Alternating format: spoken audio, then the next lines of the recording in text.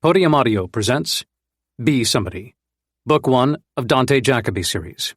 Written by Matt Rogers, performed by Greg Tremblay.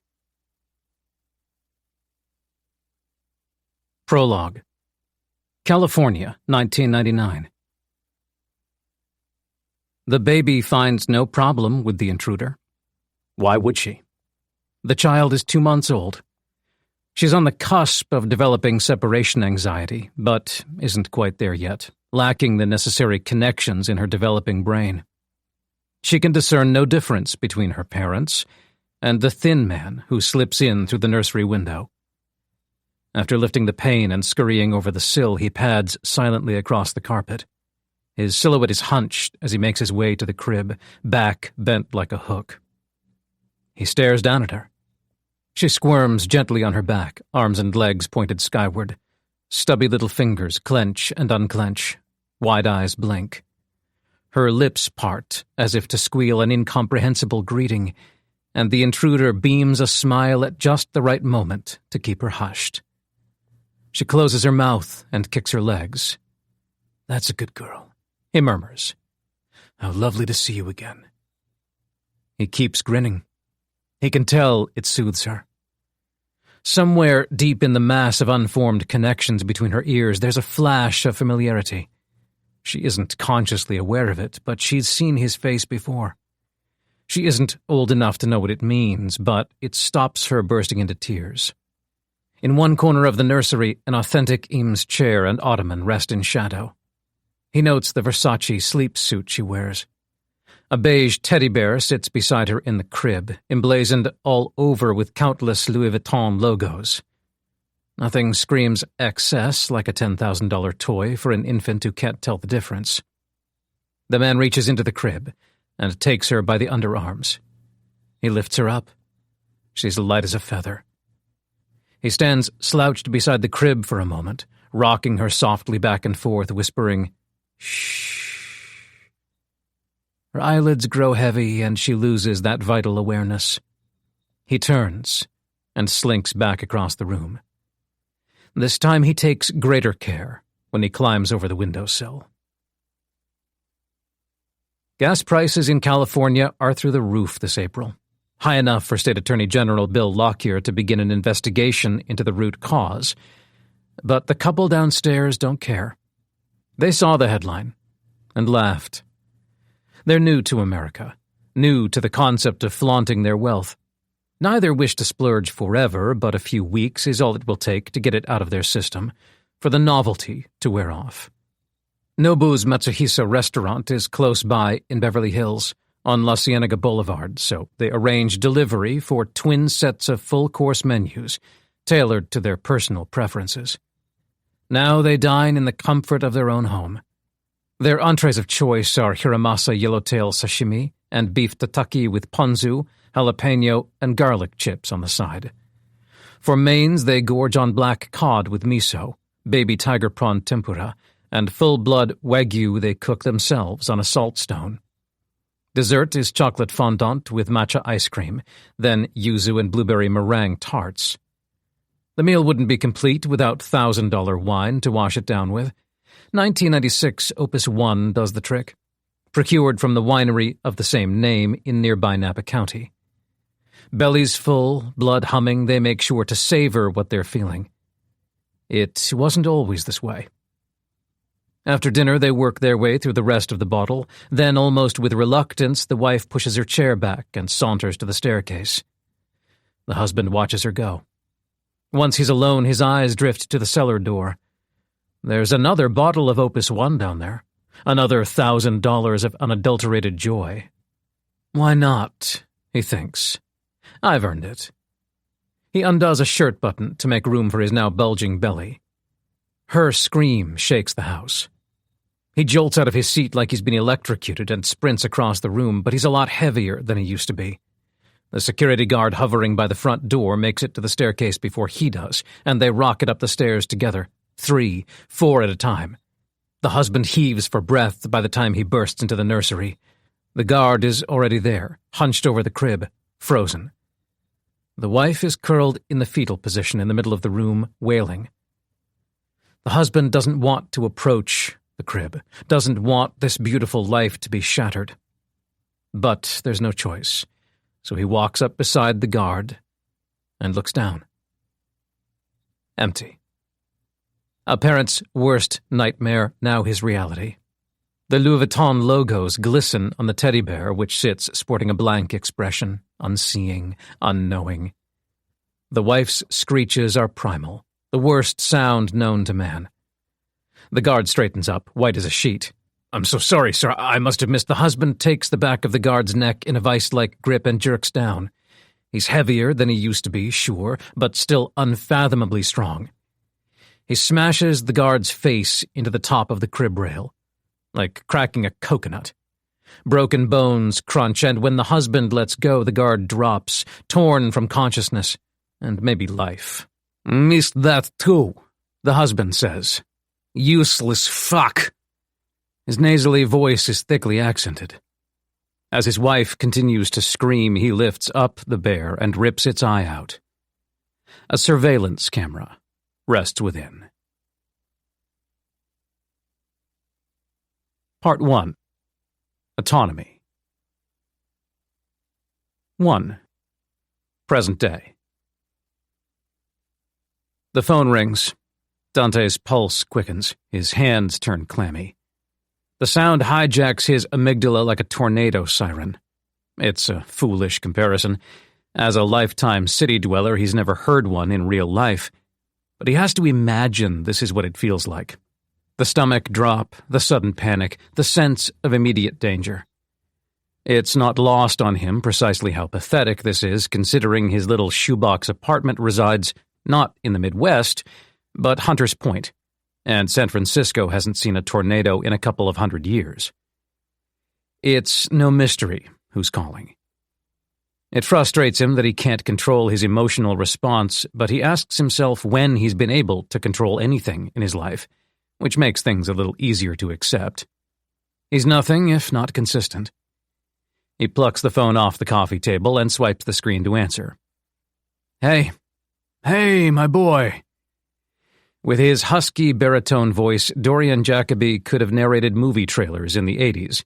But back then he was too busy moving and shaking, corporate raiding his way to a fortune that's still compounding to this day. When Dante's father was his age, he was already a prodigy on Wall Street, working day and night with his cronies to finalize plans for their first successful takeover. According to a digitized New York Post article Dante found from 1985, that deal netted his father a cool $22.5 million in profit. Dante's current net worth is negative $6,050. And he's relatively frugal. He knows people doing far worse. His heart thrums because he knows what's coming. But he's spent his whole life avoiding harsh realities, and he's not about to suddenly find the courage for confrontation. Small talk it is. He says, "What's going on?" "Oh," his father says, "the usual. Foundation's got me flat out. I'm telling you, your mother's a tyrant ever since I put her in charge of the charities. She's all over me, making sure I'm doing my chores, putting the hours in. You know what that's like." Given the context, it's shockingly poor taste. By the way Dorian uncomfortably trails off, he knows it. Something in Dante snaps, and for a short window, anger makes him courageous. "Hard to recall what Mom's like," he says. "Maybe she should pick up the phone one day and remind me?" A quiet sigh, then in the mother of all pivots, "How you doing? You healthy?" "Still kicking." "That's the way." There's a silence filled with all the things his father really wants to say. "Well, you best be off." Dante parrots his old man's favorite conversation ender. A long pause. "Unless there was something you wanted to say?" "I think we should stop doing this, Dad." "Doing what? Pretending to talk to each other? Pantomiming this bullshit charade? Why don't you just call it like it is? Wouldn't that be smarter? More efficient? Mom's got the right idea. Radio silence." Dorian clears his throat. "I wasn't sure if I had the spine to do this today, but I guess you haven't left me with a whole lot of choice." It's okay. I get it. I'll do it for you. Dante takes a breath. There's no more allowance, as meager as it was. I'm a useless sack of shit, and if it takes ending up homeless for me to wake up and get my life together, so be it. His father says nothing. If it makes you feel any better, Dante said. I agree with you. I understand. I'd do the same. Nothing is going to make this feel any better. Yeah. There's no way Dorian's going to leave it at that. Sure enough, his father says, You know the trouble we had bringing you into this world? The least you could do, Mom had trouble bringing me into this world, and last year she was smart enough to do the right thing. I wasted enough of her time. It's not her fault she had to cut me off. Don't let me waste any more of yours. I mean it. He squeezes his eyes shut. I'm sorry, he says. You deserved better than me. There's a long quiet. His father probably thinks it's an attempt at reverse psychology. Dante doesn't blame him. Dorian says, Maybe when you sort yourself out if... I'm sorry? If. Not when. 5 seconds go by, each as painful as the last. I had high hopes for you. Everyone seems to. Because you're capable, Dad? Yeah. Please, leave it. If total silence could be physically painful, that's what Dante deals with for at least half a minute. It's an eternity before Dorian says, Listen, it's been a long time. The gaps are... Well, they're chasms, really. I know this'll only widen them, but if you'd ever like it to be different, we have an estate out in the countryside. We've only had it a few years, you haven't seen it. We're there the first weekend of every month. If one day you want to come out, try to heal things as well as they can be healed, maybe we can make a weekend out of it. At least try, you know? The air out there is different. I can't explain it. For it to be different, Dante says, I have to be different. Yeah, suppose so. Goodbye, Dad. No answer. Dante drums his fingers on the table, chews his lower lip. All he can do is say, I'm sorry. Again, like it makes up for squandering every ounce of potential he ever had, every minute and dollar his parents poured into him, every chance that someone less privileged would thank their lucky stars for the opportunity to pounce on. He won the lottery, but never cashed in on his winnings. He hangs up on his father for what he knows will be the last time. 2. That should have been it. The catalyst, the spark. Dante lies back on the second-hand sofa and sees it all play out. Perturbed by the last of his family disowning him, he will rise off this sunken cushion like a phoenix from the ashes and get his shit together. He'll find a cure for his chronic procrastination, take control of the anxiety that keeps him up at night and the depression that holds him down during the day. He's not some victim. He knows he brought this on himself and that it's entirely within his control. He just can't seem to do anything about it. Thanks to access to the internet and with it a smorgasbord of vague, one-size-fits-all motivational slogans, he's perhaps the first of his lineage to have it literally spelled out for him on what to do to be successful. Or, at least, to not be pathetic. All that's required, he knows, is to delay gratification. It's that simple. Hard short-term, easy long-term. Easy short-term, hard long-term. Okay, he thinks. Here we go. He straightens his back, sits up, and spots the Marlboros resting on the coffee table next to where his phone had been. The glass surface beneath the pack is scratched and smudged with greasy fingerprint stains. It draws his attention to the rest of the room, the general state of dishevelment that permeates everything in the space, the filth like a dark cloud swallowing all it touches. Where is he even supposed to begin? With the cigarettes. He's got to get rid of them, the only way he knows how. He lights one and sucks on it like he's aboard a plummeting plane and an oxygen mask has dropped from above. It helps, but he's long past one being enough to make any considerable difference. 3 more do the trick. Chest tight, throat raw, the nicotine's made him jumpy, more highly strung, but it's enough to cut through the heavy fog of depression and get him on his feet. Embarrassingly enough, this is an achievement. When the sun's out, every fiber of his being urges him to remain prone, begs he do everything possible to avoid braving the unknown of the big wide world out there. He can go out at night, no problem, although there's the occasional panic attack to contend with. It's either overthinking when it's dark or nihilistic indifference during the day. No middle ground.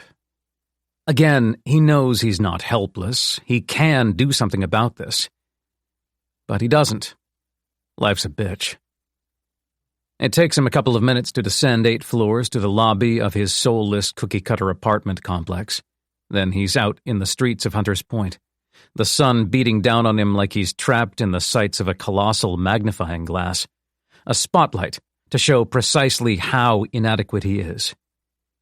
He finds the right alleyway, shuffles down it, and addresses a bundle of rags. "Jean." The old clothes sit up, revealing a woman within. It's clear she was once pretty. Drug use can destroy features, wrinkled cheeks, sag jowls, but it can't change the brilliance of her blue eyes. Her lashes are long, framing those cerulean irises. They're all that's keeping her from looking 50 when he knows she can't be far past 30. He takes out his wallet and hands her 4 tens. It's not much, but it's enough. It's the 16th time he's done this. This'll be it. She takes the cash with the same guilty look she's sported the previous 15 times, like she refuses to believe she deserves it. There's a little relief in there, too, when she hears what he says. Finally, things will return to normal. No more handouts. Not that she doesn't need it, but... "About time you stopped," she grumbles. He knows it's only to massage his own ego, but he can't resist explaining, "This money comes from my dad. He cut me off." She clears her throat. "You never said why you gave it to me." "Because I know you were abused. I see it in how much you flinch, and you're trying. You're one of the only vagrants around here who's not a junkie. You're probably homeless through no fault of your own, and I'm worthless through every fault of my own. Still, maybe I'm wrong. You might use the money for drink and drugs, but I'll definitely use it for drink and drugs, and I have nothing to suppress. I'm just an addict." He thinks all this. He doesn't say it. Only shrugs. She looks into his eyes, and she must notice the flickering pupils, the inability to hold eye contact, the anxiety eating at him from the inside. She says, "You need a Xanax." "Goodbye, Jean." As he walks away, he wishes sometimes he could say what he thinks. Because what he thinks makes total sense. Namely that he's never tried a Xanax in his life and he can't fathom it getting to that point. His parents tried getting them prescribed to quell his teenage panic attacks, but he only saw a one-way street, and it wasn't acceptable. You see, he would never spiral into an actual problem. He's far too self-conscious for that. Benzos would put him on the path to proper, irreversible addiction, and then people outside his own family, total strangers, in fact, would judge him as he slowly lost his mind. He can't have that. No, he's happy to exist in this fugue state where he'll never do anything to make his life better, but sure won't make it monumentally worse either. He wants to attract the least amount of attention possible. He's starting to grasp how weak he truly is. He's deep in his own head, and doesn't realize he's made it to Bayview until a voice says, "Dante?" 3. It's Amber. He feels sick, partly from the nicotine, but mostly from knowing he looks like shit and she can see it clear as day. He tells himself this doesn't matter, which is true. It's not like she ever believed he had it together. He notes the duffel bag slung over one rounded shoulder, her skin bronzed by constant sun exposure. She wears a tight crop top and lilac compression leggings which put her hard work on display for all to see. A showcase of 10 years' worth of daily weightlifting. She's been a personal trainer for the last 3 of those years. At first he was surprised when 6 months ago he found himself relatively comfortable making small talk with her. She'd struck up a conversation outside Hop World, one of Bayview's multiple craft breweries. He'd dragged himself there to sit in a corner booth and drink beer on his own, a marked improvement over lying in bed sipping white rum from the bottle. And it eased his nerves when he realized all the effort she was making to bring him out of his shell was clearly platonic, the age-old ritual of an extrovert picking an introvert to latch onto out of some deeper pity. Over the last half-year, she proved to be the first person in his life not to drift away when he self-sabotaged. Each time, she knew exactly what he was doing. "Hey," he says now, blinking, face red. He nods at the duffel, which looks full. "Last day, huh?" A sign reading Raymond's Health Club looms behind her, attached to a 2-story commercial building, the centerpiece of which is a giant roller door. It's shut this late in the afternoon, but Dante knows within lies a warehouse of decent gym equipment. He's worked out there precisely once, and Amber had to drag him in. "Straight into it at Evolution tomorrow, though," she says. "No rest for the wicked." Which reminds him, he's uncomfortable now. "Uh-huh. And you're all booked in." She looks him in the eyes, and he looks away. "So don't be late, okay?" "Listen," he says in a quiet voice, sounding pathetic before he's even made the excuse. "It totally slipped my mind that tomorrow's bullshit." He doesn't finish. "Bullshit, Dante." He clears his throat, stares at his feet, puts his hands on his hips just for something to do so he doesn't have to stand still and let her judgment wash over him. "You don't have to be any good, you know," she says. "The point is not to be good. The point is to show up." He's sure the words mean something, but he's heard some variation of them so many times that she may as well be speaking another language. It's, He sniffs, wipes his nose. "It's just not a great time." "Exactly. What, you think everyone starts from a place where they feel good about themselves? You come in, you go through the motions, you leave. I don't give a shit if you sign up at the end. No one's putting a gun to your head. It's a trial class at a brand new gym. You won't be the only person who shows up once, but you do that for me. You show up once. That's all I'm asking." She steps closer. She's half a foot shorter than his 6'1", but he has the body of a string bean, and he's intimidated by the way she holds her chin high, puffs her chest out, draws her shoulders back. He couldn't imagine standing up straight. He's irritated now, and he knows why. He doesn't understand why the capable help the incapable. He can't fathom it. Each day he fights to do a single thing that's productive or worthwhile, and at the other end of the spectrum, Amber has her life in such order that she puts her own habits on autopilot and turns her attention to those who don't have it figured out. It boggles his mind. She's another species. She's from Mars.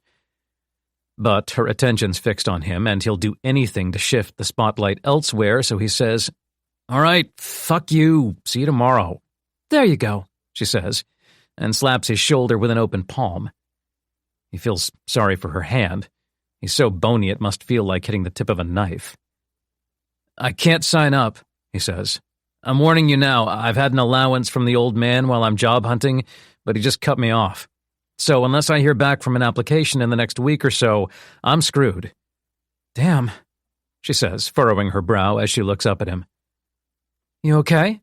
"It's not like I did anything to deserve the money." "I meant with your family." "What about them?" "You stop doling out money to your kid, it gets messy. No way around it. You two still talking?" "No, but that didn't come from my end, and I'm not bitter." She's trying to see through his defenses, but he stonewalls.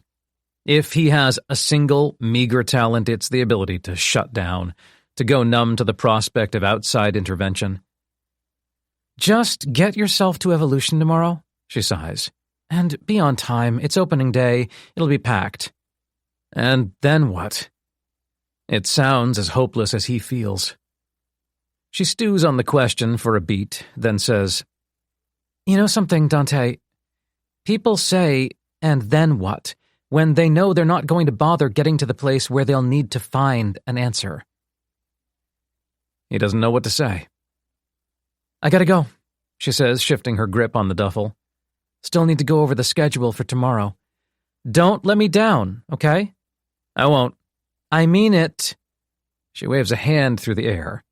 "Everyone else, whatever, but don't you dare let me down." He can only manage a half-hearted nod. "See you then," she says, and strides away with the grace of a seasoned athlete. Watching her go, he's envious, especially when he compares her dexterity to the way he plods along, his gait stiff and awkward. When he walks more than a mile, his knees ache and his hips tighten like wind-up toys. He's had enough social interaction for one day, so he turns and heads home. 4. Dear Mr. Jacoby, the email starts. He's halfway across his building's small lobby as he scrolls, but it only takes a couple more steps to scan the paragraph of meaningless platitudes for the only line that matters. After careful consideration, we have decided to pursue other candidates. He shoves the phone back in his pocket, pulls up in front of the elevator, and thumbs the button. He feels nothing, except mild surprise that he hasn't received a dozen similar responses yet. He'd be disappointed if he put so much as a modicum of effort into the job hunt, but his father wanted to see a specific quantity of applications, not a guarantee that Dante would try his best. It's understandable. Any promise Dante made to give it his all would have been a lie, and numbers don't lie. 15 applications are 15 applications. If they lead to 15 rejections, so be it. At least Dorian can say he did what he could. For the whole 3 years that Dante spent waiting tables at a trendy SF brunch spot after he graduated, his father offered to leverage his connections to hook him up with a comfortable gig in finance and a cozy salary. All up, Dante figures he refused 50 times, maybe more. His creed is that if he's going to do something, he'll succeed, unlikely, or fail, almost definitely, himself. Well, that was his creed, up until a few months back when caffeine dreams laid him off, and Dorian forced a fortnightly stipend into his account until he found new employment. It took until today to renege the allowance, probably once Dorian realized no significant effort was being made. He's not a bad father, not by a long shot. If Dante had Dorian's motivation or money, he would parent a deadbeat kid the same. Now he works the wonky lock until the front door finally springs open. He steps back inside his dark haven of comfort and familiarity. The curtains are nearly all the way drawn, allowing only a sliver of natural light in, but he prefers it that way. Sitting in the shadows, it's like no one can see him ruining his life, like potential doesn't exist. Standing inside the threshold, something feels a little different. Maybe it's that he made a promise and meant it. That's new. He'll stick to his word, he can tell, and he's as surprised as Amber is going to be. Another catalyst? Another spark? Maybe. He thinks about crossing the room, shoving the blinds open, flooding the space with light, then getting started on the mountain of dishes in the sink. Yeah. After a cigarette. 4 Marlboros later, the half-finished fifth of Bacardi on the kitchen countertop starts calling his name. As he sips his way to the bottom, he pulls out his laptop and follows a routine that has provided him endless reassurance over the years. He Googles alcohol abuse statistics. In some morbid way, the numbers bring him relief. 261 Americans die a day as a direct result of excessive alcohol use. More than half of these 100,000 deaths a year are due to chronic, long-term use, which is more reassuring. He's not some moron who's going to black out, run into the street, and get hit by a bus. He knows how to drink. He wants to know about those who go to war with themselves, determined not to reach for the bottle and lose the battle each and every day. He wants to know he's not the only one with such an egregious rate of failure. The Bacardi's gone now. He taps the glass against his knee. The hollow sound of the empty bottle makes him sad. There's another fifth in the cupboard, unopened. Yesterday morning, when he bought 2 bottles, he told himself he was only taking advantage of the sale and swore an unbreakable oath to make them last a week. When he got home, he tore a page from a gratitude journal he'd bought and never used, and hand-wrote a note to himself promising to partition the liquor out over 7 days. That contract lies creased on the coffee table, his signature scrawled at the bottom. A fine coating of ash dusts the messy handwriting, overflow from the mountain of cigarette butts in the neighboring tray. Yesterday was so long ago. It's an old decision made by a different person. The Dante who sits here now has handled another day of life's twists and turns. At first he tells himself he's been through the ringer and deserves a break. Then he corrects course, accepting he hasn't done anything worthwhile and deserves nothing. A morsel of willpower creeps back in, but it's too hard to hold on to. It only takes a few seconds to abandon all reasoning. He gets up and crosses to the kitchenette. That wasn't so hard, was it? He thinks as he takes the new bottle down. 5. The phone rings. This time there's no fear, no apprehension or clamminess. It's partly because he's too hungover to think straight, his head pounding like someone's ratcheting up the tightness of a vice each time he inches his eyelids open, but mostly because he no longer has anything to lose. If it's his father, so what? He's cut off. There's nothing left to justify, no allowance to defend. In a way, it's liberating. And even through the agony of severe dehydration, he can see why he refused to let Dorian find him a job all these years, even as his life spiraled down the drain. He would rather spectacularly fail on his own than live with the never-ending tension of having everything handed to him. He doesn't want his life built on a house of cards that could be yanked out from under him on a whim. Better to never have than to have and lose. That's how he sees it. He realizes disappointment is the only thing he's got the courage to take up front. If he could delay any other sort of gratification, how much better would his life be? Best not to think about it. By the time he churns through these thoughts, the call's gone to voicemail. He looks around at the living room, vision throbbing. Another night on the sofa. He rolls to his side with a groan and reaches for where his phone lies on the coffee table. It's framed by the 2 empty rum bottles. The page ripped from the gratitude journal is torn to pieces, resting in tatters on the carpet. God damn it, he mumbles. There's a voice message from Amber. It hurts his head to press the phone to his ear, but he does so anyway. I'm gonna keep ringing until I hear from you. I doubt you've set an alarm. Get up. You hear me? Get up. Pick up the phone. Okay, I'm trying again. The message cuts off, and a couple of seconds later, the phone shrieks in his ear. The noise is head-splitting. Shit, he says, squeezing his eyes shut. He taps blindly at the screen until it stops. Yeah, I'm up. You sound half dead. I feel it. There's no, damn it, Dante, or I'm disappointed in you. She knows what he's like. She doesn't seem to care what state he drags himself to the gym in so long as he gets there. It's wise of her. He's read all about setting the bar low enough to hit achievable goals, but he obviously hasn't yet found a task that's as small as it needs to be to drag him from the muck. Deep down, he hopes she can pull this off. External accountability might be just what he needs. He realizes he doesn't know the time. Shit, did I miss it? What? Miss? No, Dante, it's 8 a.m. Guess you haven't been up for that long, huh? Get some coffee in you. He has to remind himself to ask questions. The world doesn't revolve around you.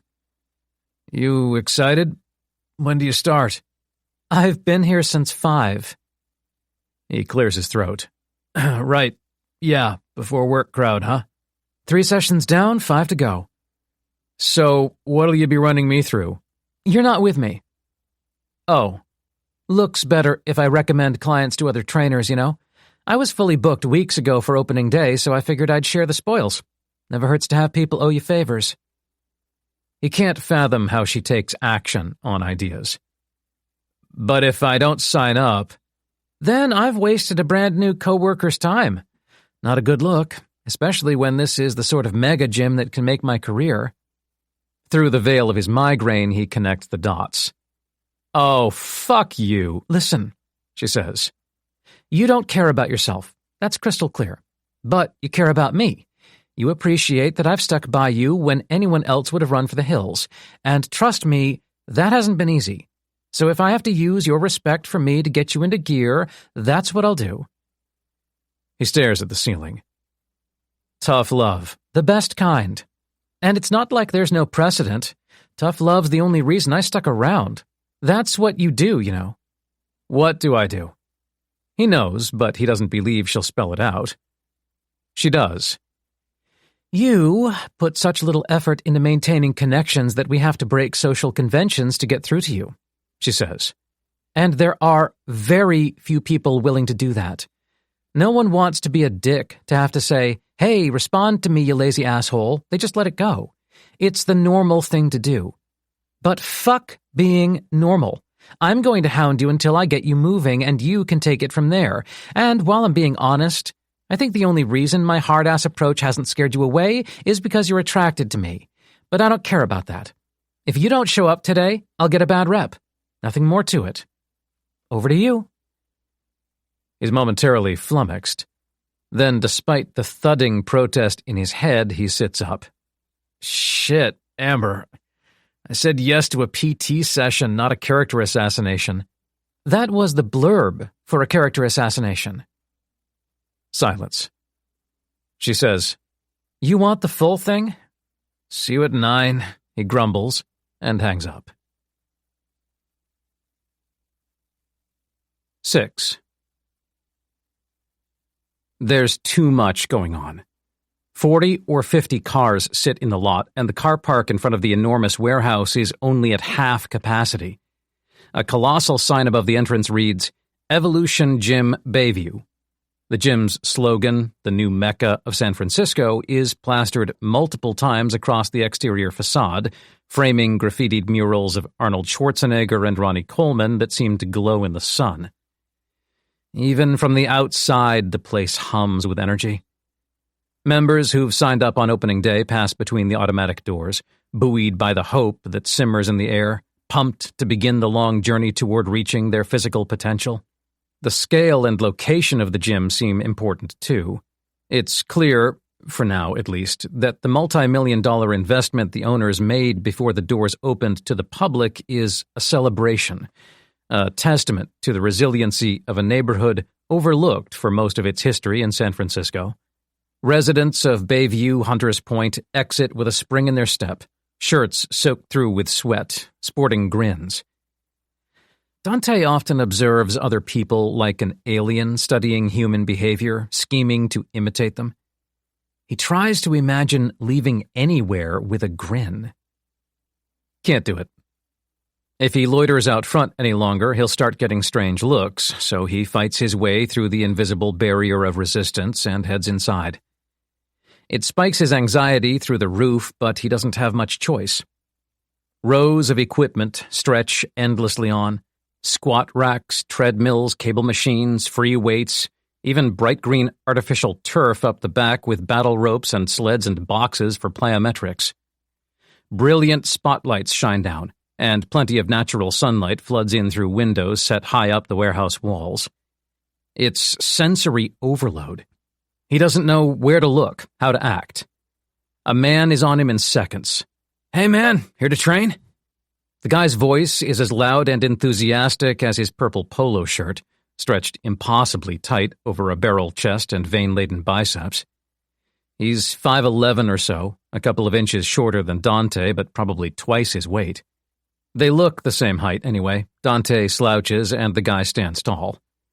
Dante nearly gets swept into a bout of severe anxiety over precisely how much eye contact he's supposed to be holding, but pushes through. Yeah, I guess I am. Think I've got a one-on-one booked. Awesome, what's your name? Dante. Dante, here with me. A hand outstretches. Zach.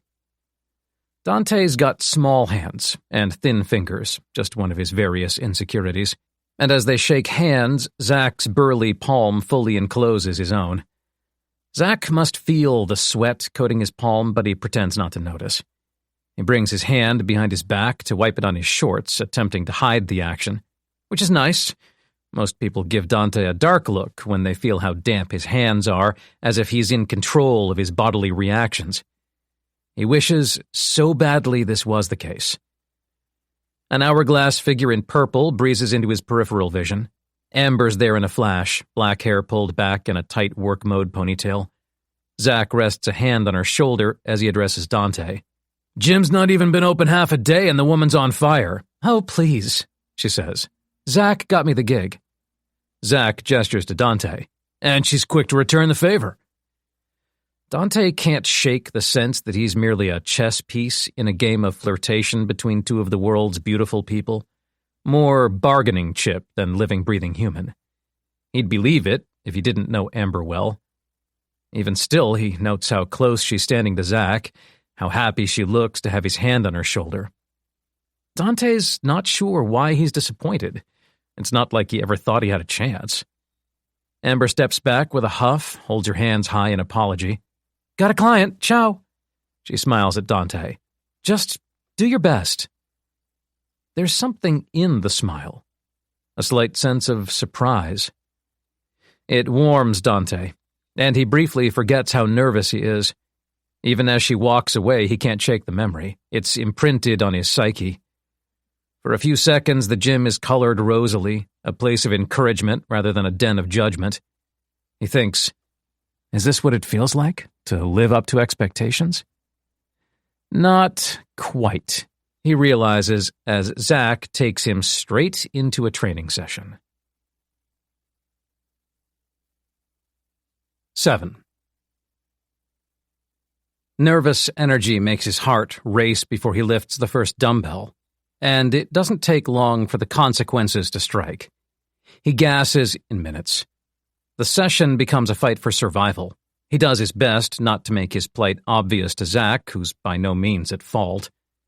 The trainer watches the performance of each exercise diligently, notes that Dante's struggling, and dials it back to the bare minimum. Even that is hell. Dante was in a state of fight or flight before he walked in, and he uses the rest of his adrenaline in the first few sets of bench press, trying to avoid comments like, "A little too heavy for you, buddy?"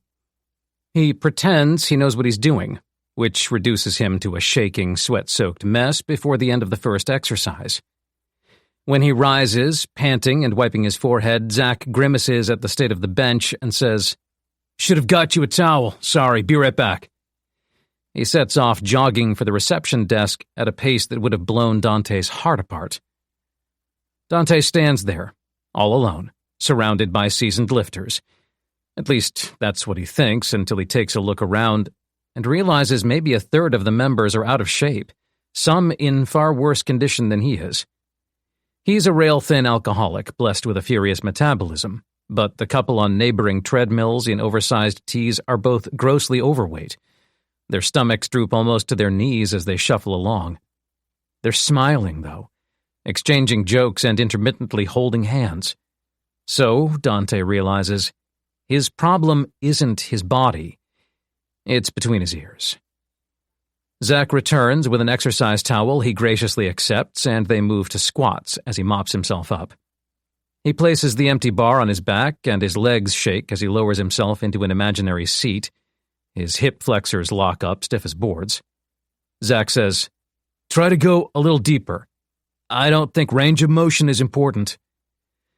Dante grimaces as he drops his butt a few inches lower, non-existent quads and hamstrings straining. His left hip cramps. It's like someone digs into his brain to find the panic switch and flips it. The sudden pain is horrendous, and in an effort to alleviate his agony, he rocks back on his heels to drop the bar onto the rack supports.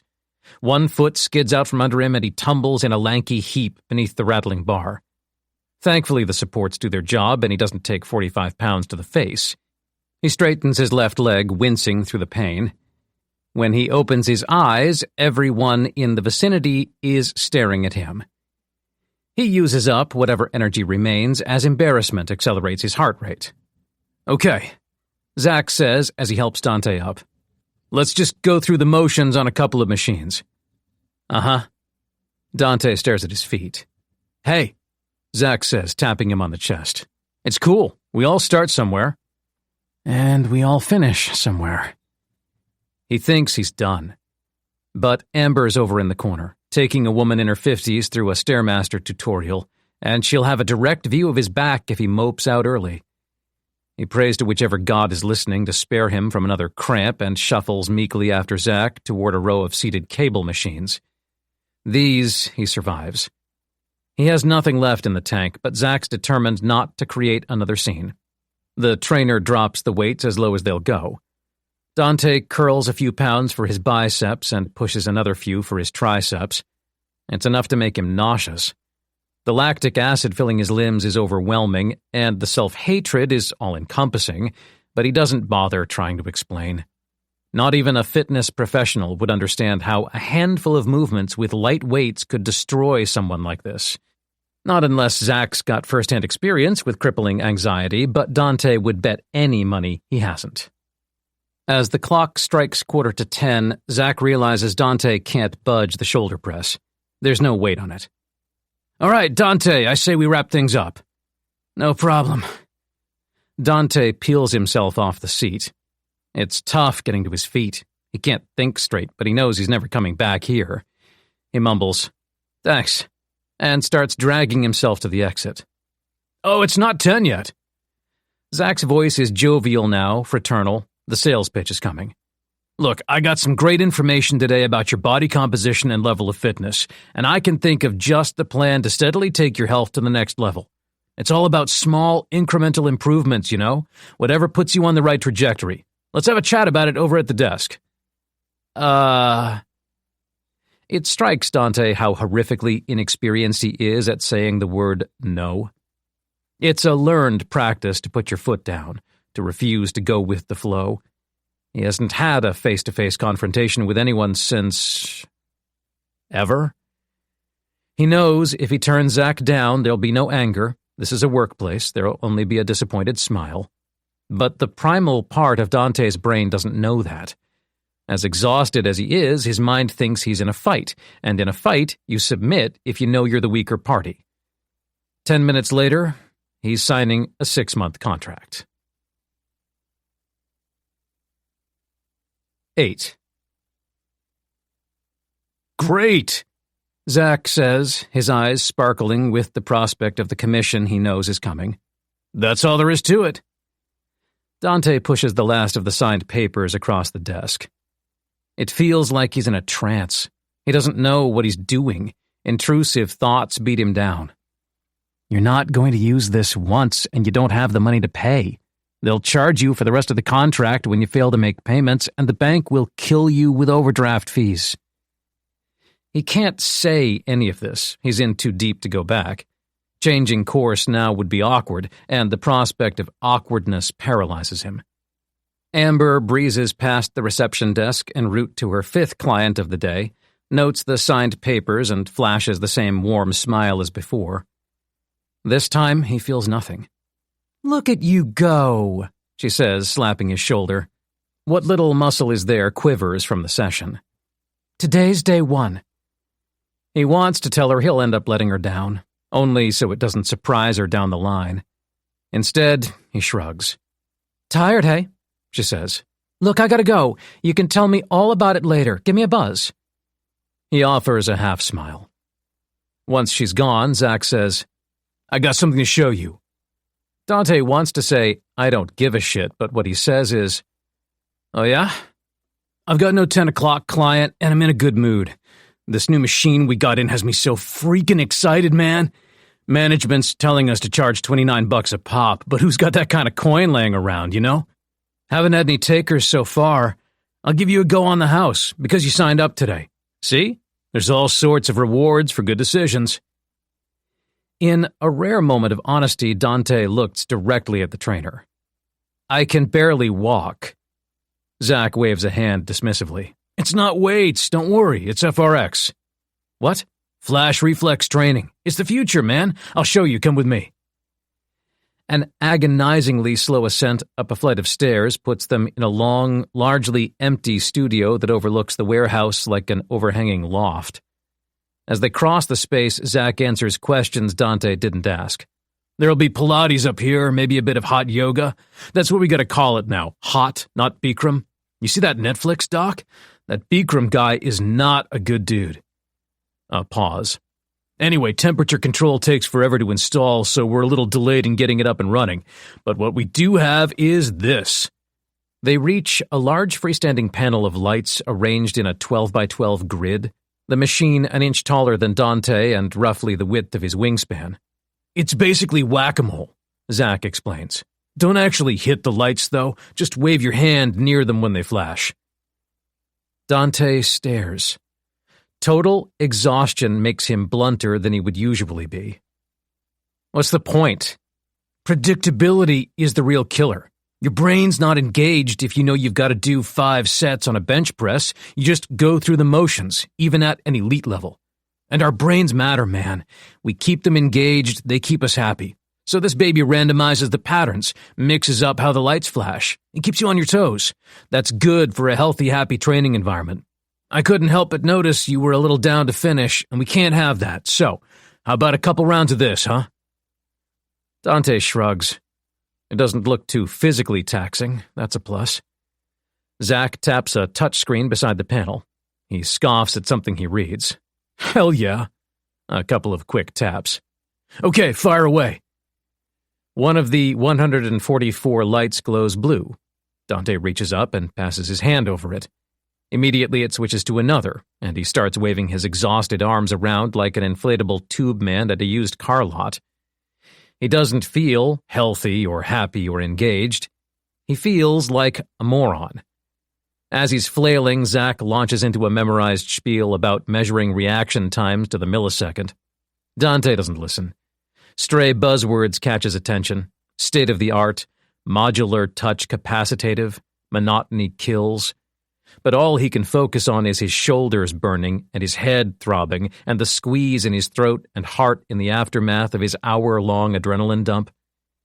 He actually sighs with relief when it's over. He braces himself for more enthusiastic word vomit from Zach, but there's only silence. It takes Dante a few seconds to catch his breath before he looks over. He sees Zach's shoulders hunched for the first time, the trainer's brow furrowed as he stares at the touchscreen. Dante runs a hand through sweat-drenched hair, then stands and waits. Zach finally says, "For fuck's sake!" Dante says nothing. Zach sighs, oblivious to his client's presence. Nothing works. Nothing ever works. Fucking piece of shit. He comes to his senses and glances sideways. Sorry. Not the way I should be speaking in a professional setting. My bad, man. Something wrong? A half-hearted gesture at the screen. It's calibrated wrong or something. Gotta call the supplier. A pause. Then, without a shred of enthusiasm or interest, he says, Thanks for coming in today, Dante. Look forward to seeing you next time. AKA, I have things to worry about now, so get out of here. It's okay. It soothes Dante when someone resents his presence. Anyone who seems happy to have him around makes him suspicious. Grateful for a return to regularly scheduled programming, he shuffles away like a geriatric. 9. In a huge study resembling the private libraries of colonial North America, a man in his 60s sits behind a polished oak desk and leafs through the newest addition to his collection. The Prokaryotes, a multi-authored reference work overseen by Editor-in-Chief Eugene Rosenberg. It's a masterpiece of a tome, nearly 800 pages long, each chapter rich with peer-reviewed detail. He could sit here all day in a state of flow if he wanted. He'd have no sense of the duration of his concentration until the sun went down and his stomach started growling. Focus is a learned skill, and he's devoted much of his life to mastering it, no matter the field. But he can't lose himself in his work. His schedule won't permit it. At the top of the hour, his phone shrieks an alarm, regular as clockwork, and he gets up and crosses the room to a small fridge. With sun-reddened skin and over 200 pounds of carefully cultivated body weight, he defies every academic stereotype. And that takes work and consistency. It takes daily 10 a.m. reminders. His natural inclination is to disregard all routine and hunch over a book until 1 hour blurs into 10, but that doesn't align with what's required of him nowadays. So the thought of following his impulses never crosses his mind. He is a painstakingly logical man, some would say robotic. He decides what he wants, figures out what's necessary to get it, and does those things without paying any mind to what sort of effort they entail. He's learned the brain is just another pliable muscle. You can make it do anything. At all times, a Marcus Aurelius quote sits in his mind. If it is humanly possible, consider it to be within your reach. He takes a vial of lyophilized powder from the mini-fridge's 36-degree interior and uses a 3 cc syringe to combine a couple of milligrams of the stuff with bacteriostatic water. He patiently swirls the syringe until it's all mixed together, then pinches a sliver of fat on his inner thigh and injects precisely 1.5 IU of the newly formed human growth hormone, HGH. His daily routine. He's not getting any younger, and he's in a physical line of work. You see old man Liam Neeson kicking ass in another geriatric action thriller, you're watching a fairy tale. Old men get their heads caved in unless they artificially delay the aging process. And Neeson's looking frail. Another alert blares through the library, this time from the desktop computer. The man's head jerks up. White eyebrows rise. It's 8 minutes past 10, and all the regular alarms are scheduled on the hour. A divergence from this pattern means bad news. He heads back to the desk and spins the huge monitor around like it weighs nothing. He stares at the display for a couple of seconds. A program that runs 24/7 in the background has detected something. This alone is cause for immediate action, but what's worse is that there's a second alert, shrieking simultaneously in time with the first, from another program he uses as a digital tripwire for added reassurance. The data he's reading was intercepted on its way to his study. The journey through the airwaves took a matter of milliseconds, but during one of those milliseconds, an anonymous third party reached out with the digital equivalent of those grabber tools for the elderly and snatched a copy. Someone else has their hands on what he's looking at. He processes all of this, blinks twice, and says, "Shit." He heads for the door. 10. Dante's psyching himself up for the walk home. His legs are made of lead. He sets off across the lot, one painful step at a time. There's no satisfaction. He did something productive, but he hated every second of it, and he knows there's no hope of anything resembling consistency going forward. He'll spend the next few weeks telling himself to pick up the phone and cancel his membership, but he won't do it. The sun blazes down. His face resembles a beetroot. His left hip drags behind, its flexor torched from the extended bout of cramping, and his gait resembles that of an old man. All he can think of is where the liquor store lies along his route home. He likens the image of its automatic doors to the pearly gates of heaven. There's no version of reality where he doesn't stop in.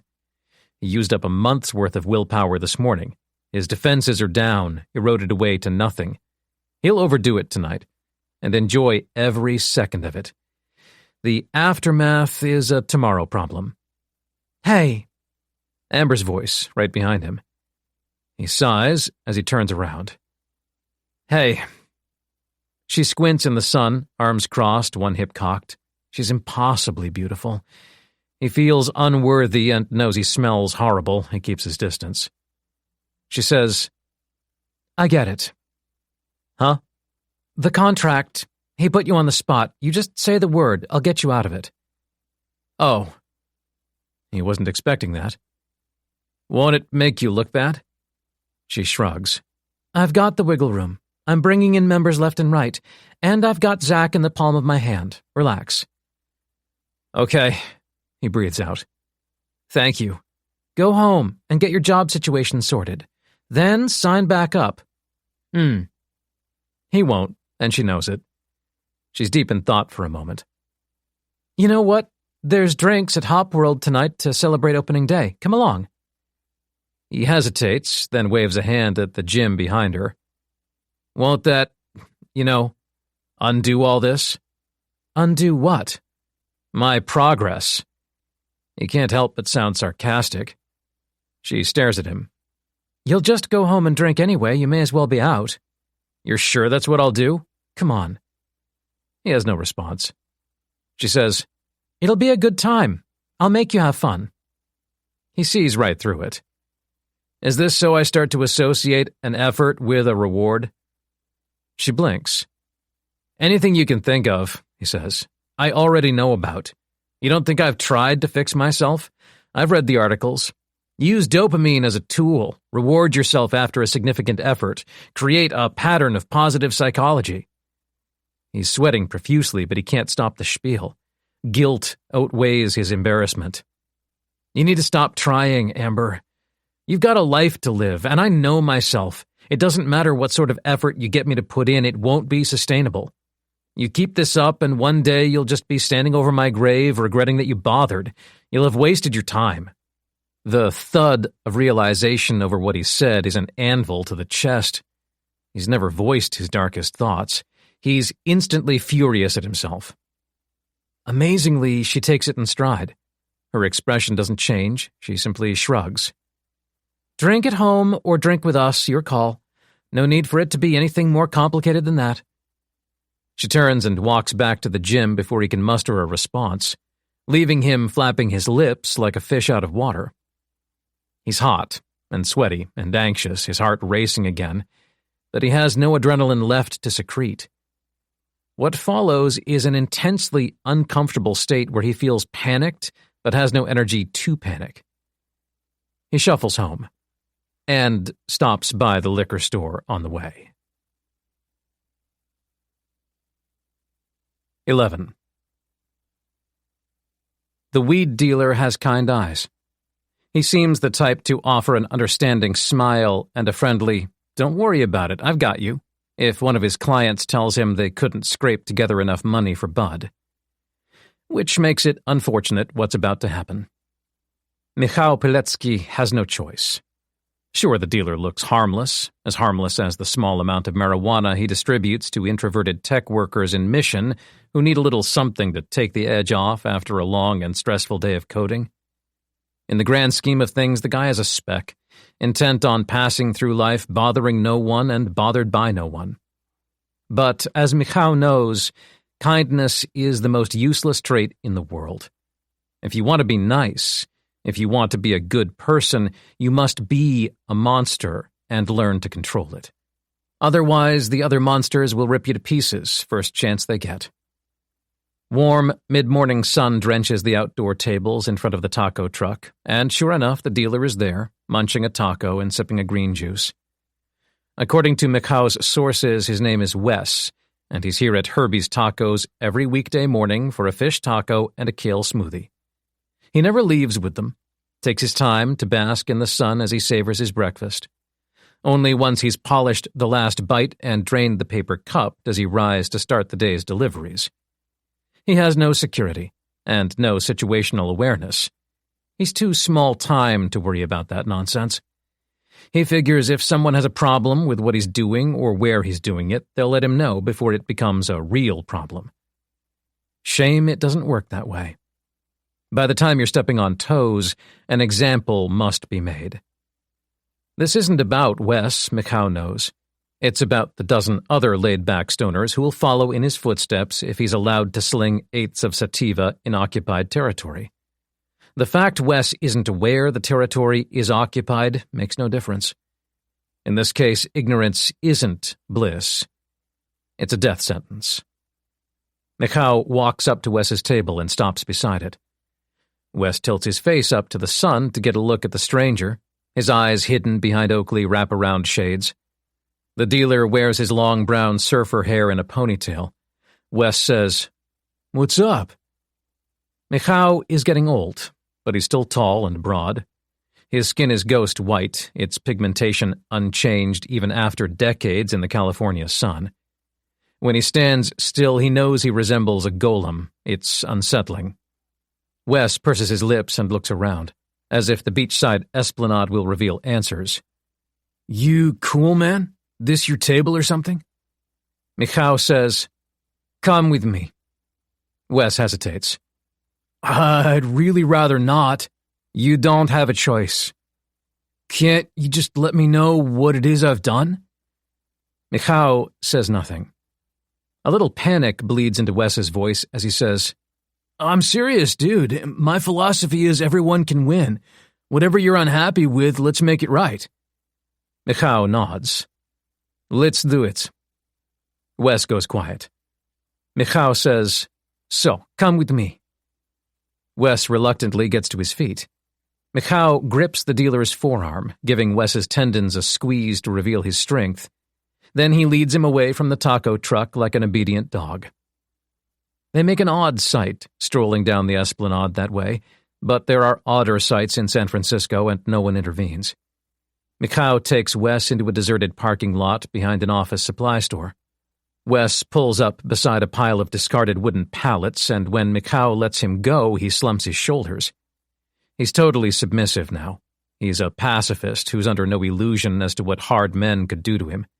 Michał can see in Wes's eyes that he's always managed to talk his way out of trouble, but now he's quickly realizing how powerless he truly is. Wes tries to keep his voice from shaking as he says, "Are you an undercover cop? If that's how it is, I'll just tell you everything. I'm too scared, I'll admit it. I got a daughter, bro. Fern, she's my world, and this little side hustle has been for her, for college and stuff, but I'll man up and pay the price." Michał says, "Yes, you will." He pulls a Glock 19 from a holster at his waistband and presses the barrel softly to Wes's forehead. Wes squeezes his eyes shut and freezes up. No, please, man, Michał blows his brains all over the pallets. As far as jobs go, it's an easy one. A few minutes' work to set a precedent worth its weight in gold. Anyone would pounce on such an opportunity if they were guaranteed not to feel guilty afterwards. That's what Michał now understands. Altruism doesn't exist. We help others so we feel good about ourselves, and we don't hurt others because we'd feel bad about ourselves. It has nothing to do with the other person, and everything to do with us. We are inherently selfish creatures. Michał was barely a teenager when he received his first official diagnosis of psychopathy, so feeling bad will never be a problem for him. It makes things simple, and he knows if ordinary folk got a taste of the way his brain worked, they'd only want to feel the same. It can all be distilled down to, what's best for me? He doesn't care about anyone other than himself, though he does have the capacity for hate.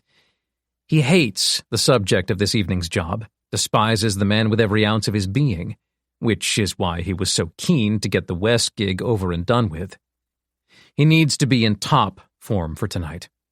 When he pulls out his phone, he notices the signet ring on his finger is flecked with blood. It's silver, shaped like a panther's head, and it means everything to him. He wipes it clean before he calls his boss. His boss answers wordlessly, and Michał says, "It's done. Behind office discount." "Good." A pause. "Tonight's the night." "Yes." "Never forget what he did. Make sure you get it done." "If I don't, I'll die trying." Michał has said that before, but for the first time, he means it. There's nothing more to say. Michał kills the call and is overwhelmed by disgust at the sight of Wes's corpse. He can't believe the man tried to use his daughter to plead for his own life. He bet it all on Michał having empathy, and he lost. Michał can't stand fools. He spits on the body before he leaves. 12. Half a fifth of white rum and a dozen cigarettes flood Dante with false energy over the course of the afternoon. He knows it's artificial. The alcohol makes his blood hum and the nicotine sharpens his vision, crystallizing and intensifying his focus. But beneath the temporary armor, physical exhaustion lurks. When it wears off and he comes down, he probably won't be able to move for a couple of days. He's never drank or smoked after such an intense physical effort, mainly because he's never done a workout like that. He is, however, an expert at drinking and smoking, usually to excess and always with total awareness of how he'll feel afterwards. That's the beauty of it. You still know the consequences, but you don't care. He stretches out on the sofa and anesthetizes himself as he scrolls social media. At 4:30, he gets a text from Amber. He knows it's her before he glances at his phone because up until yesterday, the only other person who'd be messaging him is his father. Every now and then, when loneliness strikes him, he suppresses it with more rum, more cigarettes. But today, the extent of his isolation from the world cuts through the inebriation. He has a sudden urge to cry, which scares the shit out of him. He hasn't cried since childhood. He thought he was too numb. He takes a swig of Bacardi before he rolls to the phone.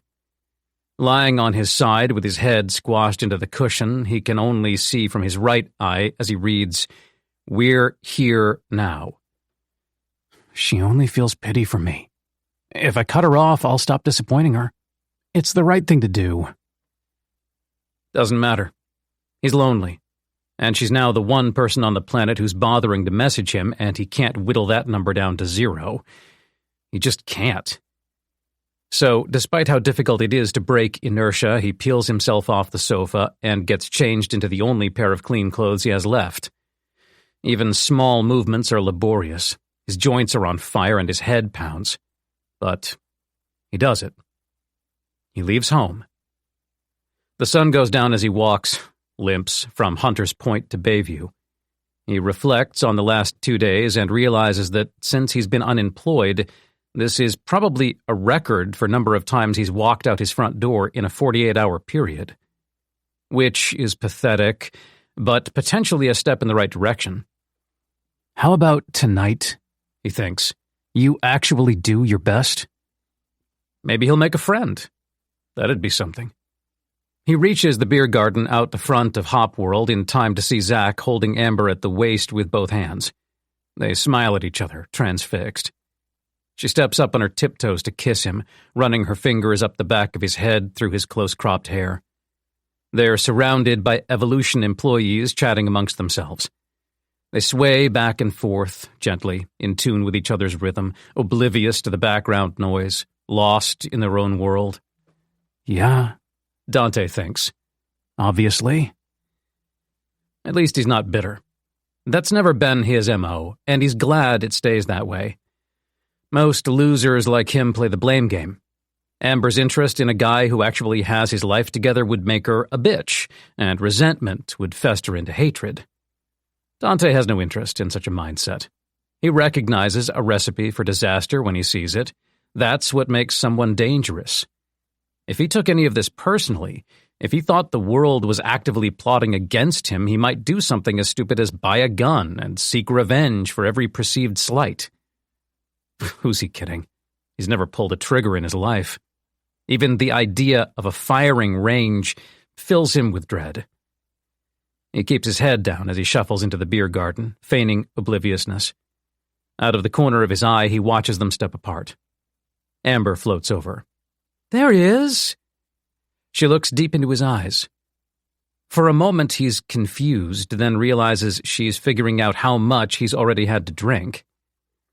The weights beat you down today, huh? Yeah. His face flushes hot. But I got it done. He's a little proud of himself. This is new. And you know something? She says. Today was the hardest it'll ever be. If you stick with it, that is. He shrugs. No point lying, so he says nothing. She gets it. That's a hurdle for another time. For now, beer. She holds her pint glass high. Aren't you starting at the same time tomorrow? She taps a nail against the condensation. 2's my limit. I'm boring, but I never drink, so my tolerance is non-existent. This feels great. She puts the glass down to physically steer him in the direction of the bar. Go on. He's been putting it off because he has to walk past Zach. Sure enough, their eyes meet, and Dante looks away immediately. The problem is Zach defies stereotypes. It would be easy for Dante to hate him, but contrary to Zach's name and occupation, he's not some douchebag ex-jock. He paid careful attention this morning, and was genuinely patient and helpful, save for the outburst at the malfunctioning light show, which was in no way directed toward Dante. So Dante feels nothing but resignation. Zach offers a handshake as Dante passes, and again pretends not to notice the sweaty palm. Good work today, man.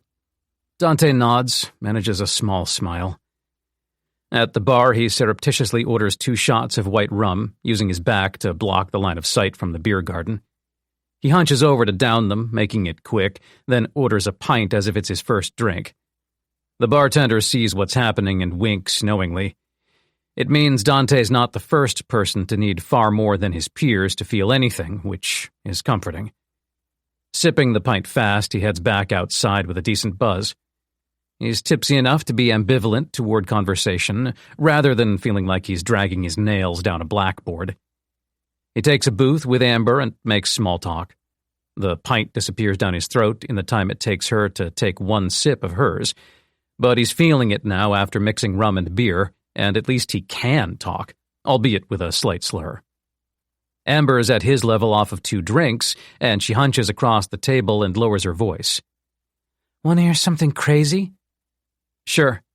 I wasn't going to say anything because it's probably just a case of me being an amnesiac. Spit it out.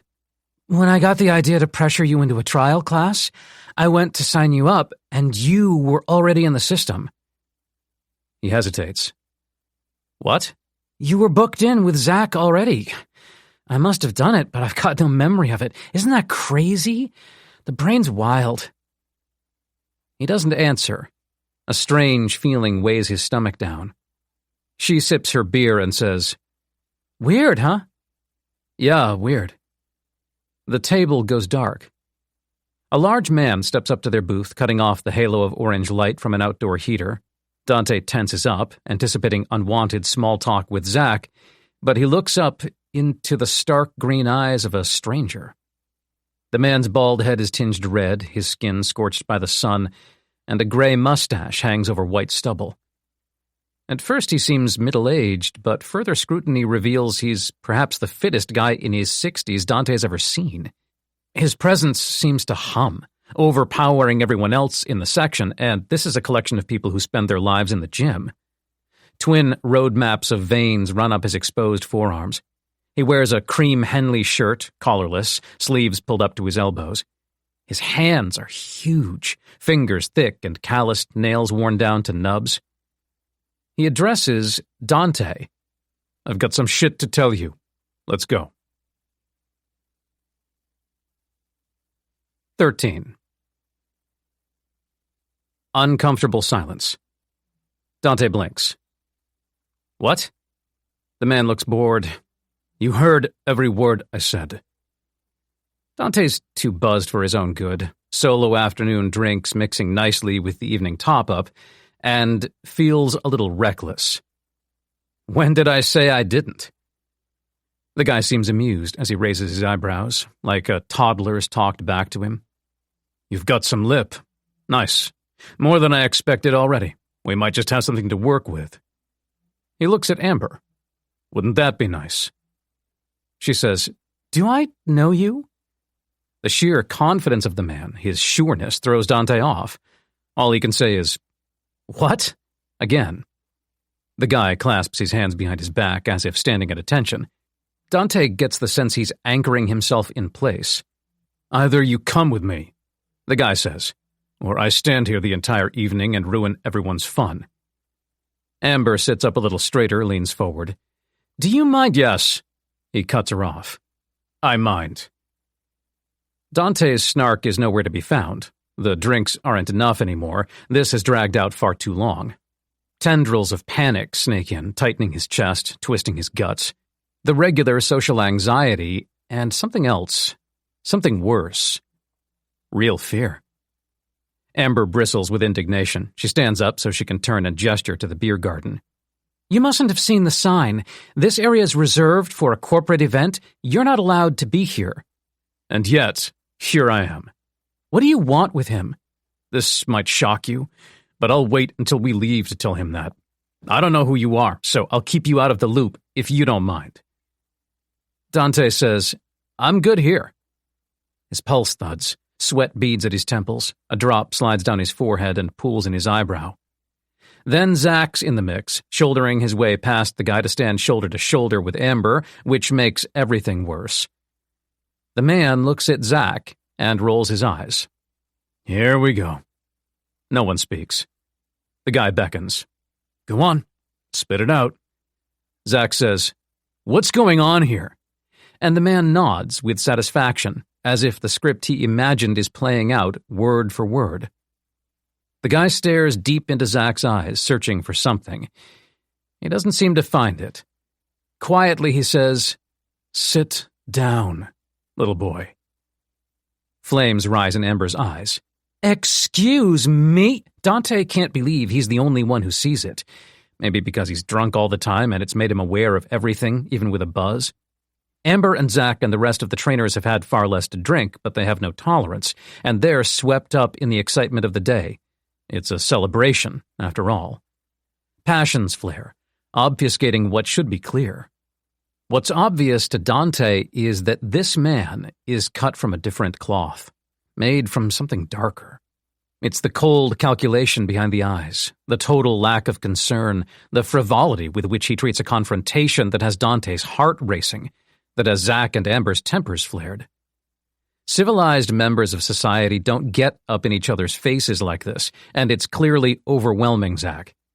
He's tougher and more capable than Dante will ever be, but that doesn't mean much. There are levels. Zach's now ready for a fight, hands trembling as his adrenaline dumps, and the stranger only looks bored. Dante is truly, deeply scared. Before he knows what he's doing, he stands up. Okay, let's go. Amber's gaze snaps across. No! She's serious. It's enough to freeze him in place, make him think about sitting back down. The stranger turns to him and he feels targeted, lined up in a pair of crosshairs. The man points a finger at the street and says, Now. Dante steps out of the booth and heads out of the beer garden. He keeps his head down, sheepish. Amber shouts, Dante! Loud enough to kill a couple of nearby conversations, making heads turn. It doesn't change a thing. He isn't capable of going back on a decision. That would take far more courage and initiative than he's ever managed to possess. And the stranger is on his heels like a freight train, shepherding him out. Dante looks past the huge man and meets Amber's wide eyes. He pats the air. It's cool. It's not, but he's already caused enough of a scene. Best he bears the consequences of whatever he's done to piss this old man off, rather than watch someone in the beer garden get their head caved in for no good reason. Some sinister hunch tells him that's what would have happened. He reaches the street, and the stranger jerks a thumb to the left. Walk. He doesn't protest. He hustles faster, his limp forgotten. Turns out there's plenty of adrenaline the body keeps stored for times when your safety is actually threatened. During bouts of social anxiety, his brain thinks it's in danger, but deep down it must know it's not. Sadly enough, it's a small relief that he's finally scared for a valid reason. Once they're out of sight of Hop World, the man quickens his pace, pulling side by side with him as they stride. Above them, the sunset deepens, orange melting to dark blue. Nice work, Dante, the guy says. That could have got ugly. Dante's shaking like a leaf. What happens now? Hopefully nothing. For the first time, Dante notices the man's eyes flickering, scanning each passing shadow. But there's a chance I'll need to keep you alive for a while, so just brace yourself, okay? It doesn't compute. Nothing makes sense. It's a feat for Dante to hold eye contact with the cashier when he gets groceries, so how exactly is he supposed to process this? Surreality takes hold. lightheadedness making him wobbly on his feet. He stumbles, swaying. He blinks hard so he doesn't pass out. The stranger reaches out and steadies him. Dante's never felt a grip like that. Are his fingers made of concrete? The man must have seen something ahead. He tenses like a coiled spring and shoves Dante into the mouth of a nearby alley. Dante's never had a hostile finger laid on him, never come close to being in a fight, and the force of the push gives him the uncontrollable urge to burst into tears. His vision goes momentarily black from the whiplash, all his bones rattle in place, and he stumbles into the dark. He runs straight into two men coming the other way. 14. He mumbles, "Sorry," and instinct lowers his gaze to the ground to avoid confrontation. One man seizes him by the collar. He freezes and his limbs lock up. A deer in headlights, all-encompassing panic. In such a state, he fixates on the strangest things, and as he looks down, he can't tear his eyes off a silver signet ring shaped like a panther's head on the finger that digs down his shirt. What follows unfolds in a handful of seconds, and it's so jarring, so shocking, that it feels like a sick dream he observes from afar. The first guy holds him in place as the other's eyes widen. Both recognize Dante, and they exchange a disbelieving sideways glance. Our lucky day. Something behind Dante snags their attention, and the man holding him reaches fast for his waistband. He comes back up with a black semi-automatic pistol. Make and model? Dante has no idea. His last thought is, "I'm dead." A burly hand darts out and snatches the wrist above the pistol. The old stranger surges past Dante a half-second later, a freight train of momentum. He forces the gun skyward before torquing the man's wrist down. The snap is akin to the pop of a champagne bottle played through a megaphone. The man screams involuntarily as the appendage flops, useless, all the bones shattered. Right as he opens his mouth, the old guy throws a cocked elbow. Dante has never seen anyone move so fast. It's like the man spent 30 years training his fast-twitch muscle fibers for this one moment, and the connection of elbow to lips crushes the entire front row of teeth, snapping off at least half of them. The guy goes down in a spray of blood, releasing his hold on Dante's collar. Dante stands there, unblinking. His world is a nightmare. Through the veil of disbelief and adrenaline, he watches the second man surge forward. He doesn't reach for his waistband or a pocket, so he mustn't be armed. He plans to get some momentum behind the first punch, but the old guy is faster, ludicrously quick, and he covers twice the ground in half the time. He's right up in the guy's face when he tries to throw a punch, a huge, sickening haymaker, which whiffs uselessly through the air above the old man's head and catches on his shoulder. There's another brutal snap of broken bone, forearm against shoulder, so Dante knows who came out on top. The guy recoils, hissing air through gritted teeth, trying not to let on that he's hurt. It doesn't matter whether he's hurt or not. The old man interlocks his fingers behind the guy's head. The physics are fascinating. The hostile struggles with the power of 10 men, adrenaline making him vicious and desperate, but he can't break the clinch. Finally, he stops pulling back and bursts forward, hoping to knock the old guy off balance, but that was anticipated.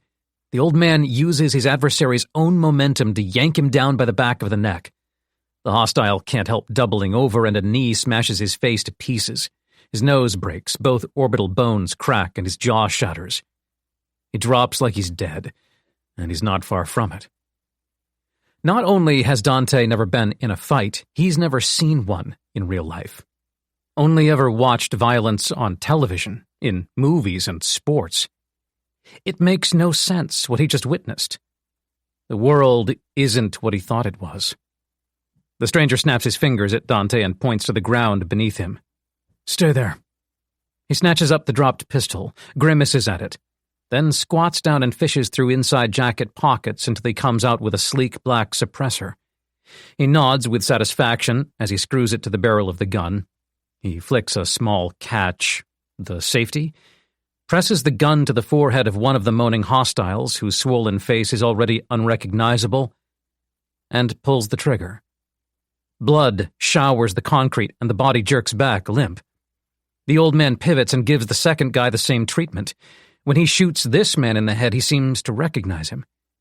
He blinks a couple of times, then stands up. The shots certainly aren't silent, but they're suppressed enough to be mistaken for something else. Dante's vision lurches. He's catatonic. Gore looks different to how he thought it would. He wants to run away more than he's ever wanted anything. A switch flips, and his legs take on a life of their own. He turns, possessed by an animalistic intensity, and takes off at a sprint. He makes it one step. A hand holds the back of his shirt in place, and his legs skid out from under him, his own momentum taking him off his feet. The stranger drags him back from the mouth of the alleyway and mutters in his ear, "Not a good idea." The man talks like he's just woken up from a pleasant afternoon nap. Not a hint of adrenaline in his tone. Dante hyperventilates. He claws at his own chest. He's choking to death, the panic reaching fever pitch. This is it. He longs for unconsciousness. It doesn't come. The stranger holds him upright and half drags, half pushes him around the two corpses, forces him deeper into the alley. 15. Only when they turn down another claustrophobic laneway does the man speak. "That was unfortunate." Blood soaks the cream sleeve of his Henley shirt from where he knocked one man's teeth down his throat. Small flecks coat his broad chest and stomach. His forearms are swollen with lactic acid, veins threatening to break through the skin. Stumbling, limping, shaking, Dante lets out a moan. The man glances at him and grimaces. "Yeah, I know. I was hoping to warm you up slowly." "What?" Dante grinds to a halt. His feet refuse to budge. "Not here, Dante," the guy says. "Come on, a little further." But... Dante splutters, a fist squeezing his throat. "How are you—" He can't finish, can't talk. He waves a hand haplessly at the old man. "How do you—" He almost spits it out, but a wave of undigested liquor roars up and instead he vomits on the concrete between his feet. The subsequent retching is violent, his insides pulsing and cramping. Involuntary tears flow. Strings of snot dangle from both nostrils. When he's pulled it ever so slightly together, the man snatches his wrist and hauls him forward, gets him moving again. His vision is too blurred to see anything other than murky shapes. "You have to understand," the man is saying, but the blood pounding in Dante's ears muffles his words. "That was the most shocking display of violence you've witnessed in person. Your brain is reacting accordingly, and I'd say appropriately. I've seen maybe a couple of hundred things worse than that. Let's say half of those were injuries I myself inflicted. Do anything enough times and it becomes ordinary. I hope that answers your question." Dante doesn't hear a word. The man takes his stunned silence as doubt. "Come on. You don't get scared when you get behind the wheel, but if I threw you out of a plane right now, you'd shit your pants. Why's that?" He hears something about a wheel and mumbles, "I don't drive." "Of course you don't. My point is, you're 25 times more likely to die driving than skydiving, so why the fear? An experience. Falling through the air is novel. You're not used to this world, Dante." His head spins. "What world? In here?" The man gestures to the right as they reach the end of the laneway and shoves Dante through a door propped open with a cinder block. He stumbles into a dark and narrow corridor lined with storage cages. With no light to see where he should plant his feet, he sways, discombobulated, and it makes him retch again. He doubles over, cold sweat falling from his face. Hands grab his collar, straighten him up, and shove his back against one of the cage walls. The chain link sags against his weight. The stranger holds him up. "Look at me." Dante wouldn't dare disobey. The man's eyes are calm, his expression serene. "Breathe," the guy says. "In for 2. Hold for 2, out for 2. Dante retches again. He's cold, so cold. "Breathe," the man says again, calmer still. "Stop thinking. Don't cling so tightly to life. Come on. Breathe, the way I told you." None of it means anything but enough repetition that it gets through, which must be what the man intended. Dante sucks air in through puke-flecked lips, holds the breath in his burning esophagus for 2 seconds, then lets it slowly out. It doesn't help, but he takes another, and And although his heart keeps thudding in his chest, 3 beats per second, he can look around without the room swaying or nausea, leaving him paralytic. He coughs. "Good," the man says, scrutinizing him like he's under a microscope. "There you go." A pause. "Okay, after me." He lets go and sets off deeper into the building. Dante staggers after him on autopilot. What else is he going to do? It's a twisted version of his first day of preschool. The world is huge and terrifying, and he haplessly follows an authority figure because he sure as hell isn't capable of independence. A concrete stairwell descends into the earth. For a moment he envisions a vigilante lair, unsure he hasn't been unwittingly cast in a Batman reboot, but it's only 1 flight down to an underground parking garage. Hoping for some semblance of clarity, he says, "What's your name?" as he shuffles to match the stranger's pace. Their footsteps echo off subterranean concrete. The man's distracted by conducting roaming surveillance, scouring every shadow for signs of life, but eventually he looks at Dante. "I fear I'm ripping this cliché right from a B-movie, but you can call me Obelisk." "What?" The confusion is nauseating. "Why would I call you Obelisk?" The man looks at him like he's an utter fool. "Because it sounds cool, and I'm not well going to tell you my name's Adam, am I?" "Is your name Adam?" "No." Talking is only making things worse. Dante focuses on putting 1 foot in front of the other and breathing through his nose until Obelisk stops in front of the most generic-looking car on the planet, a decade-old gray Toyota Camry. "In," the man says, gesturing to the passenger door. Dante wipes his mouth on his sleeve before he throws the door open and collapses into the seat. The velocity with which he dumped himself down must have drained the blood from his head. He sees stars, and the world goes dark. 16. Not for long. He comes to seconds later. The acceleration knocks the back of his skull against the headrest, rousing him from blissful ignorance as Obelisk guns it up the exit ramp. Saliva dangling from both corners of his mouth, Dante mumbles something incoherent as he wipes his lips. He doesn't even know what he's trying to say. Obelisk looks over. Blood flecks his silver mustache, the crimson spray the same shade as his beet-red skin. "Good. I didn't think you'd taken a knock." "Huh?" Rows of parked cars whip by. "If you got hit and passed out like that, I'd have been digging your grave already." It doesn't work quite like the movies, I'm afraid. If I hit you in the head hard enough to put you to sleep, and you stay unconscious for longer than, say, 15 seconds, you're not coming back without irreversible damage." He cocks his head as if realizing how little his passenger knows. "In fact, almost nothing is like the movies." Fluorescent lights flash past overhead, strobe-like. In the distance, sirens wail. Obelisk sits forward, hunching his tremendous bulk over the wheel and points a finger out the windshield. "See what I mean?" "Huh?" Dante can't see anything but garage. A cramp seizes his guts and he fights the urge to dry heave. "The sirens. That's what happens when you fire suppressed gunshots in suburbia." "So they've already found the bodies?" He stumbles on certain words. Obelisk rolls his eyes. "Yes, Dante, switch on." He switches on, but not in the way the old man wants. "What the fuck is going on?" he suddenly shouts as they speed down a ramp and blow past an unmanned guard booth, avoiding a boom barrier raised in advance. "What are you talking about? Who the fuck are you? Are we on the run?" Obelisk takes the first laneway slow, cruising and panning his gaze left and right to anticipate traps. When Dante quiets down, the man brings a finger to his lips. Dante reaches for the handle. "I'll throw myself out of this car if you don't start talking." "No, you won't." Checkmate. Obelisk drives cautiously but covers ground fast. There isn't a single wasted movement. He speeds up when he needs to and slows when there's an abundance of new surroundings. He scans the facades of apartment buildings, mapping out each new space, eyes flickering as they process each empty window.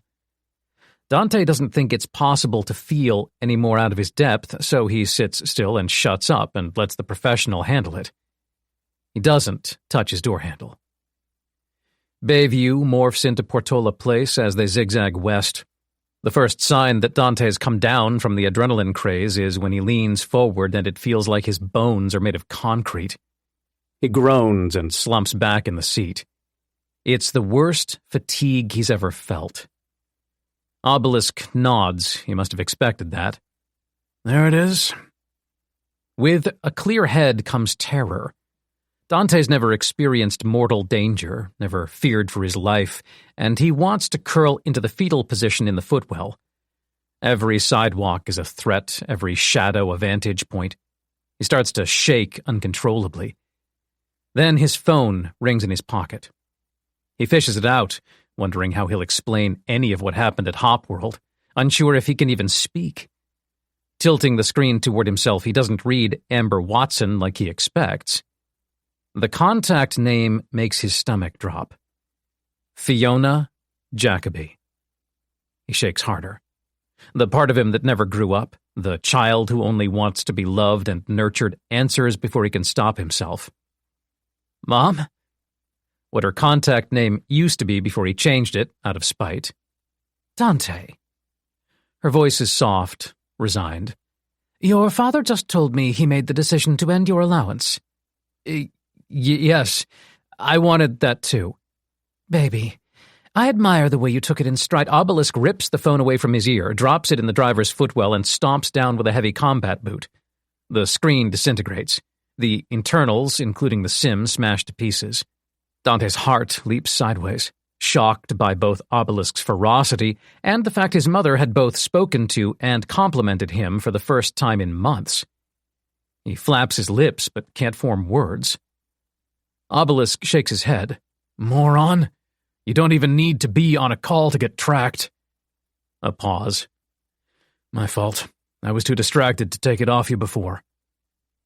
Realization thuds. His mother's approval is no longer the most important thing in the world.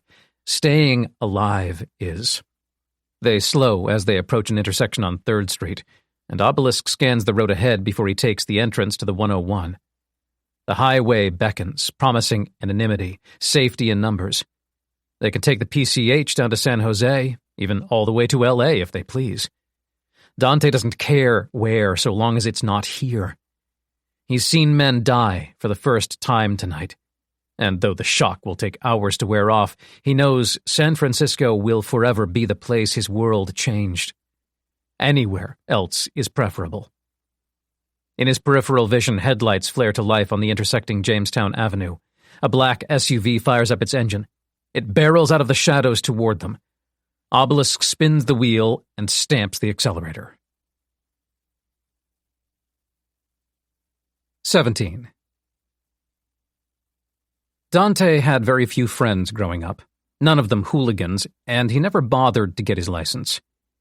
He's really only been driven around by his parents or their various chauffeurs, none of whom had interest in taking even the slightest risk. So tonight there's a lot he experiences for the first time. He freezes in fear as Obelisk rips a U-turn and thrashes the small sedan to its limits. The acceleration pins Dante back in his seat. Evidently, the Toyota's capabilities aren't enough, because Obelisk abandons gunning it in a straight line as brilliant headlights surge closer in the rearview mirror. He yanks the handbrake and spins the wheel hard enough to rattle the dashboard. Tires scream, rubber burns, and they slide onto Gilman Avenue. At full speed, Obelisk corrects course and barrels east toward the bay. Horns blare shockingly close. It's too much. Dante puts his hands over his ears, tucks his chin, and closes his eyes. Bad call.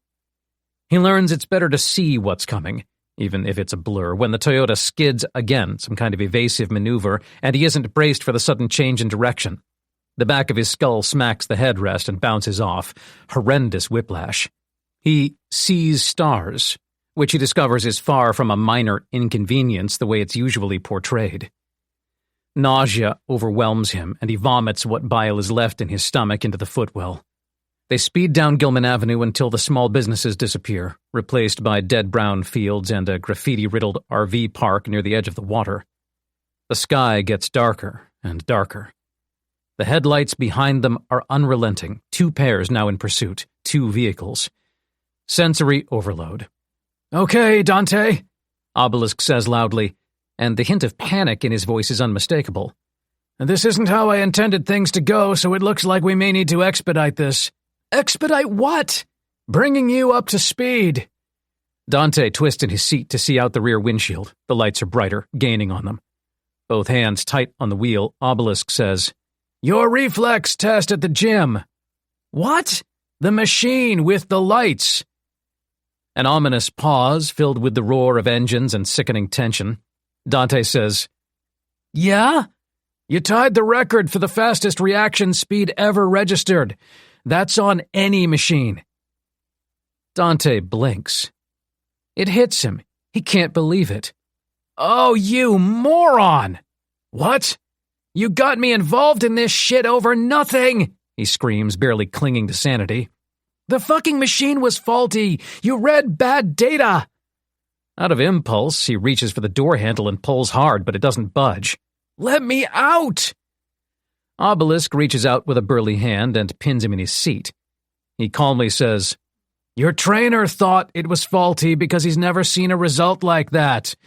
We have the data. It's good." Dante's sweat turns cold. He swallows hard. "Who's we?" They blow past the RV park into the Candlestick Point State Recreation Area. Dante came here once, walked down from Hunter's Point when his anxiety reached fever pitch. He used a paper bag to hide the bottle of rum as he stretched out on a bench and watched the water. It didn't help. The dead grass looks a lot different at night. Obelisk skids off the expressway into a darker avenue leading into the park. He stamps the brakes, shoving his door open well before the cars rolled to a halt. "Stay right there. Don't you dare run. They won't kill you on sight." "What?" "If you run, they'll shoot you in the back. Stay put." He bursts up out of his seat. A second later, he's gone. Vanished. The sedan rolls gently along the black avenue, tires rumbling. Dante sits deathly still. He's paralyzed. He couldn't move if he wanted to. The car reaches a standstill. Nothing but quiet, and Dante's heart slamming against his chest wall. The seconds drag out. No headlights, no gunshots. Then swift movement breezes past his window. He thinks it's an apparition, a trick of the mind, but a moment later the passenger door swings open. 3 silhouettes loom, big men clutching dark metal in their hands. 3 strangers, 3 guns.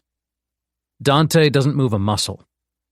One man touches a hand to his ear and says, "Yeah, we got him." Their faces turn to exit wounds as they're shot from behind, like dominoes falling, pop, pop, pop. Blood sprays into the car, and Dante squeezes his eyes shut. He clenches his fists. Something slams across his thighs, and he shouts in terror, but when he opens his eyes to look, he sees one of the men splayed over his lap. The guy is a corpse. He fell forward when he died. He's pinned like this for 10 endless seconds before Obelisk strides back up to the car and hauls the body out. He dumps the dead weight unceremoniously on the pavement, then pulls Dante from the vehicle. Once Dante's on his feet, Obelisk ducks back into the car and places a brick of what looks to be plastic putty in the driver's footwell. Dante wipes blood off his forehead. He's beyond shouting, beyond fear even. He stumbles into the dark, moving through a dream world. Obelisk catches up effortlessly and steers him in the right direction, placing a hand against the small of his back to guide him across a dead field. He doesn't know how long they've been walking, where they are, where they're going. It's all a blur. When it's pitch black, he finds the courage to mutter, "Who were they?" Obelisk's voice floats up from behind. "Whoever intercepted your results, they won't be the last." "And who are you?" A pause. "Let's say I represent certain government interests. My business is covert operations. I work closely with the Special Activities Center in the CIA, but to call me one of their agents would be misleading." "Oh, no." Dante's scared and tired. No, breathe. I'm nowhere near done briefing you. Let me go. You need to listen carefully to everything I'm about to tell you." The world spins. "Why?" "In case you end up alone by the end of the night." Obelisk shoves him deeper into the dark. 18. He gets lost. He doesn't know how. He can't see a thing, but he's been told to move, so he hurries into the darkness, hoping he'll be directed, prodded, guided. When no one tells him where to go or pushes him along, he turns around and sees nothing but black. Obelisk isn't there. Dante must have started running without realizing. He's sweating, panting. It's like a sick form of insomnia, as if he blacked out in one location and came to in another. Evidently, terror does strange things to the brain. Something rustles to his left. He spins but can't see anything, can only feel the long grass brushing at his knees. Without thinking, he drops to his stomach, presses his forehead to the dirt, buries himself in the grass, and tries not to weep. His heart is audible. Boom, boom, boom in his ears, and he's sure you could hear it a mile away. If that's the case, he doesn't know why he's hiding, but the fear of the unknown is so crippling that he doesn't dare lift his head an inch. He lies and waits. For what, he's not sure. Then, footsteps sound nearby, more than one pair. He succumbs to a silent panic attack as he tries not to make a sound. It's hell on earth. It feels like he can't breathe, and all he wants to do is gasp for air, but some deeper part of his brain recognizes how bad of an idea this would be, which creates a stalemate. He's entombed in his own fear. Clearly, he wants to live just enough to stop himself crying out, giving away his position. But it's close. He makes out voices as he pleads with himself not to squirm or kick. One man says, "You want to be the one to tell him?" A disapproving grunt from another. "Call Sergei first. Tell him we need reinforcements. Get him down here. I'll die before I report a failure." The first man audibly shudders. "This was supposed to be a layup." "Yeah, tell that to Mikhail." "He's not answering?"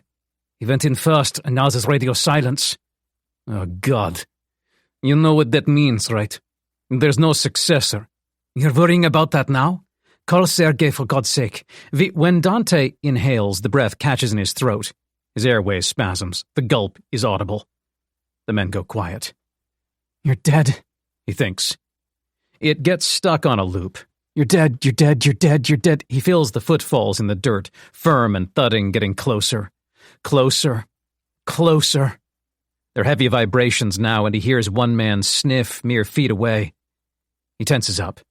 He's seized by the urge to sit up and apologize, as if any sort of explanation will allow him to wriggle out of this mess. He's weak, he knows, but it's the only thing he can think to do. He starts to push himself up out of the grass. In the distance, the Camry explodes. There's a sharp flash of light, a strange delay, then a thunderous clap and a vibration like a punch to the guts. It forces him back to his stomach, paralyzing him with fear. One man shouts right over the top of him, so close it seems ludicrous he hasn't been spotted. But a bomb blast never fails to seize attention, even that of trained professionals. Rapid footsteps thud away from Dante. All is quiet. Seconds later, a hand snatches the back of his shirt and heaves him to his feet. Obelisk spins him around so their faces are inches apart and snarls under his breath, "Where did you go?" "I don't—" Dante cuts himself off, realizing he doesn't have an answer. "I only had one of those," Obelisk hisses, "and it won't buy us much time." He keeps a tight grip of Dante's collar and points in a direction. "Slowly." "You got it." Dante wobbles forward. 19. He spots where they're headed. The construction site looms ahead. It's a half-finished office building at the very edge of a nearby industrial complex, the beams on its unfinished fourth floor reaching for the night sky. A wire perimeter fence proves no obstacle as Obelisk finds a weak patch in the chain link. He pulls the fence back, widening the gap, and pushes Dante through. Dante stumbles into the shadows. "No matter what you do," Obelisk says as he follows, "you're a target now, Dante." "Why?" Dante says, straining to see 2 feet ahead. "I'm a fucking nobody." "That's not set in stone. Your reflexes, on the other hand, are God-given. You sure aren't rewriting your DNA. So I'm being hunted because there's the potential I'll be a threat in the future? Essentially. He can't help but scoff. If only they knew me. Suddenly, reasoning cuts through the adrenaline. He processes what he's been told, connects a couple of dots, and a spark of anger rises. It surprises him. He thought he would submit, no matter how badly he perceives he was wronged. As he's led into the structure and up a dark concrete stairwell, he stops on the second step. Obelisk pushes him forward.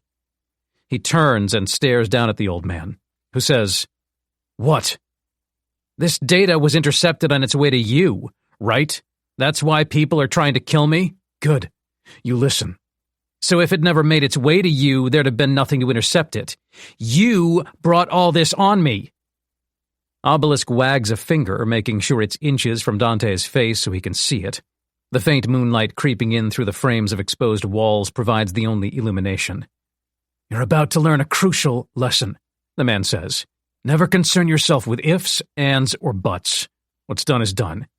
"You piece of shit! You and your government cronies wanted me, what, as a pet project? Here's a spoiler for you. I can't even hold a minimum wage job. I've never done anything but disappoint anyone. You could have left me alone and it wouldn't have changed the end result. You'll never get anything from me. You know why? Because I'll never amount to anything. I'm not like those other idiots who pretend they'll start tomorrow. I know I'll never start, never do a goddamn thing. If you're so smart, you should have known that too." Obelisk stares up at him as he waits for the spiel to wind down. "Why are you so angry, Dante?" It makes him pause, but not for long. "Because I don't want to fucking die tonight." "And this life you live, the life you just described to me, is that any different from being dead?" Dante can't muster a response. Obelisk juts his chin. "Upstairs, now." Dante turns and hobbles up the steps. His legs and lungs burn, every breath hurts. He has nothing left in the tank. He wants his mom. He assumes they're going all the way up, but when they reach the third floor, Obelisk turns him by the shoulders, steering him into what is effectively a pitch-black cave. Enough of this level is finished to eliminate all moonlight. Dante hates it. All he sees is a blank canvas upon which snapshots are painted. Blood splatter, cracked teeth, bone protruding through skin. Injuries he's witnessed for the first time. Real life is so ugly. He's scared of the dark and doesn't want to go forward. Obelisk helps, ushering him a couple of dozen feet into the abyss and dumping him down with his back to a slab of concrete. Obelisk squats down and thumbs the light function on his Garmin to check the time. "We're going to stay here for 2 hours." 2 hours? It feels like Dante's wrapped in a cocoon, safe for the first time since he left Hopworld. The adrenaline crash has taken hold, and he figures he'll fall asleep if he has to sit here that long. Obelisk says, "We need to fall off the face of the earth, which requires patience." Dante has time to think. "You said they wouldn't kill me on sight. You were right, they didn't." Obelisk hovers, a crouching silhouette against a black backdrop. "You getting at something?" "But isn't their whole plan to get rid of me? Wouldn't they want to do that as fast as possible?" "I don't even know who they are, son. I took an educated guess that they might try to haul you in alive, see if they could take advantage of what's between your ears. I guessed right. And if you were wrong, then you'd be dead. Did you really need me to spell that out? Why did you call me son?" Even in the dark, Dante senses Obelisk's smirk. "Are you expecting some grand reveal, some mind-bending plot twist?" Dante says nothing. Obelisk says, "I'm not your father, kid." Silence. "I take it," Obelisk says, "you're not thrilled with your old man?" "Other way around." "Ah, shame." "Not really. He's a titan of industry, shapes his own reality, etc., etc. Tried to teach me how to do it too, and look what he got. It's understandable he's disappointed. His only child turned out to be a waste of space." "You always this harsh on yourself?" "I just don't blame the world for my problems." "Then you've got one thing going for you at least. I can work with that. I don't think you're as hopeless as you believe yourself to be." Dante doesn't immediately scoff in response. So, that's new. In the silence that ensues, his condition becomes apparent. He's sore as hell, exhausted beyond belief, hungover and overstimulated. His head throbs and his throat is raw. His fingers hurt from clenching his fists so hard. It's quiet enough to hear the footsteps coming up the stairwell. 20. Obelisk's huge hand clamps down on Dante's mouth. He wasn't going to scream, he's not an idiot, but the message is delivered succinctly enough. Don't make a sound. Obelisk has nothing to worry about.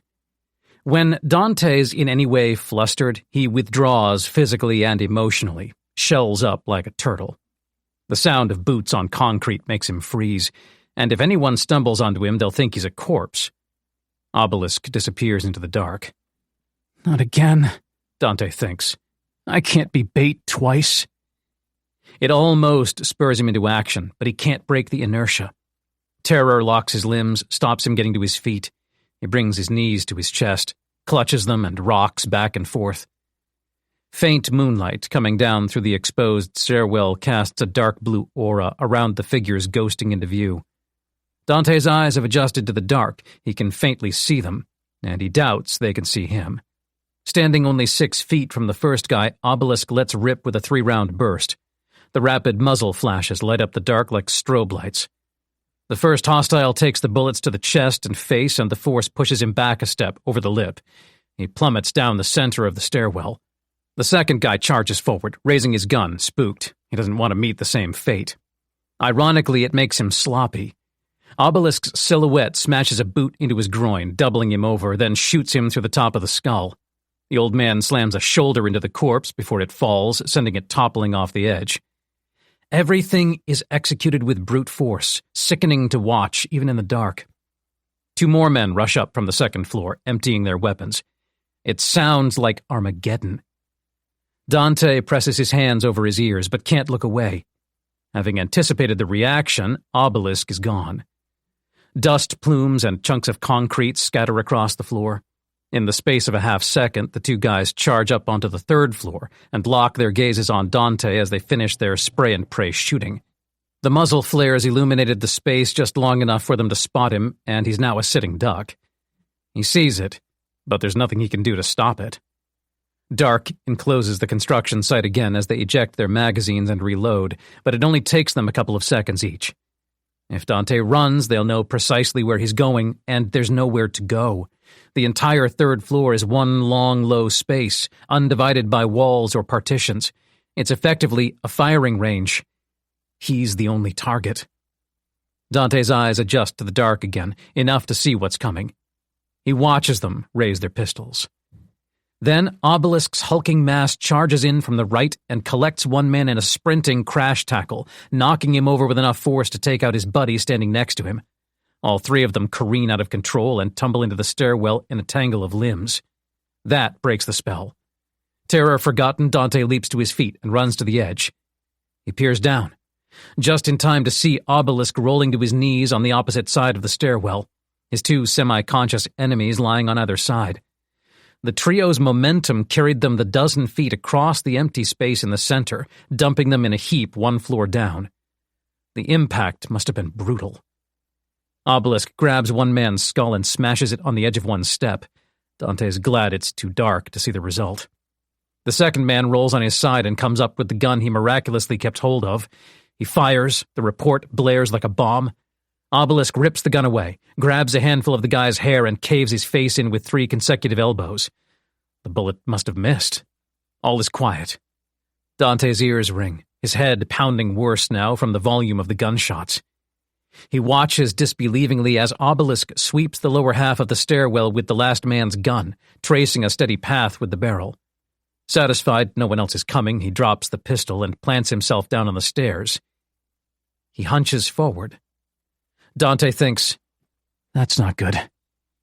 He limps down a flight, bypassing the 2 bodies splayed across the stairs and rounds in front of Obelisk, who hasn't moved. The old man clutches his stomach. In the moonlight, the pouring blood looks silver. Oh, shit! Dante says. Oh, shit, okay. He puts his hands behind his head and interlocks his fingers, the trademark of someone far, far out of their depth. Obelisk wears a wince and doesn't answer. Do I touch him? Dante thinks. Will that make it worse? He ends up parroting what he's heard in movies. Keep pressure on it. Let's get you to a hospital. It's all bullshit. He hasn't got a clue. It takes Obelisk some time to peer down at his guts, but when he does, he sighs and gives a nod of resignation. That's that, then. 21. That's what? Dante shouts. Obelisk's stoic acceptance is scaring him to death. What are you saying? I'm saying, Obelisk says, shaking his head in disappointment, red skin already turning white, that I'm already dead, which means this isn't going to be one of those tales. What? Dante is on the verge of hysteria. What fucking tale? The one where I show you the ropes. Make it simple for you. Each syllable seems to cause Obelisk tremendous pain, but he soldiers on without hesitation, relentless. You'll have to do that for yourself, I'm afraid. Do. Dante cuts himself off, his stutter so severe he's unable to get past the first word. Obelisk takes a rattling breath. Look, kid, you probably won't, and that's okay. Real life's a bitch, and no one does what's expected of them. Even under my tutelage, I wasn't even sure you were going to make it. And now to try on your own. Dante is frozen. Maybe 1%, Obelisk says, slumping further forward. Maybe. I don't understand. Obelisk takes a phone from the pocket of his khakis with a trembling hand. It's an old-school BlackBerry, no doubt encrypted to the teeth. He uses the trackball to navigate to a voice memo feature and hits record before speaking into the phone, breaking out in a cold sweat in an effort to keep his voice steady.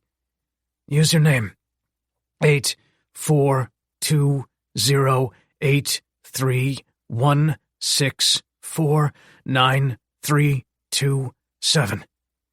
Password 23226636648. His whole arm is shaking now. He hands the phone to Dante. The screen and keys are coated in blood. Dante takes it wordlessly. Sorry, Obelisk says, voice quietening. I don't have that written down anywhere. Too risky. For the first time, it hits Dante that the living, breathing human in front of him will soon be dead. The clock's ticking, and he can't afford to be a weakling, not for the next minute, at least. He crouches on the step below Obelisk. You need to explain as much as you can. There isn't much time. The shift in his demeanor seems to give Obelisk some final motivation. Makes him think maybe it isn't pointless after all. He sits up a little straighter. His skin is ghost white now. Use the Tor browser to find a website called Obelisk Digital Storage. It's all a front for a single file. The details on that voice memo will get you in. What file? A blueprint. You'll see. Even in his last moments, he looks apprehensive. It's a bad omen. Dante says, What is it? Obelisk takes a breath which makes him hiccup violently. He doesn't bother holding his stomach anymore. Blood splashes between his feet. I'm sorry for what you'll read. It wasn't intended for your eyes. I was a little blunt in my analysis. I promise it's for your own good. A flare of alarm in Obelisk's eyes cuts him off. The old man knows he's fading out. Okay, look. They can't find my body, so... He feebly shoos Dante away. Dante says, Huh? With a groan of agony, Obelisk lifts his blood-soaked shirt. The bullet wound is horrific, but that's not what he's showing off. Above the hole in his gut, a leather strap runs all the way around his abdomen, holding a small brick of putty in place against his ribs. The same type of putty he planted in the Camry. Dante knows what it is, but finds it impossible to accept. Are you serious? always prudent to have a contingency plan. Dante's feet are concreted in place. Obelisk's hoarse whisper becomes a low growl. Move, now. What's your name? A small smile and a shake of the head. Obelisk slumps back against the steps. He stares up at the moon, mouth still fixed in a smirk. He seems grateful to be fading out with a view. He reaches into one of his pockets. Survival instinct overpowers Dante's trepidation, and he abandons any noble intention he may have possessed as he turns and sprints down the stairs, fatigue forgotten. His brain falls into a loop. Run, run, run, run, run. When he reaches the ground floor, the stairwell blows above him. Another novel experience, a bomb blast. His insides rattle and he goes deaf. His headache amplifies to a full-blown migraine and he clutches his ears and lets out a primitive yell he can't hear. He keeps running, but has no concept of his own movement. When he barrels out of the structure, he hits the dirt and rolls as if he's on fire and desperate to snuff it out. He rolls to a seated position and stares up at the construction site, part of which is smoking in the darkness. It terrifies him that all he can hear is a dull whine. The throb of his heart, jackhammering in his chest, booms in his ears. Somehow, he kept hold of the BlackBerry. He isn't sure how long he sits there, either seconds or minutes. It feels like hours. As some semblance of hearing returns, he can't hear sirens, but knows that won't last long. Despite every piece of him protesting the effort, he clambers to his feet. Sets off, hobbling into the night. If there's anyone left looking for him, they'll capture or kill him with zero resistance. He just has to accept that. 22. Certain things permanently change your perspective. When Dante unlocks his front door and spills inside, it doesn't feel like home. He looks around at the sea of dirty dishes across the countertops, the cigarette butts and fast food wrappers and miscellaneous debris all over the floor, the empty rum bottles lined up above the fridge like a shrine in honor of his own uselessness. He thinks, this is what I found so hard to change? But he doesn't make any effort to clean up. He saw 9 men die tonight, 10 if you count Obelisk. He needs to decompress. He slams the door shut, crosses to the sofa, and flops down on it in a daze. It troubles him that he feels nothing. No fear, no sorrow, not even disbelief. Must be the shock. He stares at the ceiling and doesn't blink.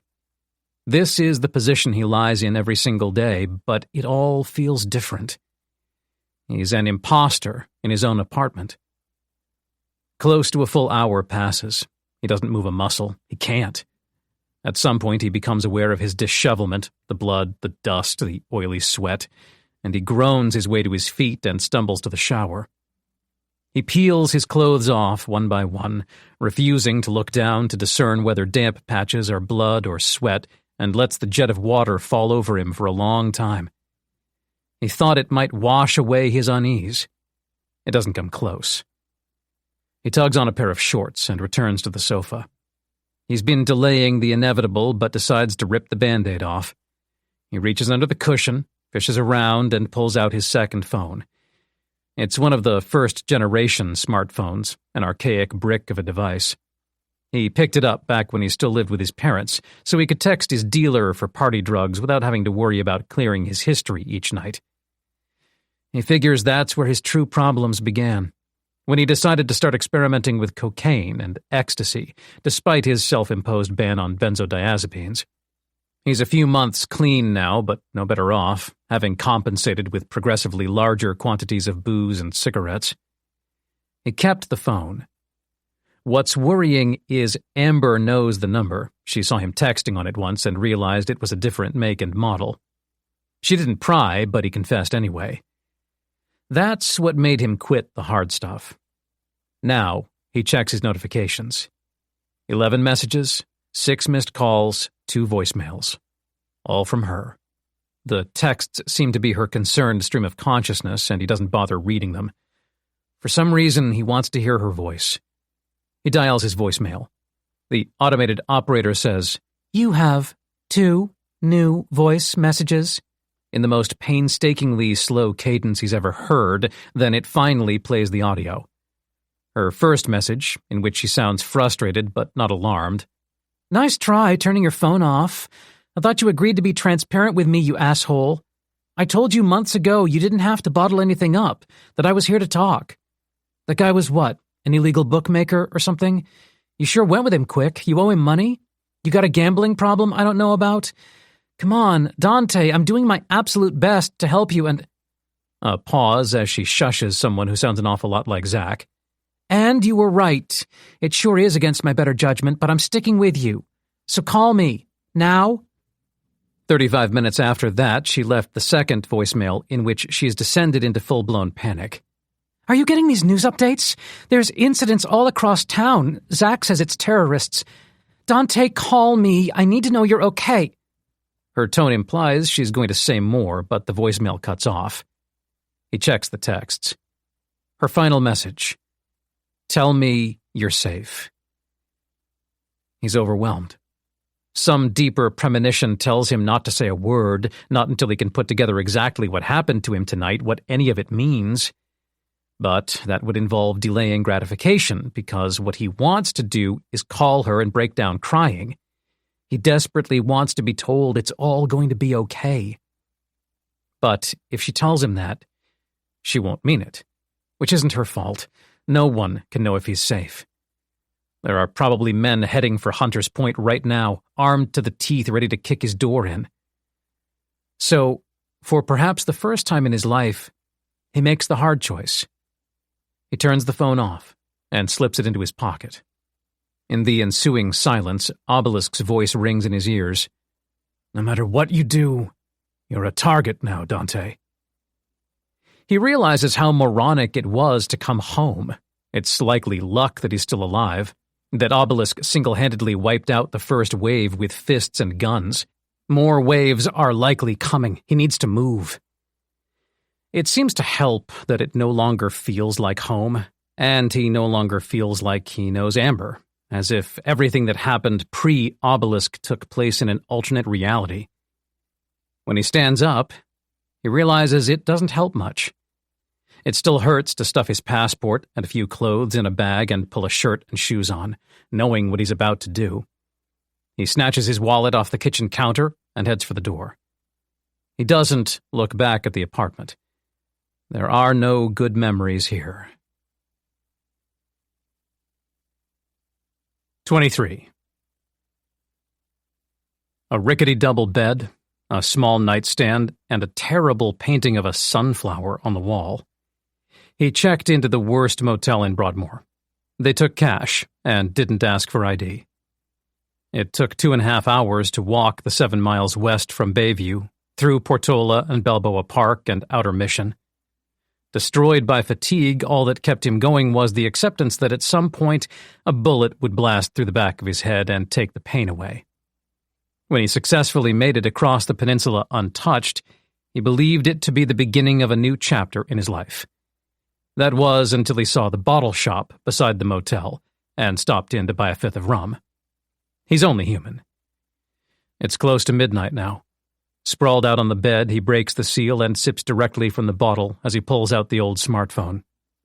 The screen lags as he researches how to access the Tor browser on an Android. He knows next to nothing about the deep web, but it proves straightforward enough. Before tonight, he would have given up when faced with even the slightest adversity, but he's grateful to be alive, and following instructions is comparatively simple. Is this what it feels like?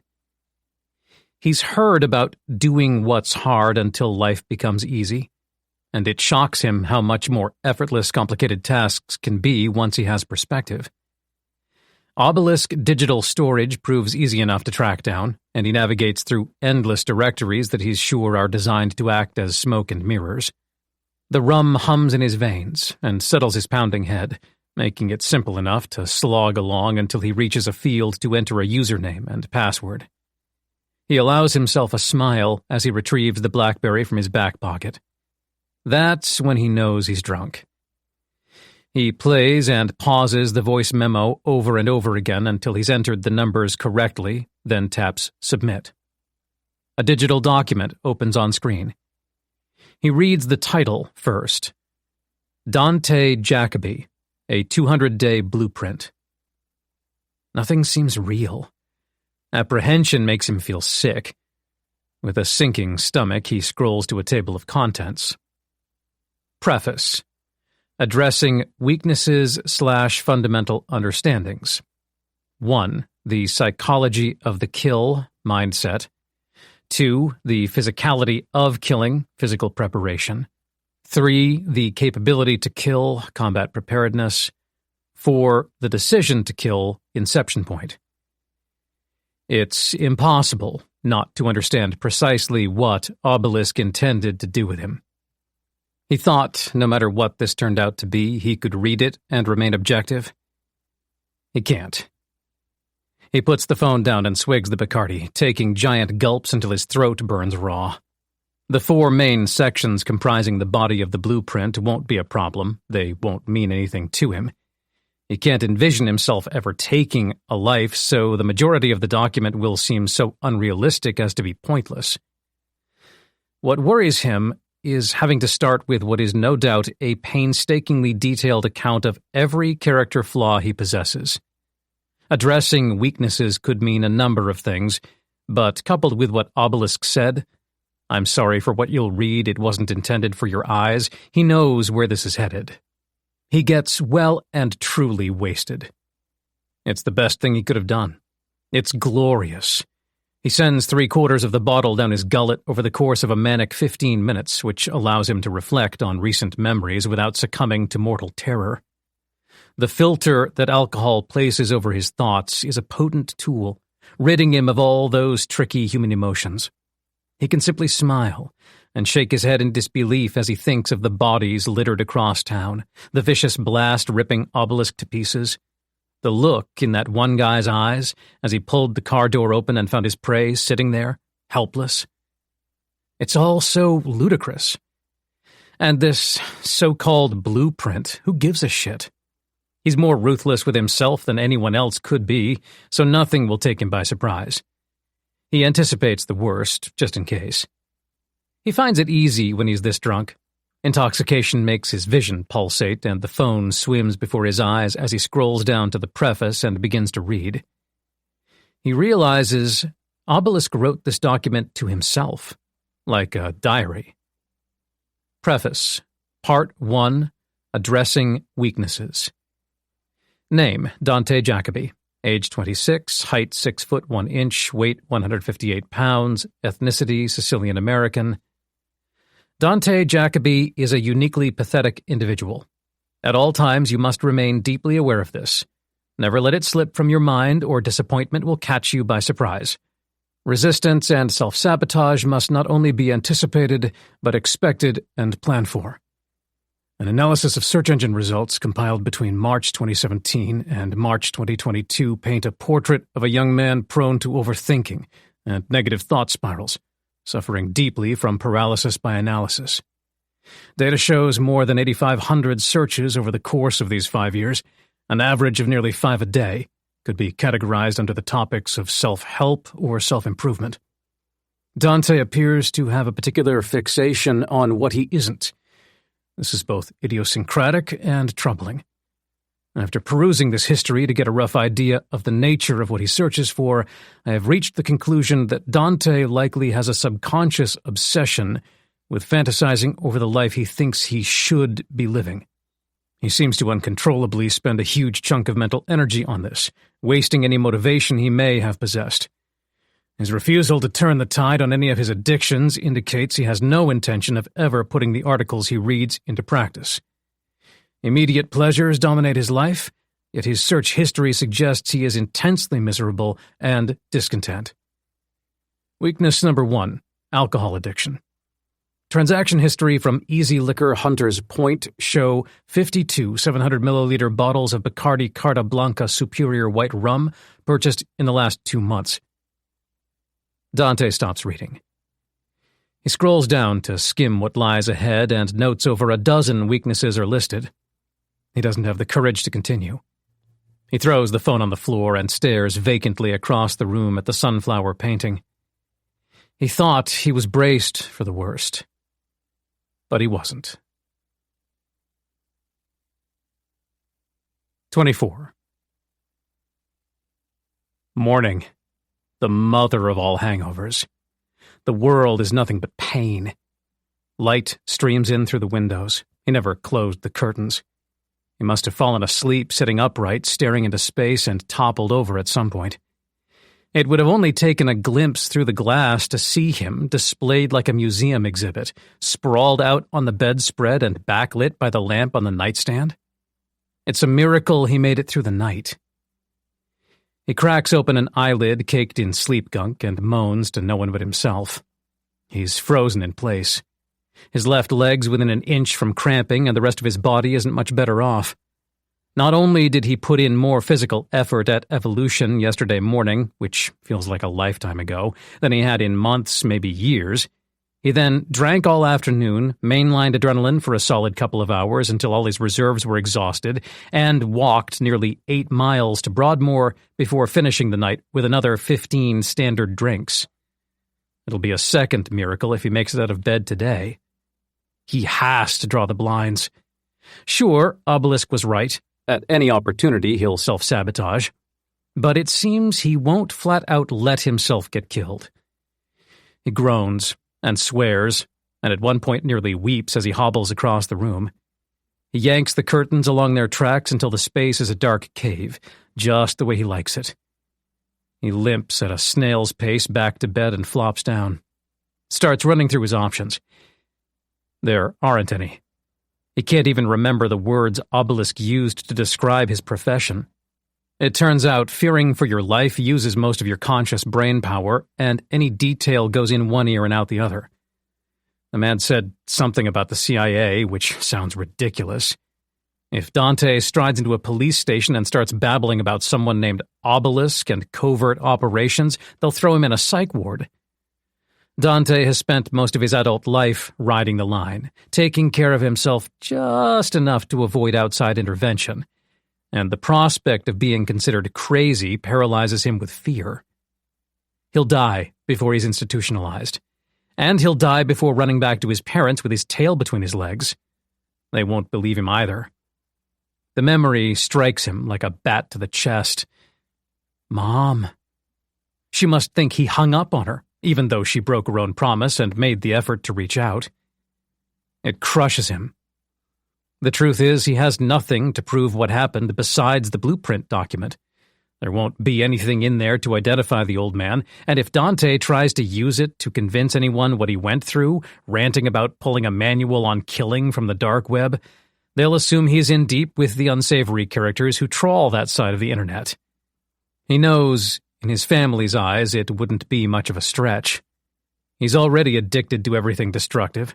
Why wouldn't they assume he's added pedophilia or murder fantasy to that list? If he talks, all roads lead to hell. And if he keeps quiet? Well, Amber's done with him. His phone reveals 8 missed calls earlier this morning, but they stopped a couple of hours ago, likely for good. He doubts she'll go to the police. She's likely tearing her hair out with worry over what he's involved in, but she'll fear getting implicated if she has to explain their relationship. Like, why were you so close to this loser despite his best efforts to push you away? It's a bad look.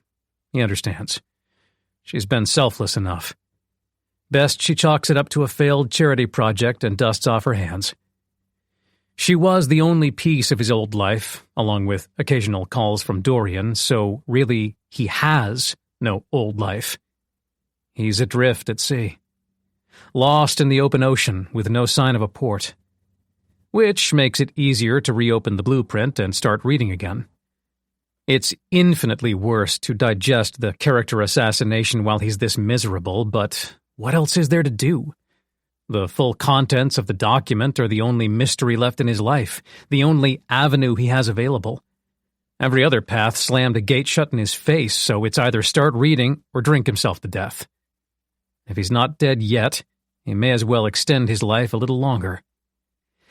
He'll finish reading. Then he'll decide whether or not to head to the liquor store and buy a lethal amount of rum. He picks back up at weakness number 1, alcohol addiction, and powers on. 25. He reads it all, beginning to end. It takes an hour and a half. There's so much to take in that he couldn't begin to process it all, but the first read-through, of which he's sure there'll be countless more, gives him the rough gist of what Obelisk is going for. As soul-crushing as it is to have his every flaw laid bare, the 12 weaknesses in the preface have a purpose. None of the words are intentionally malicious. They are the hard, cold truth. A section labeled Fundamental Understandings follows the list of his deficiencies, at least 20 pages of insights into what makes a human tick. He can't fully comprehend Obelisk's writing, but the prose is direct, simple, and beautiful, like poetry in a way. It's clear the old man has lived each word he has written. Most of the intricacies go right over Dante's head, but Obelisk clearly planned for this, and makes mention multiple times of the fact that Dante won't understand much until he begins the process, a process the rest of the blueprint lays out. It's surreal, reading such a detailed breakdown of what he must do and how specifically he must do it. Each instruction is customized so that it applies directly to him, taking into account all his shortcomings and the ways around them. The task before him seems impossible, but again, Obelisk is aware of this and factors it into everything he writes. Even still, the burden is daunting. Too daunting. He probably would have thrown the document away, along with any hope of putting Obelisk's wishes into action, if he didn't reach the last couple of pages and see the subheading, In the Event of My Demise. It chills him to the core. He reads the final pages slowly, digesting each passage with care until he can scroll no further. He can't believe a word. Can't imagine anyone would go to such lengths for him. What do you mean? He thinks. Amber did, she just didn't have the same resources. In a daze, he forces himself to his feet, collects his bag, and leaves the motel room. 26. Using a credit card number, expiry date, and PIN left for him on the last page of the blueprint, he orders an Uber to San Bruno, right near the airport. It defies belief that Obelisk put these pieces in place upon touching down in California, but Dante still thinks people who make use of the precious time they have on this earth are aliens. He has to remind himself that just because he couldn't do it doesn't mean it's not possible. With excerpts from the blueprint still fresh in the forefront of his mind, he realizes he has no idea what a human being is truly capable of. Not even close. The Uber, a near-silent electric vehicle, whispers through the sunny residential streets of Broadmoor on its way to I-280. Dante suppresses the urge to lie down across the rear seats to avoid a bullet through the window. It's probably prudent not to do anything memorable to distinguish himself from the couple dozen other passengers the driver will take today. Look at you, he thinks. He can't remember the last time he considered the second-order consequences of an action. The interstate deposits them in San Bruno, and a couple of minutes later the driver drops him off outside Bay Dreams Credit Union, an obscure independent bank just down the street from the corporate headquarters of YouTube and Walmart. An unnoticeable pinprick, surrounded by shrines to capitalism. Obelisk must have deemed it anonymous enough to serve his purpose. The neighboring shop front is a tobacco store. Dante tears his eyes away from the advertisements for nicotine and heads into the bank before he can put any conscious thought into his desires. A bell jangles above the door, and a tired-looking woman in her 50s saunters up to him. Her blazer reeks of smoke. He craves a cigarette with all his heart. Obelisk wrote, "Take a step back from the impulse. Observe it. Is it you? Or is it independent of you? You don't have to crush it, but can you let it pass you by?" No, he can't. Not yet. He wants a Marlboro. The woman says, "How can I help you?" He clears his throat. The last words he uttered were the night before, asking Obelisk his name. "I need to access a safe deposit box." She eyes him. "You're the guy?" "I guess so." He hates talking to strangers. She seems to hide a sigh. "Right, well, we need to go through the motions just in case. ID?" He doesn't know what she means, but can follow simple instructions. He fishes through the bag containing all his earthly possessions and hands her his passport. She looks at it, squints, then nods. "Fine. Now just your signature." "Huh?" She sets off for the back of the long, low room and rounds behind a service desk. It takes her only a few seconds to gather up a printed form and slide it across. He imagines he's her first customer since Obelisk. He scrawls his name where he's supposed to and slides it back. He hasn't signed for anything in years. He must have looked at her too long because she meets his gaze and says, "We check it against the signature card on file." "Oh, She places a card beside the form with his signature already on it. The scrawls are identical. He doesn't bother trying to figure it out. It's a bad dream. She ushers him through to a door behind the counter, scans a key card, and pushes it open. They go down a corridor, filled with a faintly musty odor, and into a small room, its walls lined with little vaults. She unlocks one labeled 302 and swings it open. Then she makes herself disappear, the practiced art of a bank teller. Alone, he takes a couple of deep breaths in anticipation of a mild panic attack. Nothing happens. He figures last night torched his nerve endings. If it were yesterday morning, this expedition would have filled him with dread, and he'd be wiping his forehead every few seconds, constantly scrubbing the evidence of a cold sweat. The anxiety will return before long, but he's bought himself some time. He slides out the box within the small vault and places it on the metal table in the center of the room. He knows what's in there before he lifts the lid, but somehow it still feels like a reveal. The box is small, but seems vastly empty. The only contents are a brand-new United States passport lying atop a couple of neatly folded documents. He lifts the passport out and leafs through the pages. It contains the same photo of him, taken 4 years ago in his early 20s, and all the same details besides the name, which reads Richard Coombs. It's no problem, the picture is old. He doesn't look much different today. You don't get a sense of your appearance staring in a mirror, your brain glossing over what it knows is there. But you see details in a photo. Ruffled brown hair, pronounced cheekbones, large almond eyes. He might be handsome if he ever took care of himself. In the passport picture, his eyes are gaunt, cheeks hollow. At 22, he was heavily using cocaine. He knows he looks worse now, even without the hard drugs. All substances are hard if you do enough of them. He flicks through the last few pages until he finds what he's looking for. Nepal Immigration, 90 days tourist entry visa. He returns to the box and finds the first of the folded documents is a printed International Traveler Arrival Form in both English and Nepali, already filled out for Richard Coombs. The second is a satellite map of the region surrounding Lukla, a mountain town with an airstrip so small it seems landing would be suicide. Off to the east, in a deep valley near a mountain called Mira Peak, a small red circle is marked. As he puts the documents in his bag and heads out, he tries not to ruminate on the obvious. The very existence of the blueprint should have made it clear, but he obviously blocked it out. Now he can't think about anything else. Namely, that all of this was in the works long before he took the reflex test. The visa sticker was stamped by the Consulate General 6 days ago. 27.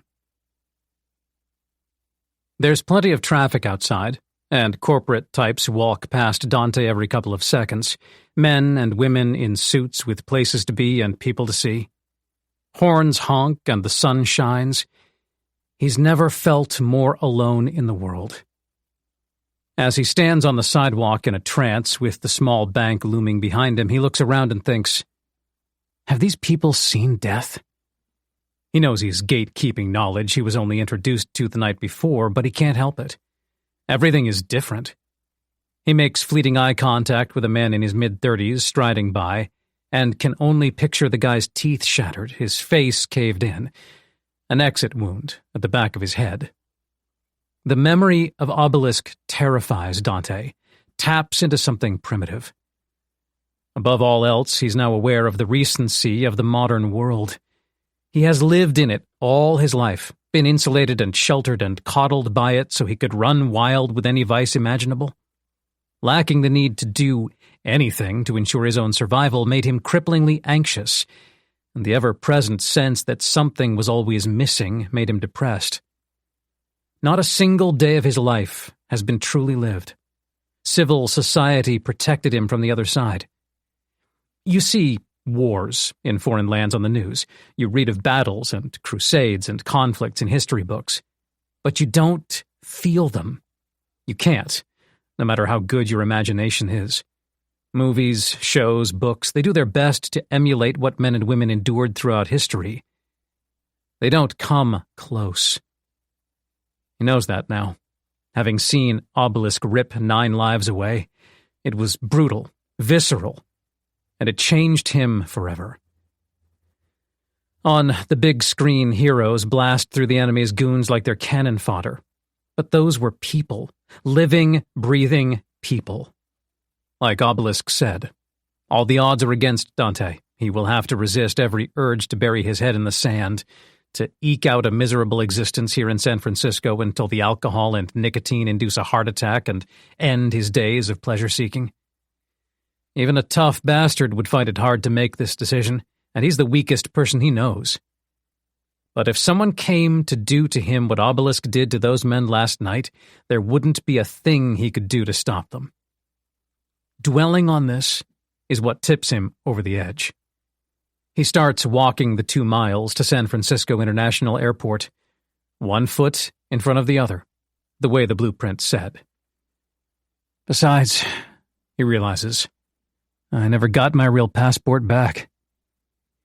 He didn't ask for the teller to return it, and she didn't offer. She'll likely follow Obelisk's instructions and burn it. It's on Dante to burn away the rest. 28.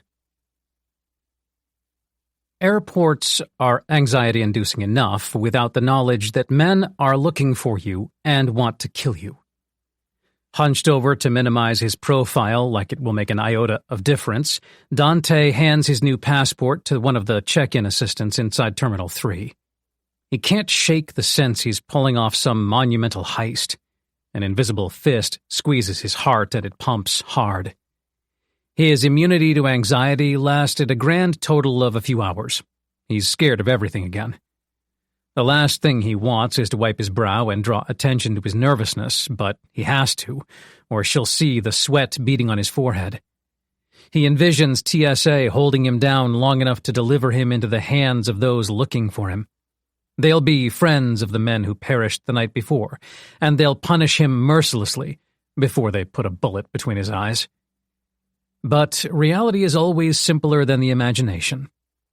The assistant looks from the passport to his face to the passport again. She enters some details, taps a few keys, clicks the mouse a couple of times, and hands him a pair of plane tickets.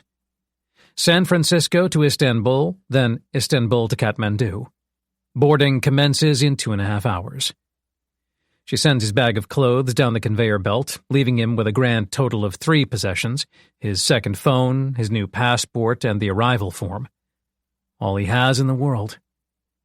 Before he goes through TSA screening, he checks the phone.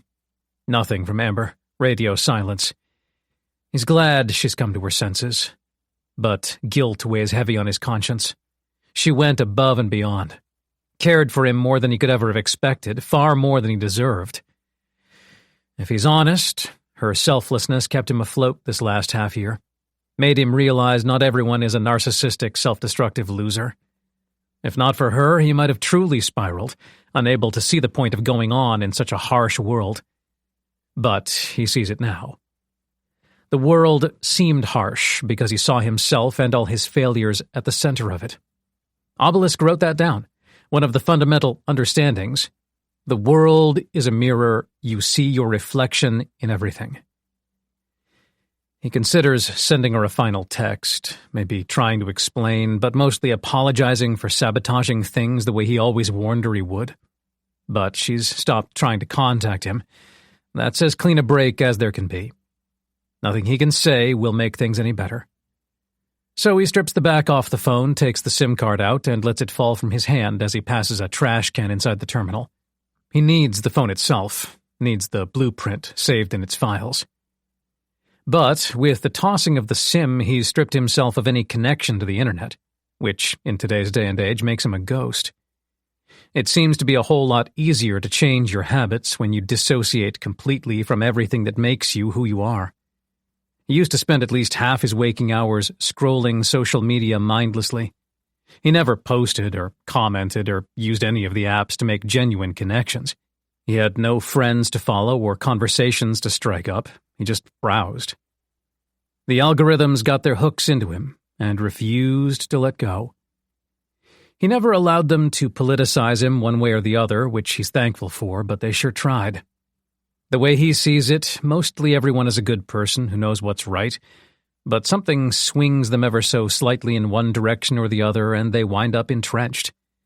It's human nature to want a tribe, especially in the age of loneliness, just like it's human nature to want good for the world. But he's content with being alone, so he ended up apolitical. Maybe he's too weak. He passes through the security screening without a hitch and winds up with more than 2 hours to kill before boarding. He finds a coffee shop, orders a pair of double espressos like there's someone else on the way, and downs both, back to back, as soon as he finds a table where he can put his back to a wall. Then he stares into space. The caffeine takes its sweet time reaching his bloodstream, and when it hits, he barely feels it. He's so tolerant of stimulants that he's essentially immune.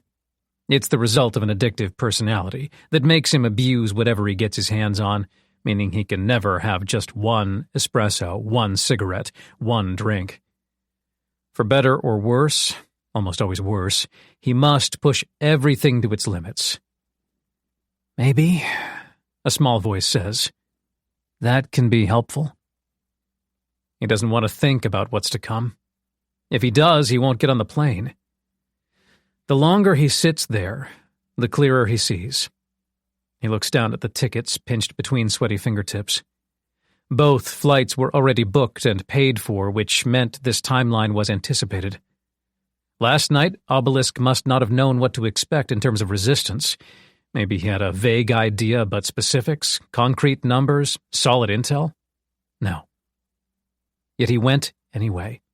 Walked right up to Dante and ripped him away from the brewery so he wasn't executed right there in the beer garden.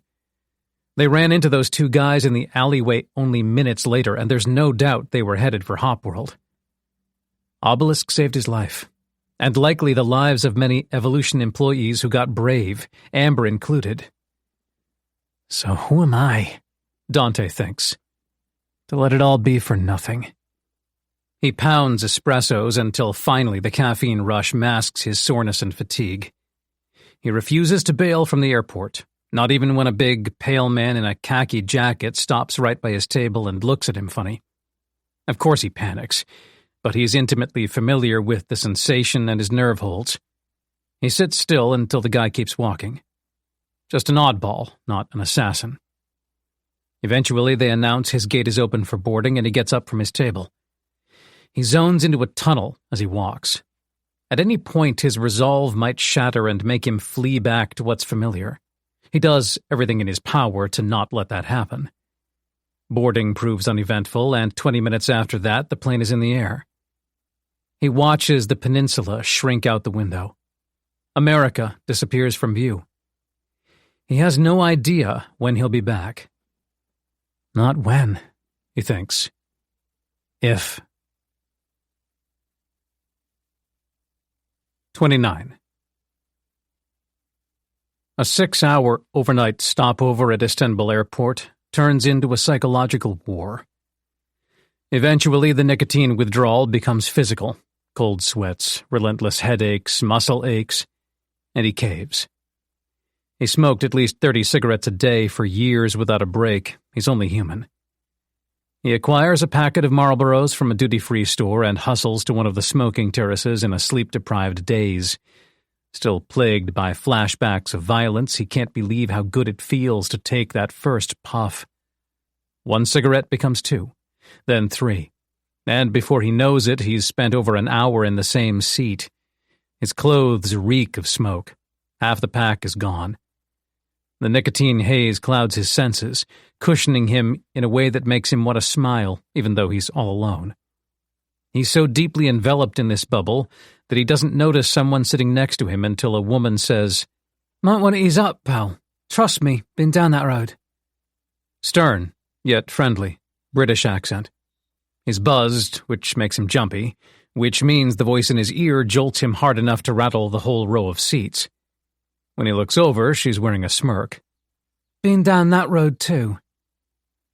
Dark almond skin suggests a Middle Eastern lineage. Her braids are pulled back in a ponytail. Her lips are chapped, cheeks pockmarked, and a deep cut above her left eyebrow hasn't healed yet. But her eyes glow with a certain steeliness. She looks as no nonsense as it gets. He couldn't be any further out of his depth, and his last sleep came at the motel when he was blackout drunk, which counts for nothing. He's bone-tired and scared. He has to be up front. Is this part of it?" She stares at him. "What are you on about, mate?" "Doesn't matter. Sorry, misunderstanding." He faces forward. But he can't handle the tense silence and eventually has to glance sideways. She's still smirking. He gestures to the cigarette burning between her fingers. "Thought you told me to ease up." "This is my first and last." "Oh?" "I was up to 50 a day at one point." Jesus. He's impressed. He always feels different to everyone else, like he lacks some fundamental control mechanism that lets someone limit themselves to a single cup of coffee each morning. It's nice to know there's people out there who have it worse. "Addictive personality?" he asks. "Sort of." She seems unrestrained in the way she looks at him, like she thinks he's a puppy dog. She seems to trust him because she says, "I've been in Yemen. You need advice." "Oh." It strikes him how little he knows of the world. She can tell he doesn't know how to follow up. "I'm a war photographer. I've been in Marib, up north. The Houthis almost have the northern province. The government's fighting fiercely to hold it. They're getting dirty." The hardness in her eyes makes sense. He imagines you need mental armor doing a job like that. "I respect the shit out of you." What he's saying surprises him. Usually he clams up when spoken to, afraid his opinion might offend. "Yeah," she mutters and takes a drag. "I hear that a lot. Doesn't make the job easier. It got too dangerous. I'm on my way home." "The UK?" She nods. "London." He reads a sudden pang of emotion in her eyes, like it won't be the same when she gets back. Usually he'd keep his mouth shut, but he's come this far. Why not go a little further? "Did something happen?" She lights a second cigarette, defying protocol. There's a fight for control going on inside her head. He lets her wage her silent war, and when she's halfway through the cigarette, she says, "My colleague was killed. A car bomb. We were both supposed to be in the vehicle, but I hung back to interview a shopkeeper. It was just him." Dante bows his head. She says, "We were close." Before he can stop himself, he says, "I lost someone recently, too. He was killed." She stares. "Where are you going?" "Nepal." "To do what?" All he can do is shrug. I don't know. I'm doing what he told me to. Trying, at least." She doesn't understand, but how is she supposed to? She doesn't pry, though. The dozen cigarettes in a row speak for themselves. She says, "I'm Aisha." "Dante." "Oh?" She's staring at his lap. He looks down at the plane ticket in his hand, reading Richard Coombs. He lifts his gaze. I'm deep into some stuff. I wouldn't know where to begin. Good, she says. Because I'm boarding, and I've got enough problems. But before she leaves, she places a hand on his shoulder and makes sure they're looking each other in the eyes. You don't look like a soldier. I'm not. Nor was I, so be careful. You were surrounded by war, though. You made it out. Any advice? It's just luck. Could have been me in that car, so control the controllables, I guess. She looks away. And whatever you're going to do, make sure you're willing to pay the price. Then she's gone. He thinks, what are the odds of that? Then he remembers he's barely left his apartment in months. Out here, in the real world, people actually do things. He goes to take his 13th smoke out of the pack, but her words ring in his ears. He asks himself if he's doing all of this only to half-ass it. He's not. He tosses the rest and seals himself off from the possibility of relapse. A Charles Bukowski poem he read online during one of his late-night Google marathons comes back to him. If you're going to try, go all the way. He heads for the next boarding gate. 30. Lucky he braced himself. Late at night, he steps out of Tribhuvan International Airport into Kathmandu, and it's chaos. Locals literally swarm him as he crosses the pickup lane, either shouting, "Taxi!" or snatching for his bag. At first he thinks it's a free-for-all and 30 men are trying to rob him at once. He's no hero. He'll give up some old clothes in a heartbeat. But he quickly ascertains they're only looking for a tip, desperate to carry his luggage to a waiting vehicle. His worldly experience amounts to a family trip to Cinque Terre in Italy when he was a teenager, a holiday he spent holed up in a rented $10 million villa playing video games. Meeting Obelisk introduced him to the primal survival instinct, and he sees it here, in the faces of men who need a few rupees to feed their family, to stay an inch above the poverty line. He's a glob of soft putty compared to those who surround him. He needs to learn quick. He waves a hand like, "I'm okay," which doesn't work, so he resorts to, "No thank you," at increasingly louder volumes until he's practically shouting. He'd let someone take his bag if he could, if he had a single rupee to tip them with. There's no vehicle to take them to in any case. There were no instructions in the blueprint, aside from a vague promise to be put on a connecting flight to Lukla by a contact in the region. The tendrils of panic start to rise. He wants a cigarette. Thankfully, the crowd decides he isn't worth wasting their time over, and they move collectively back to the fence near the pickup lane. Only then does he become aware of the chorus of horns. The blaring seems to come from everywhere at once, and he looks all around, flustered.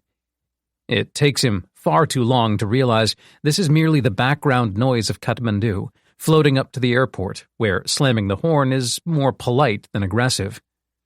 Without road rules, lanes, or lights, you have to alert people of your position at all times. It's all so new. He knows nothing of the world. Someone right behind him says, "Dante," in accented English. Not a question. He turns to find a short Nepali man in a hiking skullcap, maybe 40, face weathered by a lifetime of sun and wind exposure. He wears an imitation North Face puffer jacket and black khakis tucked into heavy outdoor boots. Dante says, "I'm Richard Coombs." He won't slip up again. The guy gives a bitter laugh. "Okay, good for you. This way, Dante." Dante follows. What else is he going to do? The man shoos hopeful bag carriers to be away with a permanent scowl as he leads Dante to the airport car park, which even at 10 in the evening is a minefield of swerving cars, blaring horns, and gesticulating locals. The only security is a policeman in Navy uniform standing at the exit, with his hands behind his back. Culture shock would be too mild a term for what Dante is experiencing as he hustles across the asphalt and narrowly avoids a reversing car, and the thought that nearly summons another panic attack is, this is nothing. If lower socioeconomic conditions set him on edge, how will he follow a single instruction in the blueprint without falling apart?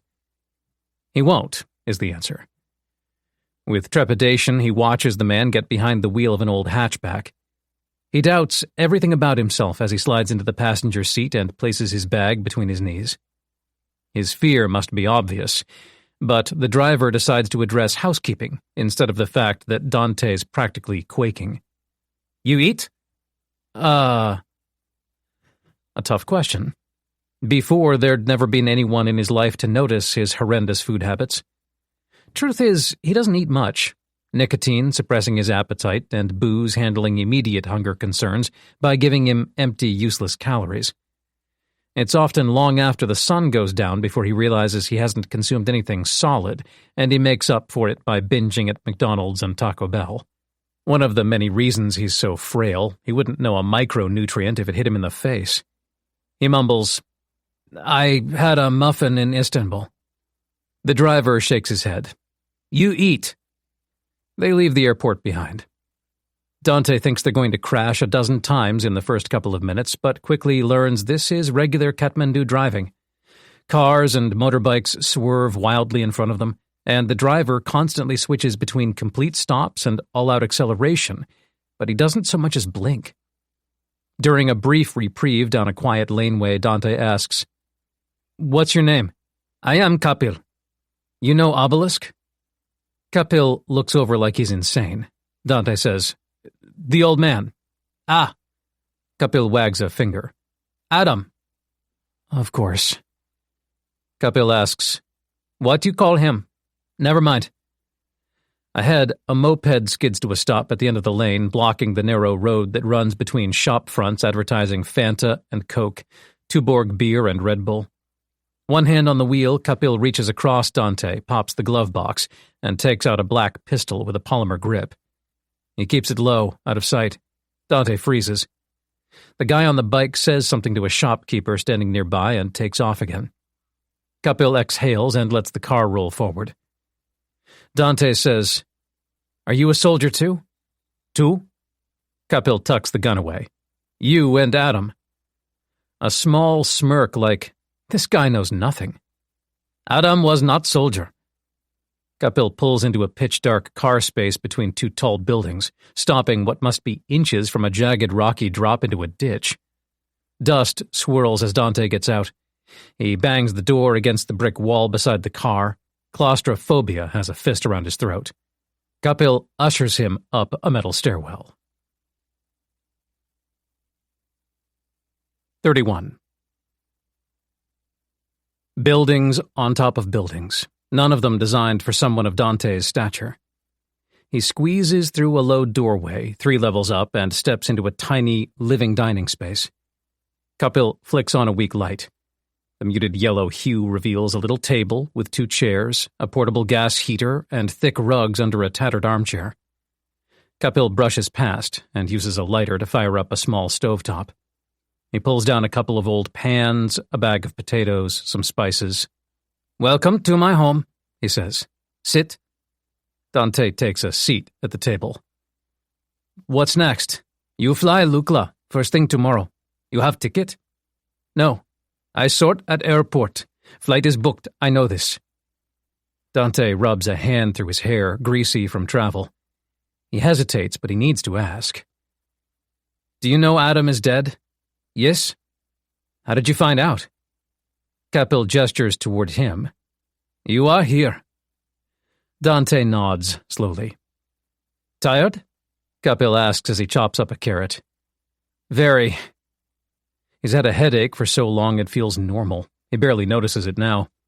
He can't recall what it's like to feel good. He sits in a sleep-deprived trance for maybe half an hour until Kapil dumps a metal tray on the table in front of him. "Eat." A mound of steaming rice and a bowl of lentil soup, potato and vegetable curry on the side. Dante says, "What's this?" "Dal bhat, the Sherpa's superfood." Kapil flexes an arm beneath his jacket. "Dal bhat power 24-hour." Dante smiles. He digs in and, to his surprise, finds he likes it. It's the first unprocessed meal he's eaten in months. Once he starts, he can't stop. Kapil heaps more rice onto his plate and soup into his bowl, which he learns is part of the meal. The Nepalese cook up huge quantities, Kapil explains, and it's all you can eat. Useful for trekking mountains. Or for beginning to repair a malnourished body that lives off shitty fast food. His stomach threatens to revolt, like, real food? Are you kidding? He ignores its protests and keeps eating until his belly's distended. He hopes he can keep it down until it digests and maybe, just maybe, gives him the right kind of energy. Kapil eats his own serving, then slides out a pack of Winstons. After he takes one out for himself, he holds the pack out. You want? It doesn't seem like a test, but Dante says, no, anyway. One of the hardest decisions he's ever made. He craves it more than words can explain. Kapil goes outside to the metal landing to smoke, and when he comes back in, he fetches a pillow and blanket and tosses them on the rug. You sleep there. Dante nods. Thank you. Kapil sits back down across the table. The stench on his clothes is intoxicating, indescribably alluring. In an effort to distract himself, Dante says, Do you know why I'm here? Kapil chuckles. Dante doesn't press. If he seems desperate, he knows he won't get an answer. Eventually, Kapil says, Adam like his secrets, but you use my land near Mira Peak. What's there? Adam set up. I have work here in Kathmandu. Maybe different out there from what I remember. Work? Kapil doesn't answer. You were a soldier? Kapil nods. I was Gurkha. What's that? Soldier? For British Army. It give you skills, I make life. Hard? Kapil looks at him like he's a little boy. Everyone here want to be selected. Everyone. It is brutal competition. If you live in rural, this is how you make life, support family. But they only pick few boys, so you have to work harder than whole country. So much work, so much pressure, I can't describe. If I do what Adam says, I'll go through something similar. Kapil stares. Why you tell me this? Dante clams up. Kapil asks, Scared? Yes. Good. Kapil takes their plates and stands up. Is normal. You go anyway. Somehow this hits him harder and reassures him more than a 10-minute speech could. Early flight tomorrow, Kapil says as he hunches over the sink and runs the tap. You go to bed. Dante crosses to the blanket and gratefully slumps beneath it. He's out cold in seconds. 32. The light creeping in through a crack in the heavy tan curtains makes him stir. He slept all the way through, which marks his first uninterrupted night's sleep in, well, he's not sure exactly. A long time. Usually he tosses and turns for hours until he drops off in the early hours of the morning and sleeps in fitful, intermittent bursts until midday or so. He's read about the blue light of screens and their detrimental impact on the sleep cycle, but actually doing something about it was a whole other ballgame, impossible until his hand was forced. The impulse is still there to roll to his phone and scroll for hours. Without an internet connection, he feels naked. But he also feels good, which is new. He didn't throw up the dalbat, and it must have worked its magic overnight. He gets to his feet without the usual creakiness in his bones, the heavy cloud of fog over his thoughts. Kapil emerges from the only bedroom wearing the same gear from the night before. Let's go. Another tense and harrowing car journey to the airport. Dante thought he'd need a gun aimed at him again to see his life flash before his eyes, but Kathmandu traffic does the trick. When they pull into a spot in the airport car park, Kapil leaps out and takes the lead. He barges up to an official at what must constitute the domestic terminal and goes back and forth with him for a minute or so, then asks for Dante's passport. Dante hands it over. The official takes a fleeting glance at it and waves him through. Kapil puts a hand on his shoulder. Good to be scared, yes? Yes. The man disappears into the crowd. Dante shuffles into the building and waits in line for his ticket. Loneliness washes over him again. Twice now, someone who's more than he will ever be has come and gone. He wants nothing more than guidance, and doesn't understand why Obelisk, Adam, didn't enlist Capil to show him the ropes. But maybe that's the point. What he must do is, by definition, extreme. In fact, extreme doesn't cut it. And if he can't navigate these turbulent waters on his own, he has no hope. No hope of what? He doesn't know. But this is all he has, so he'd better give it his all. As he waits to board amongst a sea of passengers, both locals and foreigners, he overhears an Australian couple, decked out in trekking gear, discussing how Lukla is one of the most dangerous airports in the world. He glances their way and the woman notices. "Everest Base Camp?" she asks. He blinks. He has no cover story. "Yep. Boy, oh boy," the man says. "You pack light, eh?" Dante shrugs. "Everything I need's in my pack. Might be a jacket? I don't feel the cold." They leave him alone, which he's grateful for. Follow-up questions would have ripped his story to shreds. He's still in the pullover and jeans he changed into before he left his apartment in Hunters Point. He must smell like shit. He feels sorry they have to sit next to him, but there isn't an available seat in the place. Only a few days ago, the idea of trekking mountains in Nepal would have filled him with dread. Now it seems so safe, so civilized, that part of him longs for his life to be so simple. It's brutally clear how much ground he needs to make up, how far back he sits from the start line. If he were to join a civilian group for simple hiking, he wouldn't last 2 days. The Australians have the look of seasoned outdoor types. Dante's cardio is non-existent. Any sustained physical effort would crush him. It makes him feel ludicrous to even try catching up. But they call his flight number, and 30-odd passengers stand up in the communal boarding lounge. A waiting bus takes them out to the tarmac, to a tiny twin-engine plane with a door he can barely squeeze through. The sole flight attendant half-heartedly runs through a safety briefing in less than 30 seconds, hunching up the front of the stuffy, cramped fuselage. He understands. What she must want to say is, if something goes wrong, we're fucked, and there's nothing you can do about it. Some small part of Dante hopes the plane hits the runway at Lukla wrong, hopes it goes up in a fireball. It'd save him a whole lot of trouble. The flight takes half an hour. As they lift off the tarmac, the temperature plummets and jets of hot air blast down to compensate. It's like he's in an oven. Sweat pools in his armpits, a mixture of warmth and generalized anxiety over what's to come once they land in Lukla. But he finds the anxiety is easier to accept because he feels it towards something you should damn well be scared of. Talking to a stranger shouldn't scare you from a standpoint of physical danger, and it always made him feel pathetic he was so nervous. This makes him feel alive. The landing's sketchy. Lukla's runway juts out from a sheer rock wall at one end, then falls off the edge of a mountain at the other. No room for error. Dante gets the sense that once the pilot decides to descend for landing, there's no going back. They either land or don't. There's no pulling out, no trying again, which must be what makes it so dangerous.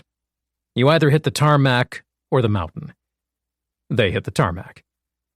It's bumpy, and the small plane bounces a couple of times, but their traction holds and the pilot decelerates hard enough to flip Dante's stomach.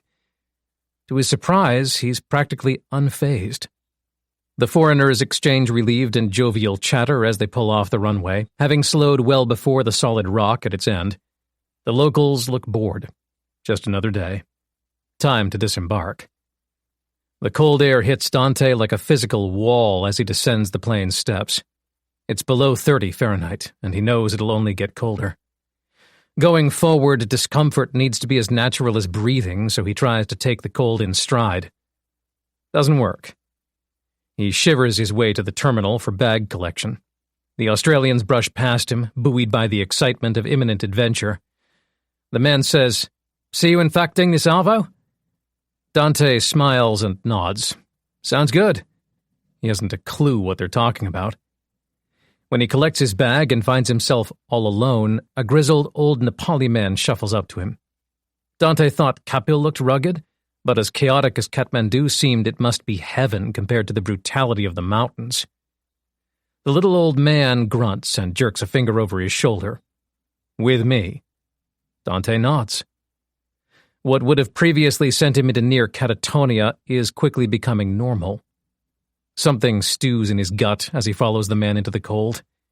Eventually, he figures it out. He's a moth, itching at the walls of the cocoon, inching toward metamorphosis. He's frightened of what he's becoming. He already no longer recognizes himself. 33. Shit, he thinks as they reach the outskirts of town. Are we walking there? Lukla sits nearly 10,000 feet above sea level, and the effects of altitude are already trashing his body. Each breath is a chore, each step a labored effort. Dante is skinny, but cardio-wise that means nothing. Chronic abuse of alcohol and cigarettes have worn his heart and lungs down over the years, and it's already apparent just how unfit he is. Weight isn't the be-all and end-all. Athletes balloon up after their professional careers are over, but they could still go out and run 10 miles, no problem. Dante's not sure he could run 10 feet. Your body is a machine, and he's fueled his with poison his entire life. The old man hunches against the cold as he approaches a decrepit four-wheel drive parked overlooking the mountains. Thank God, Dante thinks, breath rasping in his throat as he sucks wind. He clambers into the passenger seat and closes his eyes to compose himself. When he opens them, the man is behind the wheel staring at him. The concern in his eyes is unmistakable, like, you've seen nothing yet. Dante tries to give him a look back that says, I know, I'm working on it. He doubts the guy gets the message. They set off east along inhospitable mountain trails, each impossibly narrow and precarious, many running along the very edge of sheer 1,000-foot drops. Dante clutches the grab handle, his whole body taut with tension. He knows it won't make any difference if they slide on the loose rocks and plummet off one of the cliffs, but there's not a chance he can relax. He tries to focus on the scenery, but there's a disconnect between what he sees and what seems real. He's spent years staring at the four walls of his shoebox apartment, and now he looks out at staggering, snow-capped peaks and plummeting valleys. Glacial water flows down rivers far beneath them, unnaturally blue. Occasionally he spots a rural village on a hillside, old buildings with brightly colored roofs, reds and oranges and blues. They drive all day. Hours blur together. They only stop to eat more dalbat at a rural tea house, then set off again. Despite himself, Dante nods off a couple of times. Spend so long in danger and you become numb to it, and the constant worry of skidding off the trail becomes so normal as to lose any meaning. The third time he falls asleep, he wakes to find the sky darkening and the vehicle slowing. They're here. Here is an obscure parcel of land in the middle of nowhere, without a speck of civilization in sight. A thickly wooded tree line surrounds the undulating terrain. The dirt and rocks and occasional patches of snow resemble the surface of an alien planet. Wind howls up from an adjacent valley. At the center of the plain rests a large shack, little more than 4 wooden walls and a thatched roof. From the edge of the trail, Dante stares through the windshield at the dwelling. The sense of foreboding is palpable. Some mild effects of altitude sickness have taken hold over the course of the day. A headache throbs behind his eyes and nausea grips his stomach, but that's okay. He always has a headache, and he's always nauseous. He can handle it. The driver grunts and points at the shack. Dante turns to him. Thank you. The old man nods. He takes his bag from the footwell, shoves the door open, and steps out. Uncontrollable shivering takes hold. It's so damn cold. The vehicle's headlights flick on as the driver reverses a U-turn and sets off back the way he came. There's a finality to the way the tires rumble on the loose rocks.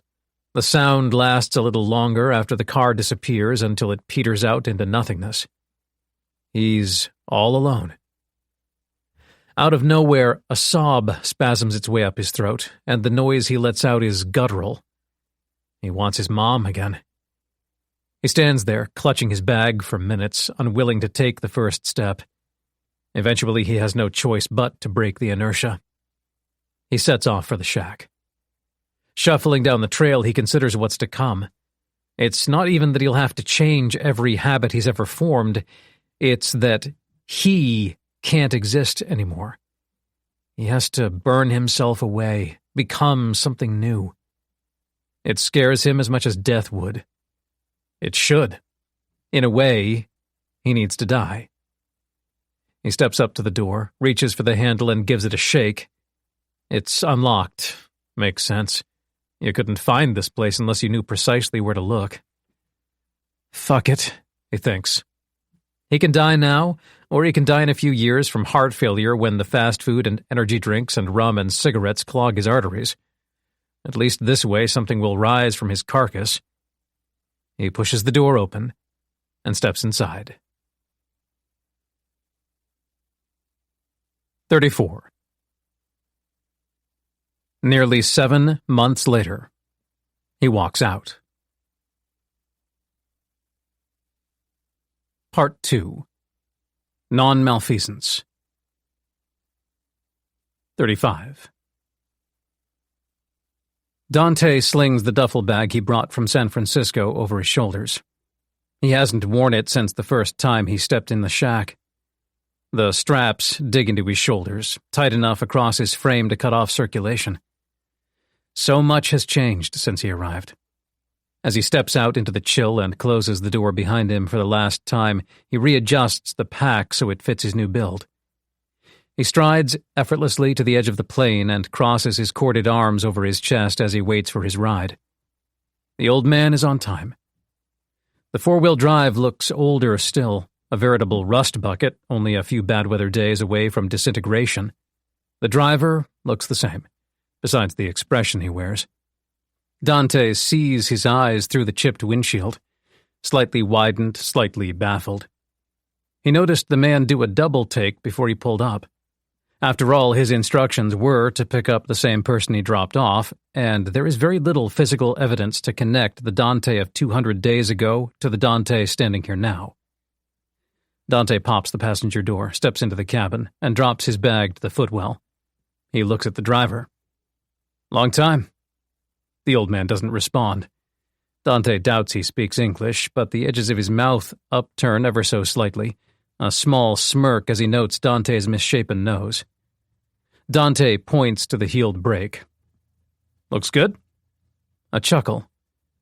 Respect now hangs in the air where before there was disdain. Dante knows why. 7 months ago, their respective life experiences had never once converged. They shared no common ground, couldn't relate to each other in any way. The driver's fight for survival in poverty-stricken rural Nepal would have meant nothing to Dante, a privileged American heir to obscene wealth, pampered even in the worst of times. Now, Dante knows pain.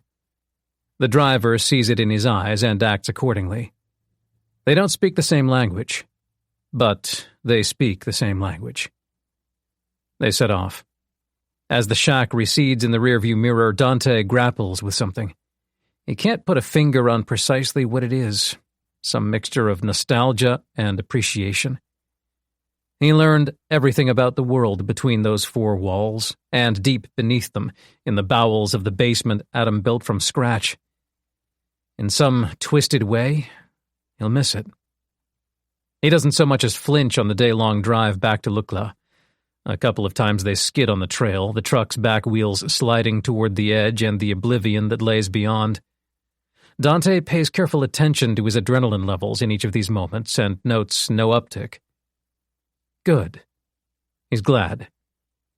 An ounce of action is worth a ton of theory, and what bothered him the most was the worry that all he came to learn over the last 200 days might fall apart when field-tested, in the same way a boxer can spar hundreds of rounds in training and then crumble to the pressure in their first professional fight.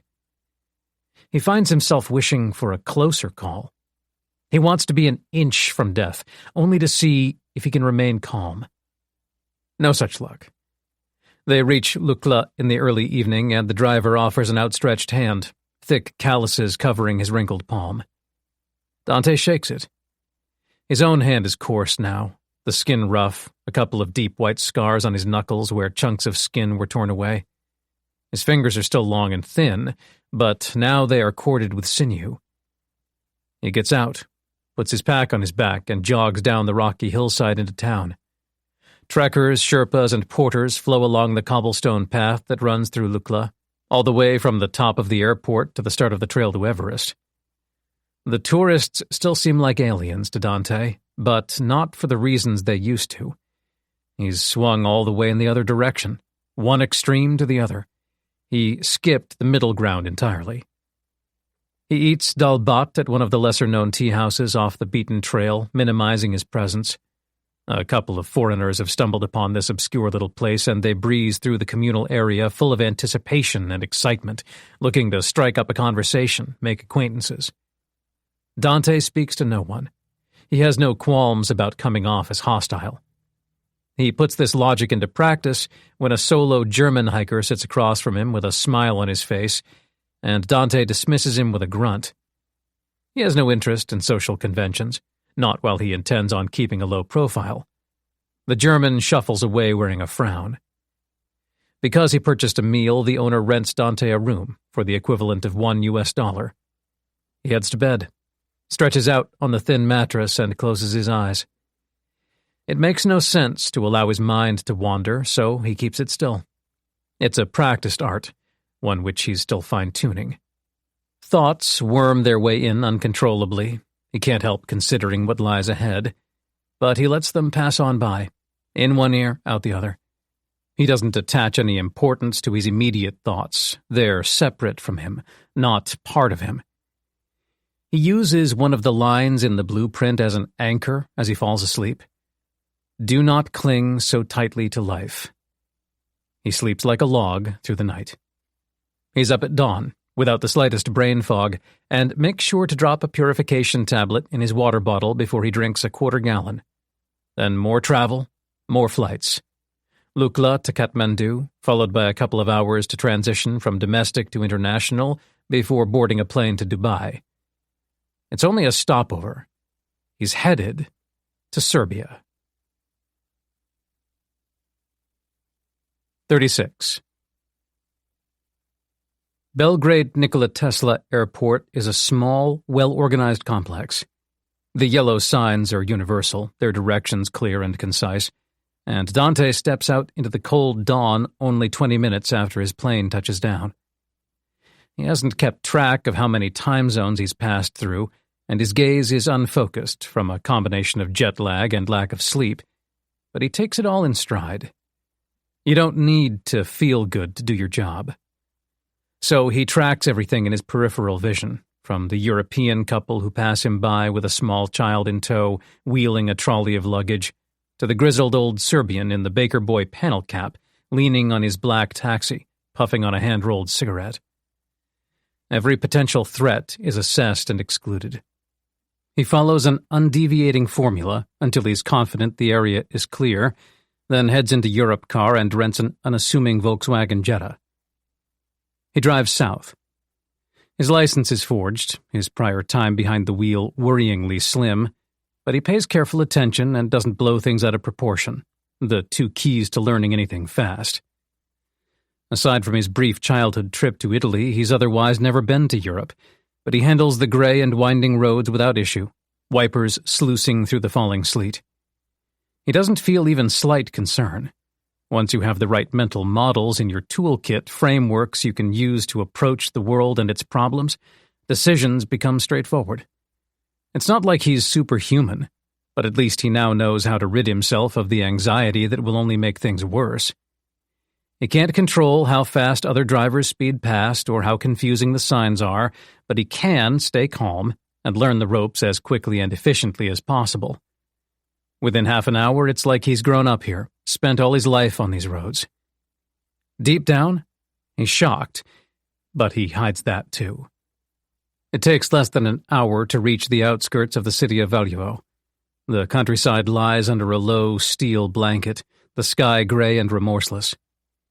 He pulls up on a wide lane opposite an old two-story house painted lime green. The lawn is well maintained, but the property is surrounded by dead brown fields and high-wire fences. Everything about this little neighborhood, which the GPS labels Drochin, is inhospitable. It's where you come to be left alone. Dante gets out of the Volkswagen and pushes a metal gate open.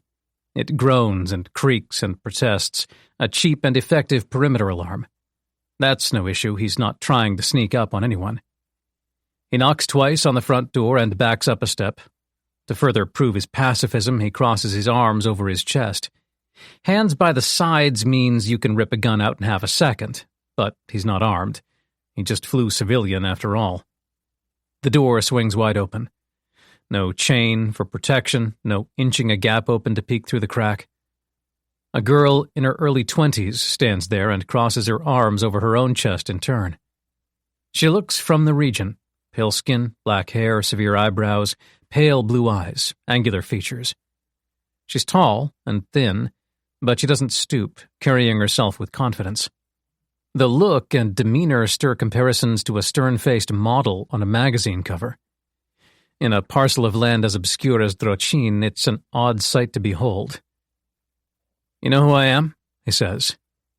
Anger blazes on her face. She looks deeply offended. "Get out of here!" She doesn't talk like she's from the region. Her accent is a mix of everything. He hesitates. "I'm sorry?" Her eyes are flaming. "You heard me. I said get the fuck out of here." He stares right back. "No." Her fury vanishes as quickly as it appeared. She smirks and steps aside to let him through. "Good. Test passed."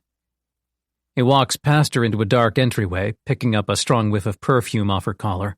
She gestures to the left and says, "Through there." He steps into a dining room that can't have been used for dining in years.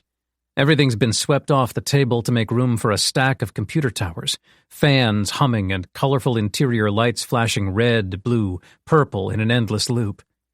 2 huge curved monitors combine to form a single boomerang-shaped screen, at least 40 inches wide. She joins him a moment later. He says, "Obelisk put you up to that stunt?" Something genuine flashes in her eyes this time, a small rise of emotion. She controls it quickly, but he notices. She says, "What use would you be if something like that deterred you?" "I get it." "I told him that's a fine line, though. I didn't like it as a test." "Why not?" "At what point would you go the other way with it? At what point do you force your way in, refuse to take no for an answer?" "At no point." "I didn't know that. I didn't know what he did to you in Nepal, what he made you." Dante watches her for a moment. "He's dead." "No shit." "Then, what do you mean?" She openly scrutinizes him, lowering her gaze from his eyes down to his feet. "You clearly didn't show up looking like that, and you'd never look like that if you didn't meet him. He can do things, even in death, shape people into something better." "Is that what he did to you?" She doesn't answer. "I'm Stefani." "Dante." "I know." "He briefed you before he died?" "As a contingency. Lucky he did." "How long did he know about me before that night in San Francisco?" She doesn't answer that either. He says, "Stefani." "I don't know. I mean that." He wonders how far to push it. "Do you know his real name?" A small shake of the head. "Did he tell you?" He shakes his head too. It's technically the truth. She seemed to note certain details she didn't absorb when she first opened the door. He wears a black tee exposing the gouge in his elbow, the missing chunk of skin turned to a small crater of a scar. His nose, badly broken at some point in the last 7 months, is obvious. She also sees the way his upper lip healed wrong where it split down the middle. "Obelisk didn't tell me much," she says. "But he sure made it clear you were going to be holed up on your own." "I was." "So, what, you beat the shit out of yourself for practice?" The memories are far from pleasant. In a roundabout way, yeah, I did it to myself. She waits for him to elaborate. He doesn't. Not out loud. But he remembers. 37. Day 50. They dump the prisoner on his doorstep. Dante hears the thud of knees dropping to the small wooden porch outside. Disappointment hits like a truck. He's a colossal failure and he knows it. Today marks a quarter of the way through his time here and he didn't hear them coming. They could have kicked the door in and sprayed him with bullets before he so much as turned to face them. Dejected, disappointed, he drops from the pull-up bar. Torched muscle fibers in both legs scream for reprieve. His right quad threatens to cramp, and not from dehydration or weakness. He's drunk nothing but water for 50 days now, hasn't touched a stimulant. Nor has he missed a workout. The method is simple, the execution less so. 3-hour-long sessions a day, separated by as much rest as time will allow, assisted by a mandatory 10 hours sleep a night. No single effort, whether it be running, calisthenics, Olympic lifts, or yoga, is overwhelming. He's been given direct orders to carry out each session at a moderate intensity, but the overall workload is astonishing, crippling almost. Obelisk wrote, "Be consistently good, not occasionally great." Now he hobbles to the door. Between sessions in the growth phase, hobbling is about all he can manage, and opens it. 2 Nepali men in dark blue military fatigues stand on either side of an overweight, balding man on his knees, wearing a white tee and baggy tracksuit pants. His shoulders are slumped, his head bowed, his shirt soaked in sweat. Cable ties pin his hands behind his back. In heavily accented English, one of the soldiers says, "Do you have instructions for this?" Dante looks from the sweating man back up to the soldiers. "No." "You're expecting us?" "No." The soldier nods. "You have gun in there." Dante thinks about lying, but sees from the look in the man's eyes this is not about the law. "Yeah." "Good." The soldier kicks the kneeling man in the back and he splays forward over the threshold, landing on his stomach at Dante's feet. Dante backs up a step. The soldier points down at the man. "He raped his niece. She 10 years old. His family hand him in. He not in system. No one will miss him." Dante feels sick. It gets worse when the man says, "You shoot him in the head. You need to know what it feels like. This what I'm supposed to tell you." "Who told you to do this?" "Old friend." "Old friend from the Gurkhas?" The soldier blinks. "Yes, but not his message. He relay it." From Obelisk, Dante thinks. A dead man's last wishes. He has nothing else to say. 2 months ago, he would have dragged this out endlessly, asking question after question, even though it's crystal clear what he's expected to do. But his physicality isn't the only thing he's transforming. He says, "Okay." Because no matter what, they won't take the prisoner back with them, so whatever he decides is on him. Nobody else. The soldiers take their cue and turn on their heels to stride back up the trail, leaving Dante all alone with the newcomer. A cold wind whistles across the arid plains. Muscles leadened by fatigue, Dante drags the man deeper inside, sliding him along on his stomach until there's room to close the door. He pushes it shut. It's quiet as a tomb in the shack. The only sound is the prisoner panting for breath, each inhale rattling in his throat. It's the first human contact Dante has had in 50 days. Someone drops a week's supplies at the trailhead each Monday morning, but the deliverer is always gone before he can lay eyes on them. The lack of social interaction is no problem anymore. Trivialities no longer frighten him. He hauls the guy up off his stomach so he can kneel, then points him in the direction of the far wall. Hands behind his back, the prisoner waddles like a penguin across the floorboards. It takes a minute or so for him to cover the distance. Dante spends the time crossing to a small table and picking up a 9mm Heckler & Koch VP9 semi-automatic pistol. More out of habit than necessity, he press-checks the weapon with the help of the front serrations, making sure there's a round chambered. He taps the end of the slide when he's done to make sure it's back in battery. You can learn a lot in 50 days. The prisoner reaches the opposite wall, shuffles round in a half circle, and puts his back to it. You couldn't ask for an easier target. The shack is a shooting gallery. The man stares at Dante with a mixture of confusion and anger in his eyes. Like, who is this recluse given the task of taking my life? Momentarily, Dante considers going the Batman route. No killing, no guns. But this is real life. You start making rules like that, you'll be dead before the sun goes down. You're either in or you're out. Trying to keep your hands clean is the equivalent of signing your own death warrant. He always knew it would come to something like this. His hand shakes as he raises the VP9 and aims it at the sweat stain spreading across the man's chest. The prisoner stares back defiantly, chin up in the air. What if he didn't do it? Intrusive thoughts spew forth, an avalanche of them. Any justification to not pull the trigger. But what did the soldier say? His family hand him in? He's guilty. He has to be. Dante tries to picture the act itself, which fills him with dread and nausea, tries to imagine what this innocent little girl has been through, what she'll be forced to remember for the rest of her life. She will carry the trauma forever. But he doesn't know her. The face he pictures is blurry, lacking detail. Some crucial clarity is not there. If you can't do this, another voice says, you haven't got a hope in hell. He's reached a watershed. Can go one way or the other with it. Only, there's another way. An idea tickles the back of his head. It's insane and its consequences are unnecessary. But maybe, in a way, they are necessary.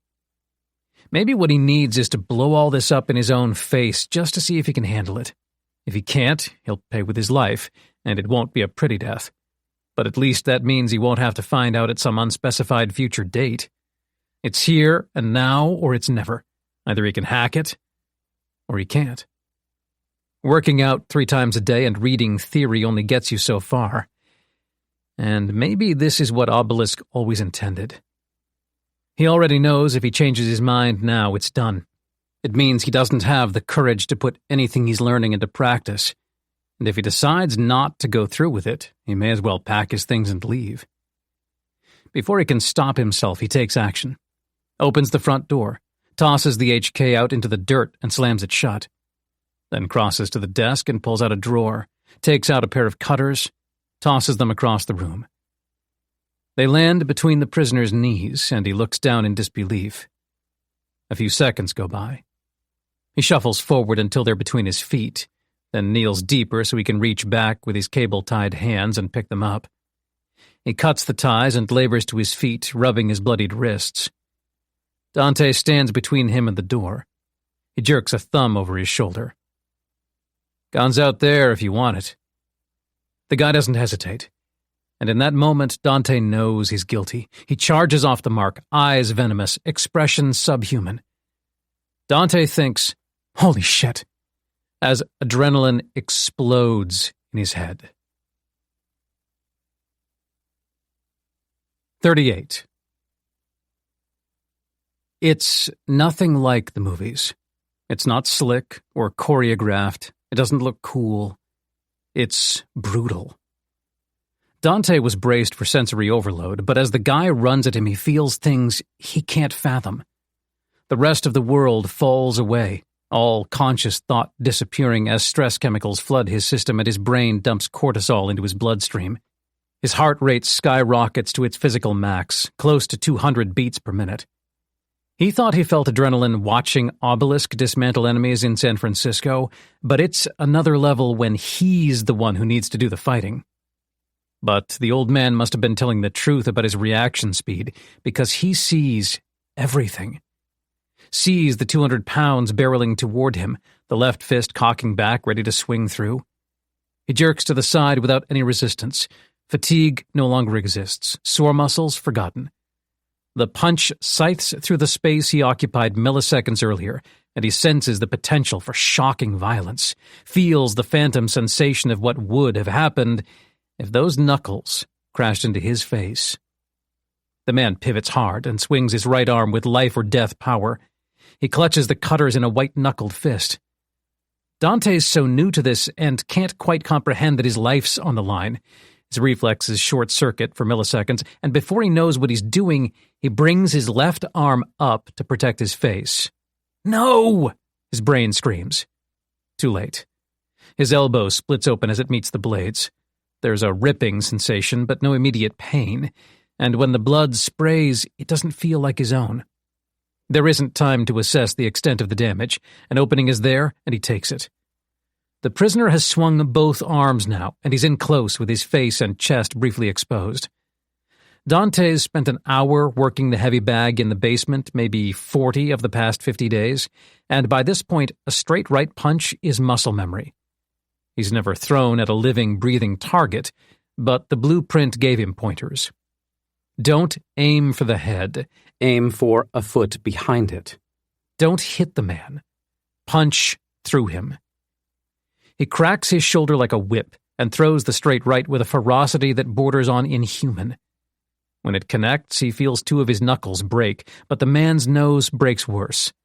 The septum doesn't just break, it shatters. The force of the impact knocks the guy back a step, and when his hands fly to his face to check if his nose is still there, he drops the cutters. His body's unprotected. Dante kicks as hard as he can. 50 days isn't long enough to master anything, but he's competent. His shin slams into the guy's ribs with the sound of a bat against flesh, a dull, sickening thump. He didn't feel anything break, so he tries to kick again. The prisoner drops his hands to protect his body, and Dante kicks his forearm, which snaps with a pop. This is the part where the tide turns, where the guy drops to his knees and succumbs to his injuries, allowing Dante to execute the finishing blow. Only that doesn't happen.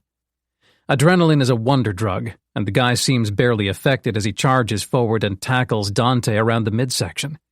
Driving him back, he slips and falls, and they both go down. Dante cracks the back of his head on the edge of the desk. It's made worse by 200 pounds on his chest, forcing him down harder. Not even adrenaline can help him now. When he sprawls across the floorboards, they swim before his eyes. He never played a contact sport growing up, has no experience taking a bump. It scares him in his soul, and he wants to curl into the fetal position, put his hands over his ears, and give up. But he doesn't.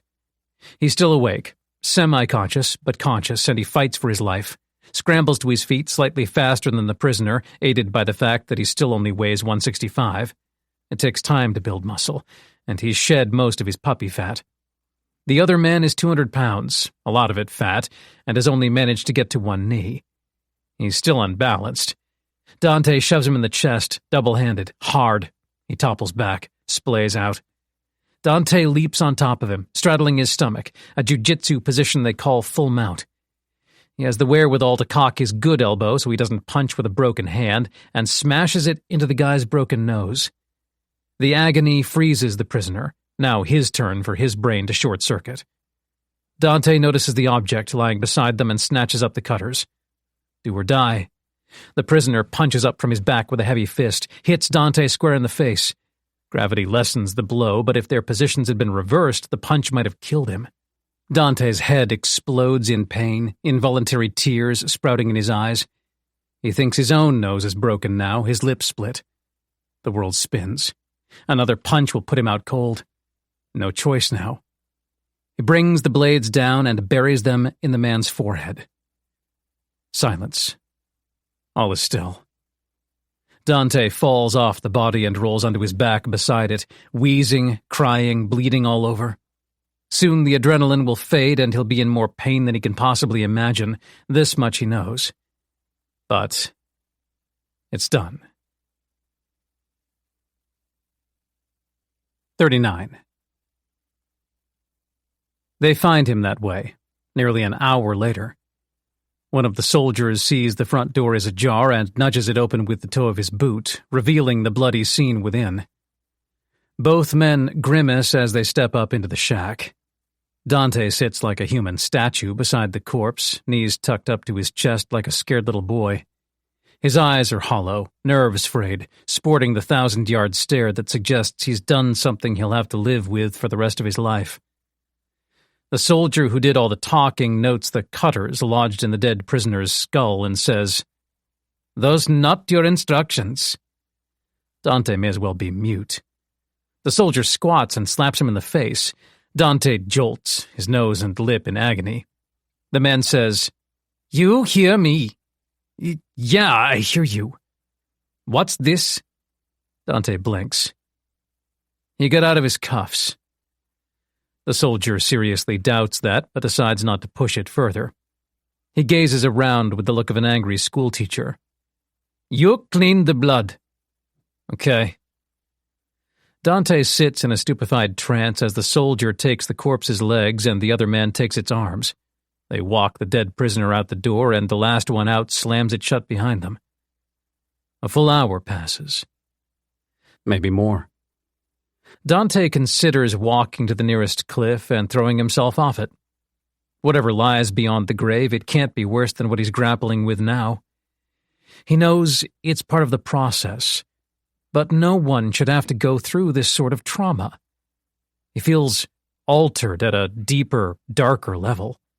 But he can't stop. The schedule won't permit it, and if he falls off the schedule, the world will come crashing down. How you do anything is how you do everything. One slip-up is the beginning of the end. It might feel like he's an empty, soulless husk inside a skeleton, but none of that prevents him clambering to his feet and shuffling down a long flight of steps to the basement underneath the shack, which is gargantuan. He can't shake the sense this long, cavernous space was originally designed for more nefarious purposes. With its metal walls and tiled floors, it has the feel of a gutted laboratory, workbenches removed long ago to make room for a fully equipped gym and a specialized firing range. Over the last 50 days, Dante's struggled to manage even the slightest upkeep outside of the daily work Adam assigned, so the mats are peppered with weightlifting chalk and bullet casings are strewn everywhere like tan bark. At least, he thinks, I belong down here now. The atmosphere matches how he feels. Cold. Dead. Like his victim. He shuffles over to the deadlift bar and begins loading it up with plates in a zombified state. It's the top of the hour, and he must work. Bloodstains cake the webbing between his fingers as he wraps his calloused hands around the bar. 40. Stefani says, "Where'd you go?" He snaps back to the present. "Sorry, got a lot on my mind." She studies him from a distance, trying to see through his walls. He doesn't let her in. "So," he says, "are you going to tell me anything about who you are, how you knew Obelisk, why he told me to come here, what you know about me, who was hunting me in San Francisco, whether they're still looking for me, and what exactly all of this has been for?" She doesn't answer immediately, taking her time to think through each of his questions. Finally, she says, "You don't know any of that?" He shrugs. "I don't have all the answers. I've been following a blueprint." "I know." "Have you read it?" "Of course not. It was for your eyes only." He feels relief, and he obviously hasn't totally mastered keeping his expression inscrutable because she notices. She says, "You obviously stuck with it." He nods. "And he didn't tell you why?" "Supposedly I have some of the best reflexes in the world." "Supposedly?" He recalls fighting the prisoner without an ounce of prior combat experience. "Well, I'm still alive, so I must." "And what's that got to do with this blueprint?" "I was a loser. No other way to say it. An easy target. Someone got their hands on my reaction speed data, intercepted on its way to Obelisk. I'm sure there were countless foreign agents who wanted me out of the equation before the CIA could make me competent." She seems bemused. "The CIA, huh?" He stares. "Whoever Obelisk worked for." "He told you he worked for the CIA?" "Not exactly. He alluded to something. Black Ops, I guess." She smirks as she turns away and walks over to the dining table. He hasn't completely shed his old self and is keen to fill the silence. "All the guys who came after me that night looked Eastern European, if that helps." She glances over her shoulder. Helps with what? I don't know. And careful, she says. I'm Belarusian. I wasn't bad-mouthing the whole continent. She sits at the table, pulls up a program on one of the computer monitors, and types out a series of commands. For a moment, he doesn't think she's being serious. Then he realizes she can actually type that fast. He finds himself in a trance, watching her. He can't take his eyes off her fingers, flashing over the keys faster than he can visibly process.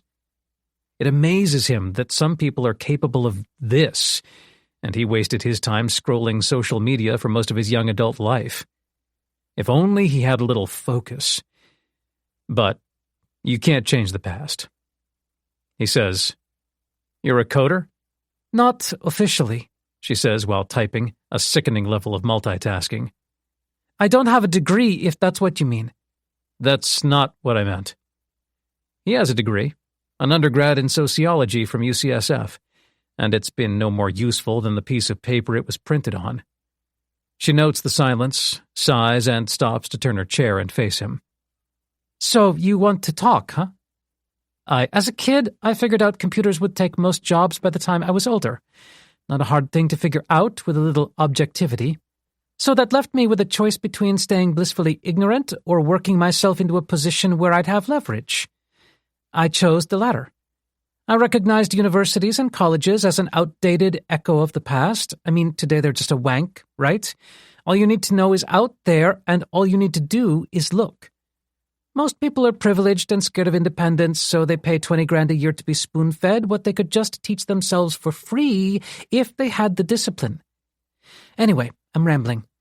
I realized the way of the future is being able to process huge amounts of information so you can then tell the computer what to process, where to look, how to operate. Anything else will quickly become obsolete, so that's what I do. I'm very good at it. He starts to get a sense of who she is, what she knows about the world. He feels like a preschooler in comparison. And that's after 200 days of relentless self-discipline. There are levels to this game. He says, How old are you? 23. You? 27. I was told 26. I had my birthday in Nepal. How do you celebrate? He can only shake his head. So, why am I here? She turns back to the screens. I've been tasked with monitoring the aftermath of your little skirmish in San Francisco. Most of the fallout was predictable and unimportant. Democrats and Republicans politicized it to fit their party narratives. The news put the death toll in the headlines for weeks, then promptly moved on to the next controversy. And the SFPD promised a crackdown on violent crime. What was important was the uptick in chatter on known encrypted messaging applications. I've been listening in on some of the more poorly protected lines, the cheaper, dumber organized criminals, and it seems there's some frustration coming from the higher-ups and whoever's paying them. It's surrounding your disappearance. They haven't been able to track you down, and it's pissing them off. They figured out the Richard Coombs thing, probably by manually scouring passport photos until they hit a match. But Nepal seems to give them cold feet, and there's been no efforts to investigate in-country with boots on the ground, so you've been safe. He's thinking too hard to respond. She says, But your girlfriend isn't. 41. Shock twists his stomach. He doesn't bother correcting her. Amber? Stefani nods, eyes on the screen. They're circling like vultures. It must have been obvious she was the only person left in your life. Seems they want to find out what she knows, but they've been hesitant to grab her given the police heat in Bayview after the firefight 7 months back. But the pressure is dying down. Departmental resources aren't limitless. I don't know what these people are going to do, but they're going to do it soon. Who are these people? She looks back at him. Even I don't know that. He exhales, fighting for composure. It's a lot easier to plan what you're going to do than it is to do it. The real world doesn't let you figure out the best plan and then wait for you to execute. It throws you in the deep end, complete with head-spinning uncertainty and self-doubt, and it's on you to keep your head above water in a stormy sea. He says, What do I do after that? Where does this lead? He's talking more to himself than to her. She responds anyway. I'm not your guru. I don't know. Make a life with your girlfriend? I'm sure she's missed you. She's not my girlfriend. Silence. Stefani looks him up and down again.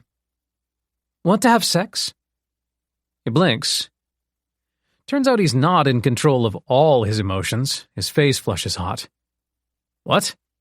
You heard me. There are times for immediate pleasures. Now is not one of them. Not when he's only just started reintegrating with the world. He's objective enough to see that. No, thank you. I'm not a Bond girl, she says. There won't be consequences. It won't get me killed. I'm not some muse swooning over you thinking you'll be my whole world. We'll just enjoy ourselves and then move on with our lives. He stands there, arms folded across his chest, and juts his chin at the screens. Can you send me through what I need to know? I need to go handle this. She turns back to the screen, and he glimpses a smirk in the reflection of the coding software's black background. He says, What? Call it like it is. Don't pretend you don't have the time. You wouldn't last long enough for it to have any impact on your travels. I like the confidence. There's a whole lot else you like. He sighs. It's not you, obviously. It's... She doesn't cut him off, waits for him to get his thoughts out. He shakes his head. You should have seen me before. This is all so new to me. I'm still getting my feet on the ground. Imposter syndrome? That would be putting it mildly. She taps the mouse a few times, and a folder of files syncs to a smartphone plugged into one of the computer towers. She pulls the cable out, stands up, and hands him the phone. All the important stuff is on there. Do what you want with it. Text, call, surf the web, whatever. It's encrypted properly. I know what I'm doing. I believe you. They look each other in the eyes for a moment. He says, How did you know him? Obelisk? He nods. She says, He raised me. His heart pounds. It's quiet. She notices his dejection. It's okay. I feel like I'm the reason he's dead. He sucked you into this, not the other way around. Always remember that. He has to voice what's on his mind. He knew about me before I took the reaction test, before my data showed up. I don't understand where this began. All she can offer is a shrug and a sad smile. He had many more secrets than that. I never even knew his name.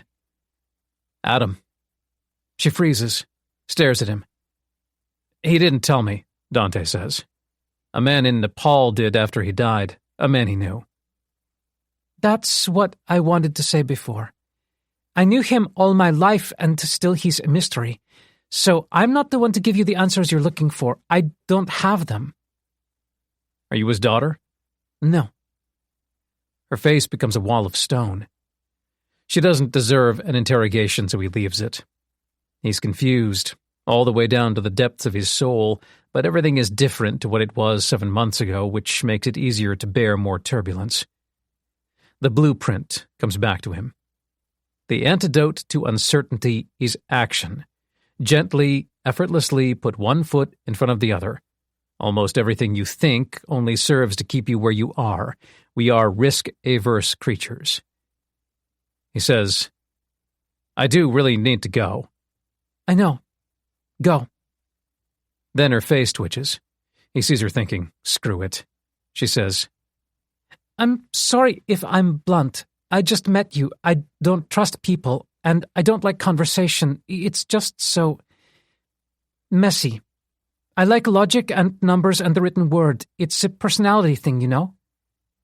Yeah, he says. I know. This is the most I've talked in a long time. Me too. She offers him a new passport she snatched off the kitchen countertop, then extends a hand. He takes both offers. Her grip is somehow both soft and firm. He says, Can I call you sometime to talk about Obelisk? I'd like that. Silence. She says, There's an encrypted number in the phone you're holding. It's the only saved contact. You'll figure it out. He smiles, turns and walks down the entranceway. and steps back out into the cold. 42. 20 hours later, he's in San Francisco.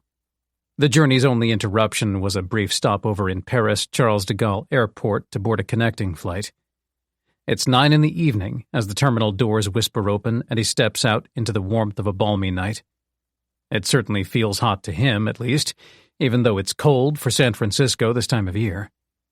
He realizes that over the course of the last 200 days he acclimatized to both the altitude and the brutally cold temperatures near Mera Peak.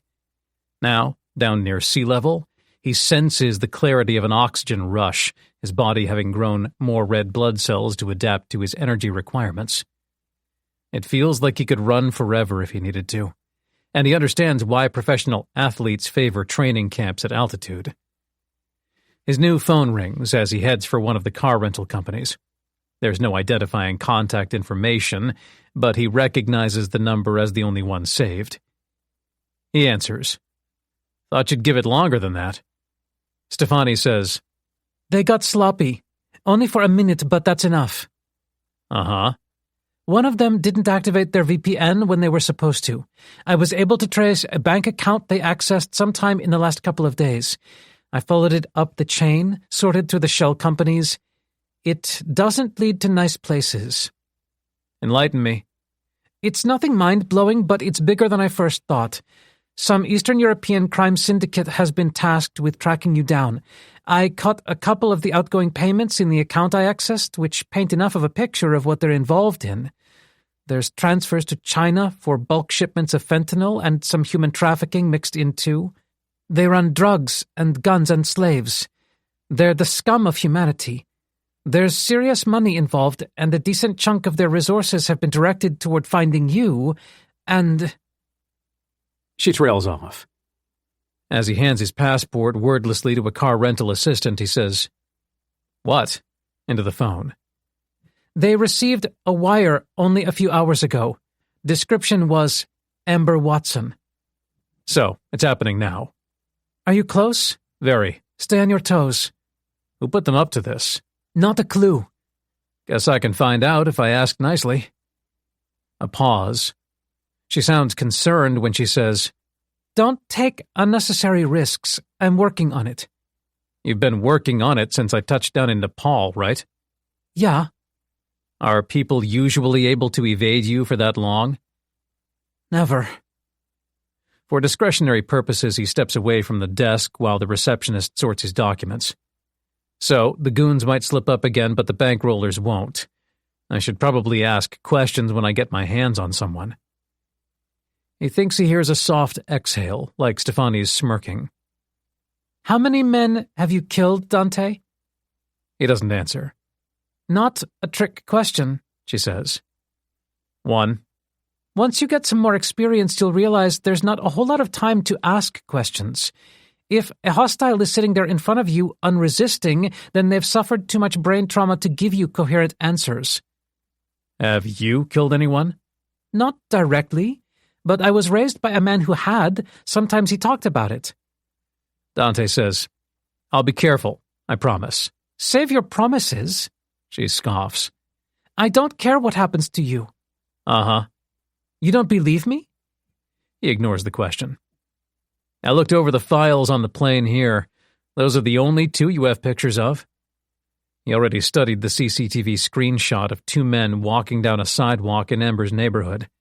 They're pale, same as the men Obelisk mowed through 7 months back on that fateful night. One is bald, the other sporting close-cropped black hair. They're heavily built and look mean. One has neck tattoos. They each sport a distinct bulge at their right hip, no doubt armed under their jackets. "So far," Stefani says. "There are more, but they're sure being careful.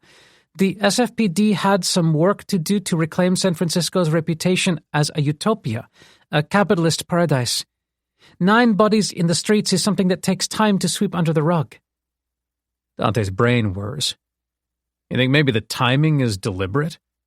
She hesitates. "In what way?" "I used the Richard Coombs passport to get to you, so maybe they flagged it. So they let their guard down deliberately, make a transfer using Amber's name, knowing you'll see it, and wait for me to waltz into their trap? I seriously doubt that. It's possible. I guess, she says, then pauses. Regardless, there's only 2 men in the area. That you know of. I've been sweeping Bayview like it's my job. Those 2 are it. There might be reinforcements outside the neighborhood, but the snatch and grab crew has to be small, I guess. Got to keep a low profile. Dante stews on that. The assistant waves a card reader in his direction, and he taps a credit card he brought from the shack. She hands him his passport and the keys to a black Hyundai, perfectly nondescript and unimpressive. As he walks out, he asks Stefani, "Even though it's only 2 guys, could it still be a trap?" Of course. What would be the logic behind that? Stefani says, They sure know who you used to be. I'd be thinking, what can he possibly have done in 200 days? Okay, I'm going in now then. Stefani interjects. You might want to know something. Yeah? There's a guy over right now. He comes around a couple of times a week. Same purple work uniform. Obviously, I wasn't going to tell you when I thought she was your girlfriend. Some friend you are. I don't want friends. Dante sighs, but not for the reason Stefani thinks. If Zach's there when he shows up to let Amber know she's in danger, it'll be the mother of all domestic incidents. Zach's macho to a fault, and won't accept Dante trying to whisk her away because she supposedly isn't safe. He won't believe a word, and he'll put his foot down. It'll get ugly. Dante says, Okay, tomorrow morning, first thing. I take it she still works at Evolution? Yeah. You want me to book you an Airbnb for tonight? You don't have to. I can handle it. I got no projects for the next couple days. It's no problem. He pauses, sweeping his gaze over the unpopulated car lot as he pulls to a stop in front of the Hyundai he's looking for. The other vehicles loom in darkness, silhouettes in the gloom. Shadows used to terrify him. Now he can only see their use. He says, You know where those 2 guys are? Not right now. If you show up at the gym tomorrow, it'll draw them out of the woodwork. He's a touch disappointed. I'll let you know what happens. He hangs up, pops the driver's door, and gets behind the wheel. 43. The next morning, he doesn't think, just gets up and goes. Thinking was the reason he wasted most of his young adult life. He couldn't resist the constant avalanche of opinions that poured into his head 24/7, opinions he actually thought were his own. Now he can see them for what they were, the ideas and sound bites of others, reskinned and repackaged by his subconscious to allow him to think he was so much smarter than everyone else, when really all he was doing was parroting what the rest of the world was saying. He tries to think as little as possible these days. What you need to do is frighteningly simple. All else is window dressing. He rolls out of bed at dawn as soon as light creeps into the outer sunset apartment Stefani booked for him. On autopilot, he downs 3 glasses of water back to back to back, steps under a jet of cold shower water to shock himself awake, then hammers out 10 minutes of push-ups to warm himself back up. He follows the Tabata protocol as prescribed by Obelisk, 20 seconds on, 10 seconds off, which supposedly gets you the most bang for your buck. He's up to 20 push-ups each interval now, and totals 400 before he clambers back to his feet. He can feel the blood pulsing through his chest, shoulders, forearms. He doesn't understand why he never bothered to get himself in shape. It's so damn simple. There's a lot he doesn't understand about who he used to be. Maybe never will. But Obelisk braced him for the resentment he would feel toward his past self, and he takes it in stride. At 7 a.m., he snatches up his keys and leaves the apartment. It takes 20 minutes to drive the 10 miles to Bayview. When he reaches the neighborhood's outer limits and spots the first familiar sight, a fried chicken spot he used to walk past on his way to the liquor store, the unease nearly cripples him. It was easy to detach in Nepal, to lose himself and create something new. But now he's back where he formed every terrible habit, where alcohol and nicotine and anxiety and depression seized him in their grasp and refused to let go. Who he is now feels like a facade, seems false. He stops thinking. Evolution is struggling. He notes the sea of empty car spaces as he pulls into the lot, the handful of members here at 7:30 having parked right near the entrance. The murals on the wall have faded in the sun, and no one's bothered to top them up with fresh paint. If it were a smaller establishment, there'd be no problem, but the sheer size of the warehouse gym makes its lack of members intensely noticeable. The property is a ghost town. Dante prefers that. He casts his gaze over every inch of the lot and its surrounding laneways as he levers up out of the car. Uses every trick he learned in Nepal to clear the scene, taking advantage of his reflexes to process visual data with frightening speed. What Stefani can do on a keyboard, he's come to learn, he can do in the field. Well, that's what he thinks. Time to put it into practice. He strides right in before he can hesitate and start paying attention to his nerves. They hum in the background, threatening to burst forth at any moment, but he's recognized them for what they are and tamed them, for the most part, into submission. He walks right up to the reception desk. Amber stands behind it, entering client information into the computer. She looks no different. It's hard to improve upon the peak of physical fitness. She glances up at him with a very corporate smile. "Hi, welcome to—" She stops mid-sentence, like someone's physically shut her mouth. She stares. He says, "Yeah, I know." "What the fuck?" An employee stacking tubs of protein powder on the other side of the entrance glances over. Dante looks her right in the eyes. "Keep your voice down." She has to lean forward and place both palms on the desk, no doubt lightheaded. "Wait," she says, blinking hard. What happened to you?"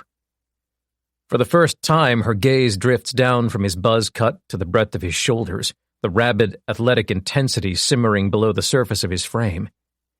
He knows he has that hard edge now, which is something more than physical. It's not just that he tore his muscle fascia to pieces over and over again until it began to swell and grow and transform, but he's done it with genuine effort, not with the help of modern gym equipment. He didn't isolate muscles for maximum growth. He brutalized himself with nightmarish full-body routines until explosiveness formed, where previously there wasn't an ounce. Not only is he strong now, he's functional. She's an expert when it comes to the body. One look at him and she knows what he's been through. He says, "Let's get coffee." Her lips flap as she searches for words, trying to work out how to react. She glances at the documents in front of her, then shoots a look deep into the gym where a handful of early morning lifters busy themselves with the equipment. There's no sign of Zach. She says, "Dante, I have an 8 a.m. It's important." He doesn't look away, doesn't shift his weight from leg to leg, doesn't betray any nervousness or discomfort that might suggest he's not serious. It's such an extreme contrast to the man he used to be that she has no idea how to take it. She can't process this. She's frozen. "Amber," he says, looking deep into her eyes. "I'm not kidding." It still doesn't compute, but it puts her on autopilot like she's short-circuiting. She falls back on the easiest response, which is cooperation. "Okay."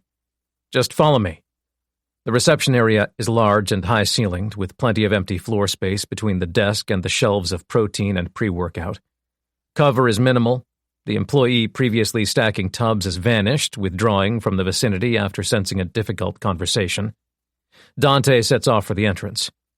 Expects the two guys to stride in, is ready for anything, blood humming. But nothing happens. And he cools off as he leads her out to the Hyundai. When she gets in the passenger seat, she turns to him and says, "I don't understand." "I'm still figuring it out myself." She grips his calloused, muscle-clad forearm to check she's not imagining things. "What have you been through?" If only he could explain. 44. Day 138.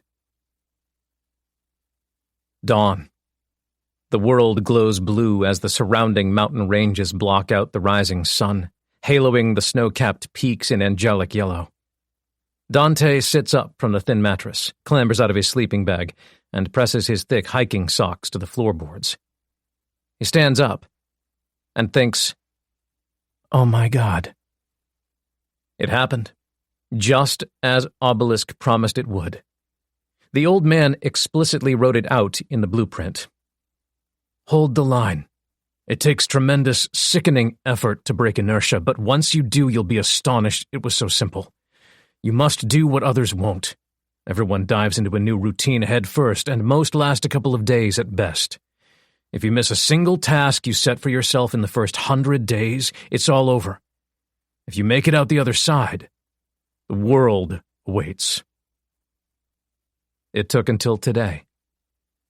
Each morning since day 50 has been his personal version of hell. The brawl to the death sapped everything from a depleted body already so close to the edge. He'd already been riding the thin line between progress and exhaustion, and the fight and its resulting injuries tipped him over. The only problem was, he couldn't stop. It simply wasn't permitted. Let's take a brief pause together to let everything we and Oppos be heard sink in. Coming up is a gentle, relaxing melody.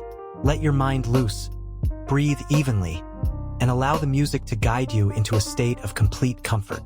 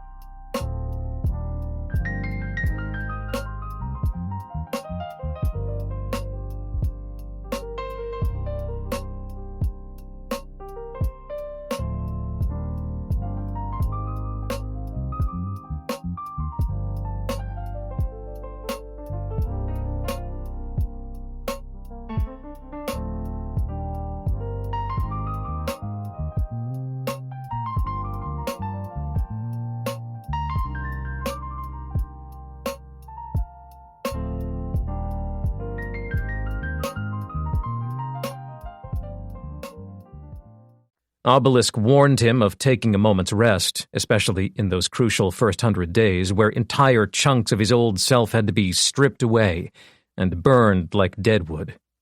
Taking time off wouldn't just stymie his progress, it would ruin all the work already completed, make it mean nothing.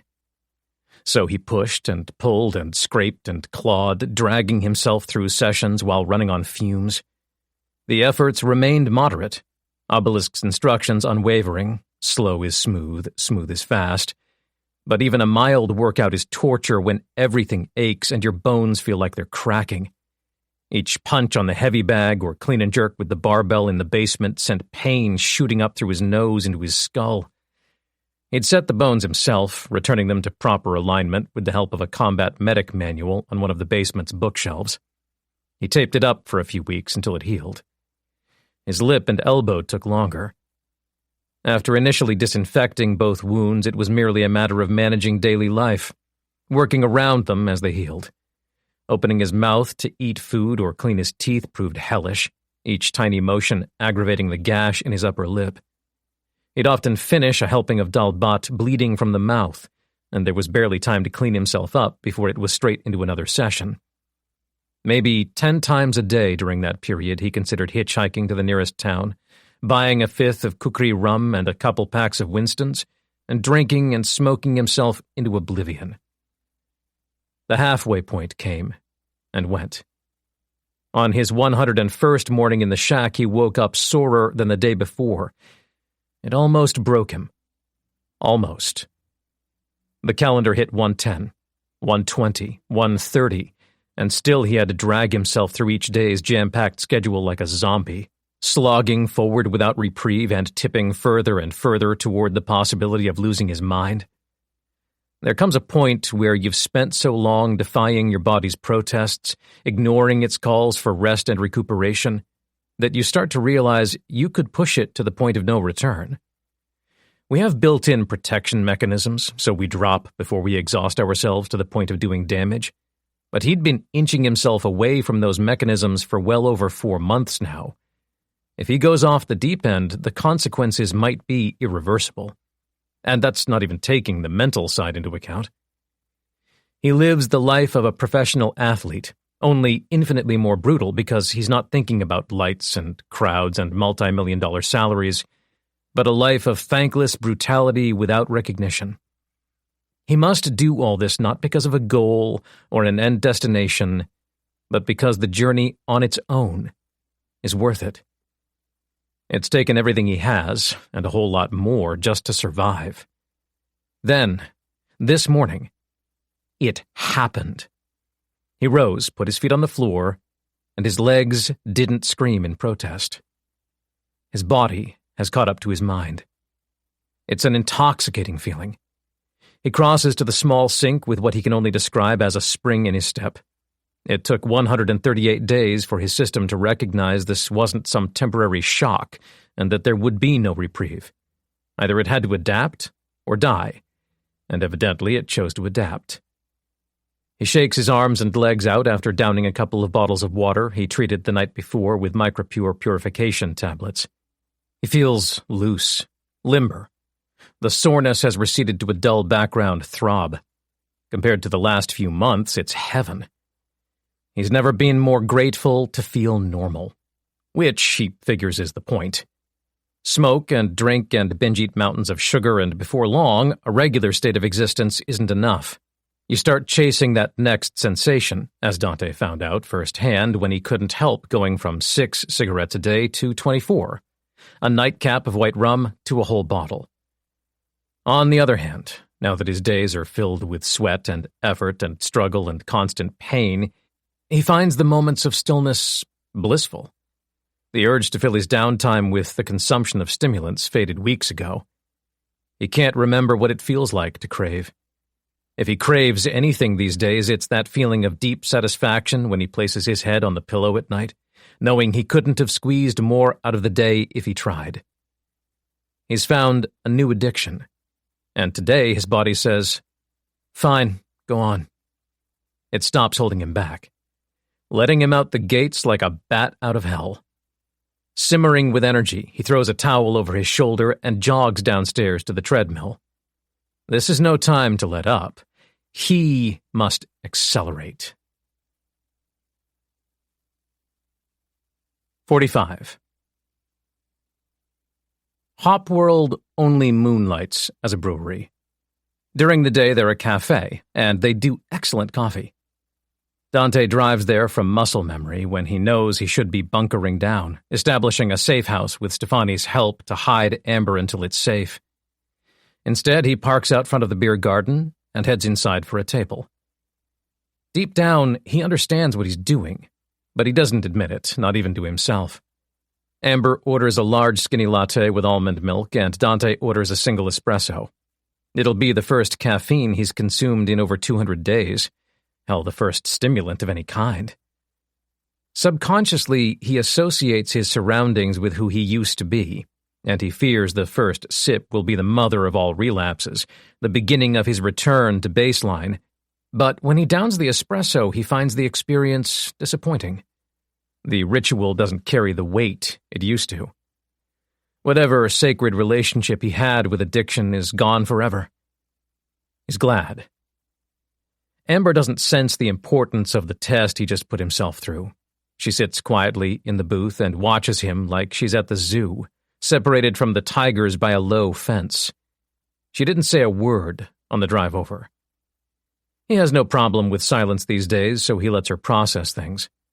Now she says, "What happened that night?" He sits straight-backed, keeping the entrance in his peripheral vision. Besides the two of them, the inside seats are empty. A handful of patrons sit outside in the sun with their morning coffees well out of earshot. "I still don't know for sure." Her wide eyes narrow, racked by confusion. There's something else there, too. Discomfort. He used to see her as a deity, impossibly beautiful and efficient, but beneath that, she's mortal. His own insecurities made the world seem so alien. He can see her properly now, see her true self rather than the mythical being he built up in his own head. He used to consider her habits impossible to replicate, but now he sees them as simple, correct decisions made over and over again. She's not superhuman. She's as flawed as we all are, but fights through it and does the best she can with what she has. Which is what actually makes her special. She says, "Those incidents... I got caught up in some shit. I was sure you got killed." She leans across the table and cups his chin so she can study his facial wounds. "Jesus, Dante, did they take you—" She trails off. She was going to say hostage, but realized that doesn't explain his musculature. It would account for the transformation of his soul, but not his body. He sits there, silently, lets her stare. She takes her hand away from his chin. "Was I right? Was it gambling?" "No." "How did you know that man?" "I didn't." "You went with him like you knew him." "I saw how it would go if I didn't." "And since then?" He shakes his head slowly. "I can't even begin to explain." "Have you been staying with that man?" "He died that night." She blinks, uncomprehending. He gets it. She's thinking these conversations don't actually take place, they're bad cliches from movies. "Amber," he says, "some people are after me. Have been since that night. They haven't been able to find me for the last 7 months, so they've turned their attention to you because you were the only person in my life. I know what you're going to think, that I've joined a cult and gone mad, and now I'm back with all my pent-up rage and jealousy to direct toward you and Zach. I assure you, that's not the case. I don't give a shit about that. But if you go back home tonight, they'll grab you. You need to lay low, and I suggest you do it with me. I'd understand if you didn't trust me, though, so it's your call. I promise you my interests are in keeping you safe and nothing else." She says, "What?" "Please keep your voice down." She leans forward again, hunches over, eyes ablaze. As furiously as she can whisper, she hisses, "You don't get to do this. You can't disappear for half a year and show back up looking like this and expect me to take it in stride. I don't care if people are looking for me. I need an explanation. What the fuck happened to you?" He watches her closely. "You should care." "Why?" "Because they'll torture you for information." He says it matter-of-factly, and it goes right over her head. He sees that this is why people converse with emotion, with raised voices and gesticulations and curses, because it gets the damn point across. She says, "If that's the case, why are we out in the open? Now, can you please tell me why it looks like you've been indoctrinated into the Special Forces?" He says, "I'm sorry." "What?" "I'm using you as bait." That's what gets through. Punches through the veil of disbelief, anesthetizing her thoughts, and tells her this is serious. She cocks her head. "Dante." "I think they've established a perimeter around Bayview. For now, there's only 2 who are reckless enough to close in on you. I'm banking on them making a move, especially now that I showed my face at the gym." A pause. "You're not fucking with me?" "I wish I was." "Why aren't we somewhere safe?" "Because I need a gun." The way he's positioned himself, he has a sliver of view over the top of the booth, all the way through the beer garden to the entrance passageway. When the 2 big guys hustle into the garden, there's a fleeting moment where he can see them and they can't see him.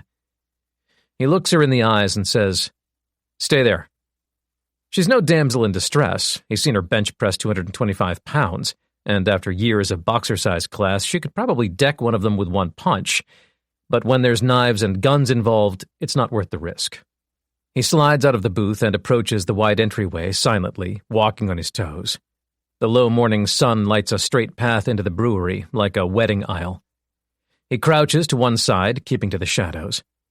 Directly across from him, on the other side of the entrance, is a swinging door. The sole employee inside Hop World is a barista, busying himself with a row of soy lattes, his back turned. Dante's heart rate skyrockets. 160, 170 beats per minute. Which is no longer a bad thing. Locked away in the shack's basement, he became intimately familiar with a movement known as the power clean. Obelisk considered Olympic weightlifting the most practical form of resistance training for field use, the perfect blend of power and explosiveness, and scheduled it for Dante accordingly. For months on end, he lifted an increasingly heavy barbell off the floor and threw it up to shoulder height, letting the bar land across the top of his chest so the force of the impact could distribute down through his frame. Just before he left Nepal, he set a personal record of 260 pounds. It nearly broke him in half.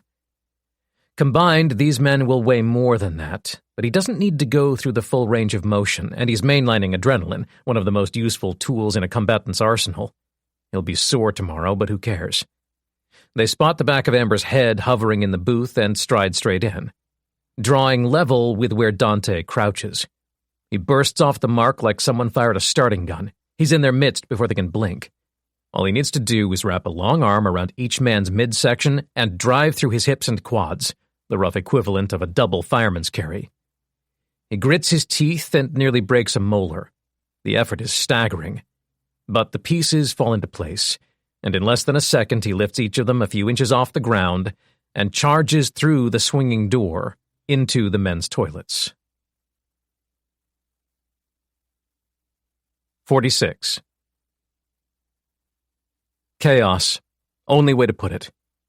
The room is small, cramped, the ceiling only a few inches above their heads. It's comprised of 2 tiny cubicles, a row of urinals, and a single sink and tap.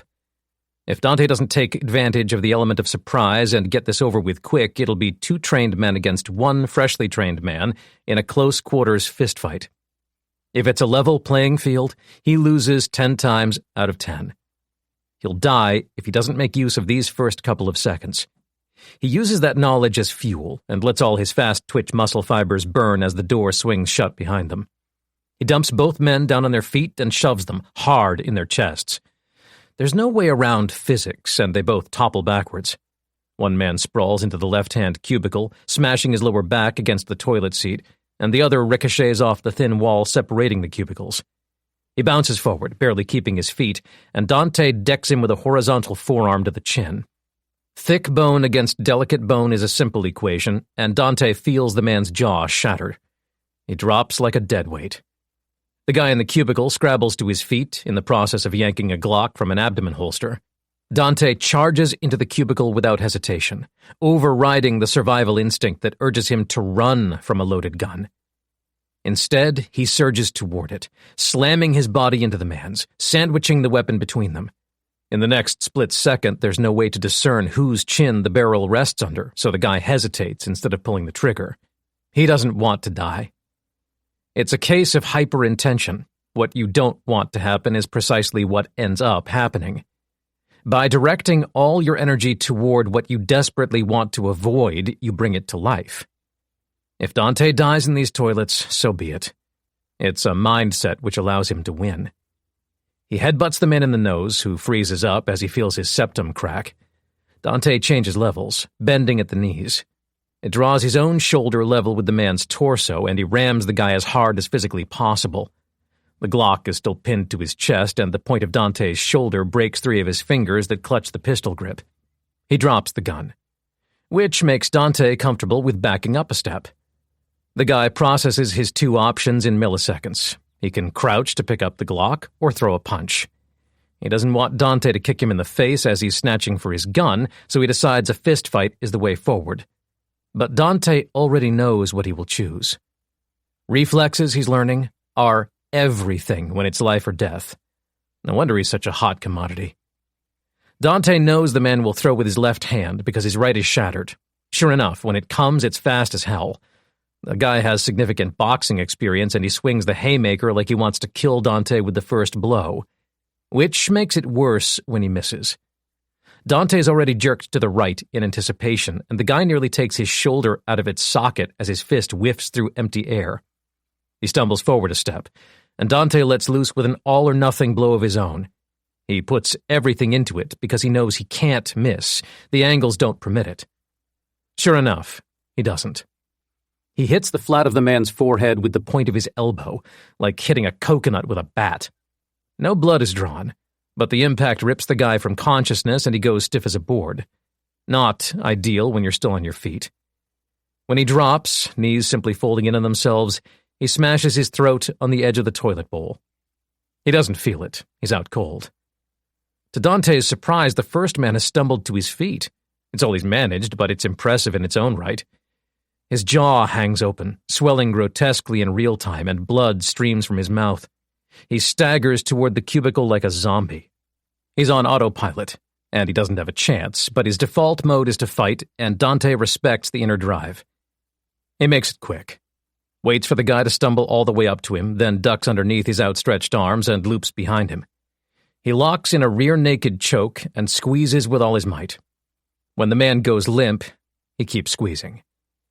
A choke like that isn't technical, you just need to be strong. It only takes 20 seconds. Dante dumps his body on the cubicle floor beside his colleague, who has also stopped breathing. Hitting the bowl neck first must have caved in his esophagus. Dante flips the toilet lid down and heaves the corpses into seated positions atop it, one sitting on the other's lap. He closes the cubicle door and locks it, then hauls himself up and over the narrow gap between the top of the door and the ceiling. He drops down onto the trail of blood left by the first man's jaw and yanks out enough paper towel from the dispenser to mop it up. Then he tosses the wad of wet red paper over the locked cubicle door. Finally, he splashes his face with water and zips his jacket up to conceal the blood sprayed on his shirt. He's freely sweating and can't help panting for breath, but that won't be cause for alarm. It's the 21st century. Panic attacks are par for the course. He walks back out like nothing happened and approaches the booth. "Let's go." Amber sits rigid, facing forward like a statue. He nods appreciatively to the barista behind the counter, who nods back without a hint of suspicion. Could be an act, but Dante doubts it.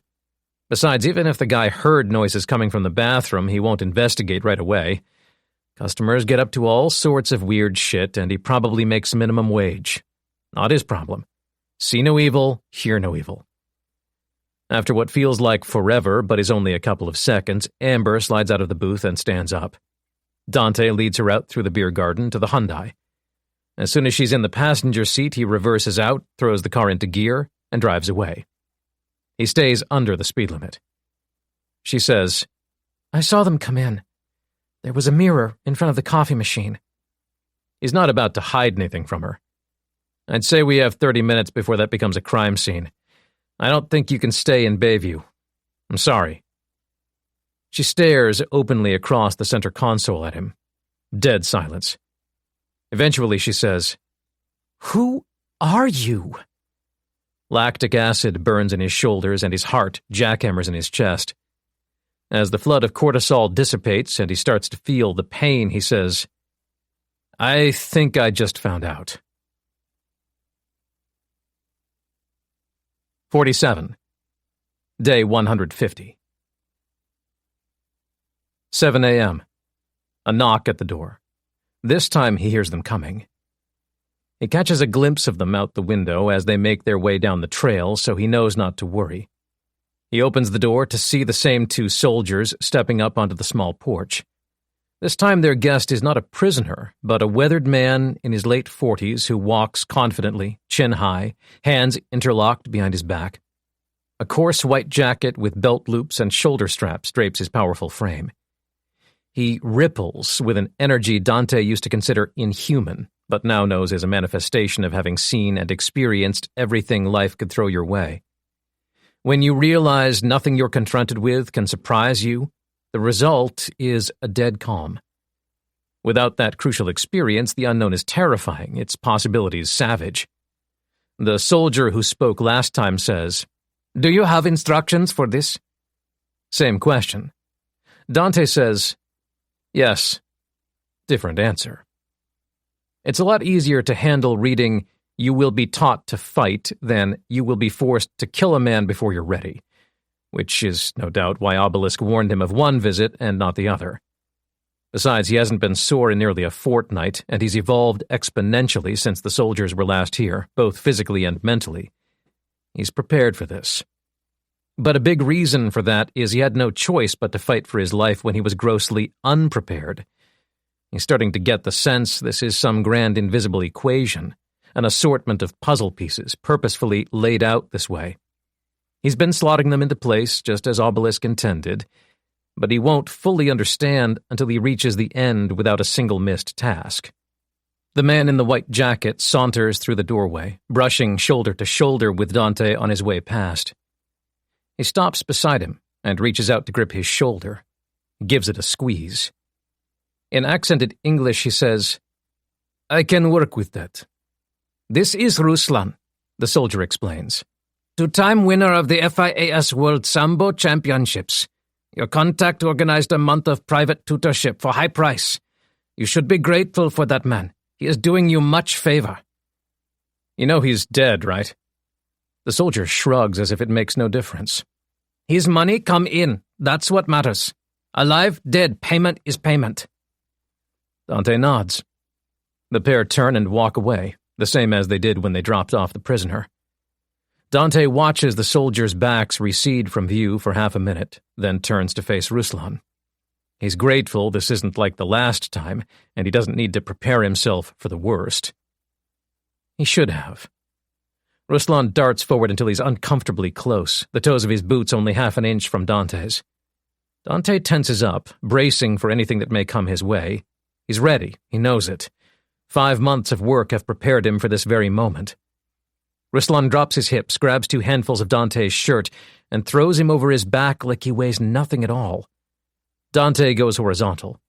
He braces for impact, but it doesn't matter.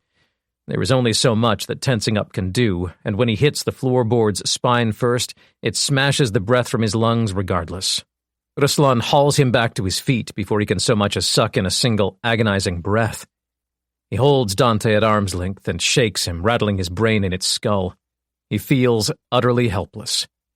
Ruslan lets go and shoves him toward the door. "Close it." Dante obeys. Turns to push it shut, accepting his fate, and when he turns back, he's surprised to find Ruslan hasn't moved. He was expecting another attack, a proper beatdown. Ruslan says, "See?" Dante doesn't respond. Clearly, there's a lot he doesn't see. He doesn't think he's worthy of trying to answer. Ruslan says, "You've worked very hard over the last 150 days, yes? That is, if you followed your instructions." "I've done everything I was told to." "This is what's needed. You had glaring deficiencies. You can't go from 0 to 100. There must be order. This is why I've only shown up now. Technique is good, but if you're teaching technique to a weakling, there is not much they can do, you see?" "I see." "You have a foundation now, so we start to hammer. Are you willing to hammer?" "Yes." "I don't believe you. You need to prove you are telling the truth. We'll find out soon enough." "I'm ready for anything." "You say this," Ruslan says, "but you don't know what I mean by hammer. I've been hammering. The one who is best at what I do is the one who is happy to suffer. You may think you can do this, but you are probably lying to yourself. You must be grateful for the opportunity to suffer. This is the only way forward. Today is day 1 of 30 with me, and by tonight you will have been slammed on the floor 100, 200, 300 times. You will be bruised all over, skin on fire, and there will be pain. I cannot describe how bad it will be. But you will adapt. You only need to promise to hold the line until my time here is up. And you need to mean it. Do these 2 things, and I will give you the practical use of all your new strength." Dante knows it's deeper than that, but doesn't say so. Over the course of his time in the shack, he has glimpsed the truth, rereading the blueprint until every word has sunk in, until he can recite entire passages from memory. Ruslan understands this truth too, but can't communicate it. He uses words like suffering when what he means is something else entirely. Most of us suffer every day, and look where it gets us, nowhere. But cooperation is important to show you are serious, so Dante looks Ruslan in the eyes and doesn't blink when he says, "I promise." He gets the sense Ruslan has heard many truths and many more lies. Ruslan must be intimately aware of the difference between the two. He says nothing for 10 agonizing seconds, then nods once. "I believe you," he says. He reaches into a bag slung off his shoulder and pulls out a matching Sambo jacket, which he hands over. 48. An hour later, Ruslan says, "Try to stop me." The 98th time he's said those 4 words since he arrived. He repeats them like a mantra. Dante sucks wind and braces himself by bending slightly at the knees, his muscles on fire. The exhaustion is all-encompassing, but he can't stop. He's not allowed to. For the 98th time, he tries to stop Ruslan. And for the 98th time, despite knowing exactly what's coming, he fails. Ruslan fakes a punch which Dante knows is a fake, but makes him flinch all the same. Then the Sambo champion changes levels, falling forward onto one knee as if planning to headbutt Dante in the stomach. Dante tries to stop the takedown by rooting himself to the floorboards, but with a combination of flawless technique and serious core strength, Ruslan picks him up by the thighs, and the next moment he's airborne a few inches off the ground. With minimal effort, Ruslan drives through his hips to rotate Dante in the air. His balance now thrown off, Dante is helpless to resist. All Ruslan has to do is let go, and momentum handles the rest, sending him flying horizontally before he comes crashing back down to earth. He tries to soften his fall by bracing with his arms. All he achieves when his elbow slams into the wood is a numb limb.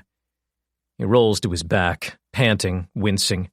Pins and needles fire up through his shoulder. Another bruise is guaranteed tomorrow. Ruslan stands over him. "You must know by now what I'm doing." The most Dante can manage is a nod. He sure can't get up. Ruslan says, "You can see it." "Yeah," Dante says through gritted teeth. "Yet you are helpless to stop it." "Right. I will teach you these little intricacies. You will learn." Dante's broken, demoralized. "You sure?" "Yes." "How do you know?" "Because you knew there wasn't anything you could do to stop me, but you still tried. You didn't yield." "I can't yield. Obelisk won't permit it." Ruslan nods. "See? You follow the orders of a dead man like you've sworn a sacred oath. That is more important than anything else." Dante sits up, which takes all the effort he can muster. He feels his hip flexors grating in protest. "His orders are all I have. And what happens when the instructions run out?" Ruslan kneels gracefully beside Dante, using obscene athleticism to lower himself down without making a sound. It's like he's made of steel and coiled springs. He moves with the effortlessness of a master. Dante wraps his throbbing arms around his aching knees. It seems the session has come to a close, which is a relief. He doesn't think he has enough left in the tank to get to his feet. The haze of exhaustion allows him to think clearly. He says, "I guess I figured I'd cross that bridge when I came to it. It's all going to be about the first decision." Dante stares into space. Finally, he glances over. "What do you mean?" "I can keep you in this shack for years until you are on my level, but that's not what you're here for. You're here to learn the basics and then get out there. I'm a specialist and a martial artist. I haven't competed in a long time, and when I did, my competitions were artificial. You're going to be a killer. You will compete for life itself. You have the privilege of taking part in the purest competition known to man." Nausea rises in Dante's guts. He doesn't like thinking about what he must do when he walks out that door, where he should even start. "But," Ruslan says, "I was told to tell you this. By Obelisk?" Ruslan ignores the question. "All this, psychology, physicality, capability, is useless without execution. You could be unstoppable, have an ironclad body and mind, but it means nothing if you cannot commit.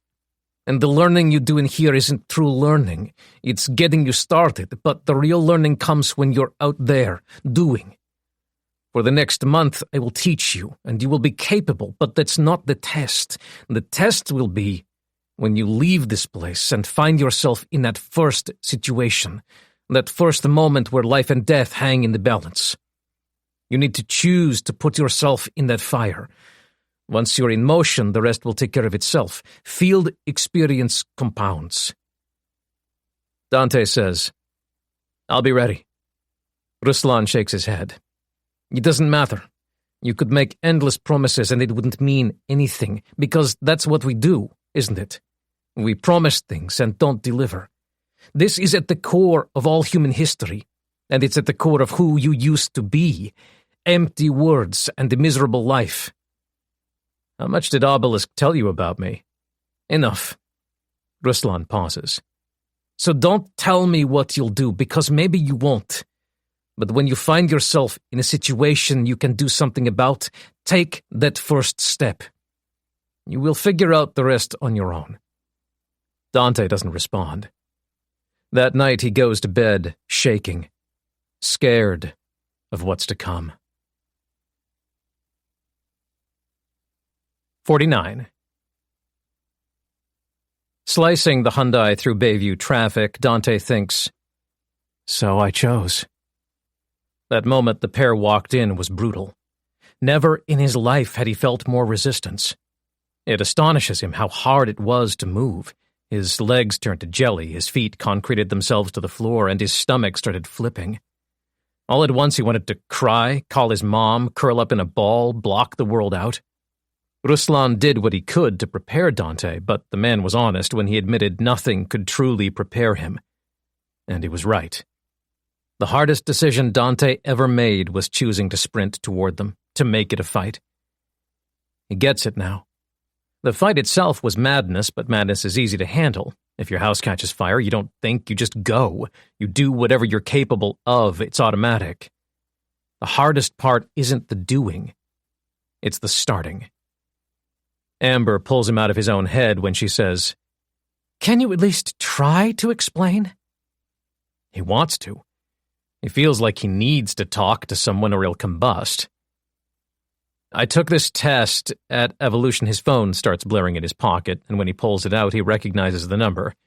He keeps one hand on the wheel as he answers. Yeah, don't leave Bayview, Stefani shouts over the top of his question. Dante glances up at the closest street sign. I haven't yet. It might not matter. They're coming for you. Should I pull into his head explodes as he's thrown sideways in his seat. The phone flies from his hand. He loses all feeling down his left side as the seatbelt cuts deep into his collarbone. Amber lets out a guttural noise as the car skids uncontrollably in circles, once, twice, 3 times. The rapid deceleration and change of direction pins them in their seats until the back of the Hyundai slams into a utility pole, and they come to a sudden, bone-shuddering halt. Dante is unconscious for only a half second, but when he snaps back to reality, it feels like it's been hours. His vision wavers. He tastes blood as he looks around in a daze. The hatchback is destroyed. He hopes it can still drive, but he can't be sure, and all he can manage is, fuck. Outside, people are screaming. Amber sits deathly still beside him. He spots blood in her hairline. You okay? She says, Dante. Urgently. He looks past her. A black Chevy idles in the middle of the street, its huge grille twisted from the impact of T-boning them. The SUV faces the Hyundai, which rests half on the road, half on the sidewalk. A man steps out of the Chevy's passenger side. With the automatic movements of a seasoned combat veteran, he raises his Glock 19 with a double-handed grip and locks his aim onto them. Amber's window shattered in the crash, showering her in shards, which means there isn't so much as a thin sheet of glass to separate her from the pistol's line of sight. It's a clean shot, right through the side of her head. Dante doesn't dare pull his own Glock in case it spooks the guy into panic firing.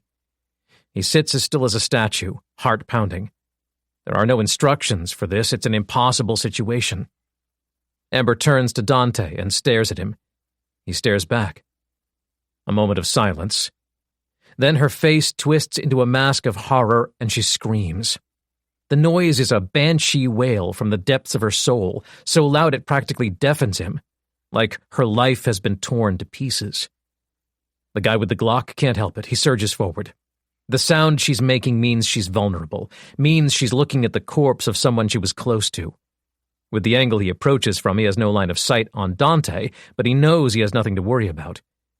When he sticks his head through the open passenger window to see what all the fuss is about, she twists in her seat and punches him square in the face, knuckles to nose. A decade of weightlifting means she hits like a truck. He keeps hold of his weapon, but he's blinded by involuntary tears, and he smashes the back of his head on the window frame when he jerks back like a mule. He instinctively pulls the trigger, firing a round, but it blasts diagonally upward through the Hyundai's roof. Dante rips his Glock out and puts a 9mm round cleanly through the man's forehead. He crumples like a rag doll where he stands. On the way down, his arms clip the windowsill and his gun falls from his hand. It clatters into the passenger footwell. Dante fires up the engine. It takes valuable seconds he didn't have before, and by the time the Hyundai splutters to life, the driver is levering his way out of the car that rammed them. Dante twists the wheel and stamps the accelerator. The Hyundai skids its way through a half-spin, tires squealing as the rubber burns, but it achieves Dante's primary objective of putting himself between Amber and the enemy vehicle. The driver raises a pistol and fires twice. Dante blinks. The rounds must have missed because he's still here. Sensory overload. He takes a half-second to comprehend the angle as he aims, which is the only thing that separates clinical precision from spray and pray. It requires a mere modicum of discipline, yet it makes all the difference in the world. He pumps the trigger twice in retaliation. With the first shot, the driver's chest jerks like he's been defibrillated, and his head snaps back as he takes the second round to the face.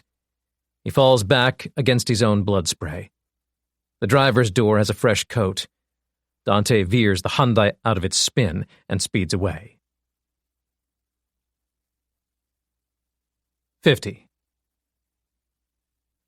He thanks his lucky stars that Stefani booked the Airbnb and not him. If he bumbled his way through it, considering how frighteningly little he knows about cybersecurity, they'd be waiting with guns in hand when he swung the door in. Whoever they are. The Twin Peaks loom halfway between the suburbs of Bayview and Outer Sunset, like a huge geographical divider between the carnage that just unfolded out east and his temporary residence to the west. The small two-story complex feels safe as he pulls the dark blue Ford Focus into its lot. They ditched the Hyundai in Bernal Heights as soon as they were on the other side of the 101. Dante drove it straight down into an underground parking lot, took the plates off and shoved them deep in a dumpster, then covered the car in the tarpaulin he found in the back of a pickup truck 3 spots down. He ushered Amber back up to street level, and they nabbed the Ford from the first car rental agency they passed. Now they spill over the threshold into the apartment, having moved slowly and unsuspiciously until they were sure no one could see them. Dante wants to be calm, strong, stoic, but he has his limits. In short bursts, he can give superhuman efforts, but that doesn't make him a superhuman. Once he shuts the door behind Amber, he collapses on the carpet. The ceiling shimmers as his brain continues to whir. It'll take a while for his racing thoughts to dissipate. Out of the corner of his eye, he watches Amber cross to an armchair by the window. She sits down and puts her head in her hands. The silence is deafening. Eventually, Dante says, "We can't be here for long. Those scenes will be white hot, being so close together, especially with witnesses for the second. It'll bring back attention to the shit that went down 7 months ago." Oh my God, she snaps, her gaze whipping up from the floor between her feet. What went down 7 months ago? She's practically shouting. He doesn't blame her. Lying on his back, staring at the ceiling, he starts to talk. He doesn't stop until he's done. When he's finished, he closes his eyes. There wasn't much he left out, only a few of the gorier details. It took a tremendous effort to vocalize what he's bottled up for more than half a year. It was his responsibility to internalize what he was going through, no one else's. And even if there'd been someone to talk to, he couldn't have. Ruslan was his only guest in Nepal, and their relationship was strictly business. If conversation wasn't directed toward improving Dante, stripping away his deadwood, it was quickly dissolved. It had to be that way. He didn't have the capacity to think of anything other than survival. Now he does, and all he can wonder is what she thinks of him. Softly, she says, Dante. It catches him off guard when he realizes he's fighting to hold back tears. Is this where the walls come crashing down? Am I the textbook victim of a cult leader, tricked into committing savage crimes under the guise of self-improvement? Have I spent this whole time being shaped into a monster without even knowing it? It scares him to the point of terror. He lies there, holding his breath until he hears her say, "When I told you to get your shit together, this isn't quite what I meant." There's a long pause. Dante sits up so he can see her. She manages a small smile. It breaks the sickening tension. Dante's spent all day grappling with the sensation of banjo strings snapping inside him, nerves at fever pitch ever since he walked into evolution. You can only spend so long in such a state before you go the other way with it. He starts to laugh, which sets her off, and soon they're both in stitches, about the only reaction they can have to what they went through, what they survived. Somewhere in there's a moment either of them could have snatched, a brief pause in the hysterics where they make eye contact, and it would be so simple for one of them to get up, cross the room, press their lips to the other's, find reprieve in one another's touch. Dante is seized by the urge to do so, and based on the glint in her eyes, he thinks she's feeling the same. Neither take it. The laughter fades steadily to nothingness, and with wet eyes they stare into space and remember the bodies littered across Bayview. Melancholy sets in. Before long, Amber has questions. She sweeps her dark hair back and blinks the tears away. "So you don't know who's behind this?" Some Eastern European crime syndicate, but as for who's paying them, he hasn't a clue. Truth be told, there isn't much he has a clue about. "Could be a foreign nation," she says. "That's most likely, right? They wanted you out of the picture before this Adam guy could make use of you? You said he was CIA?" I think so. I don't have the full picture. There wasn't time.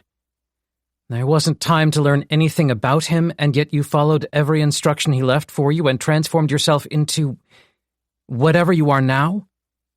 What choice did I have? Her eyes glaze over as she thinks.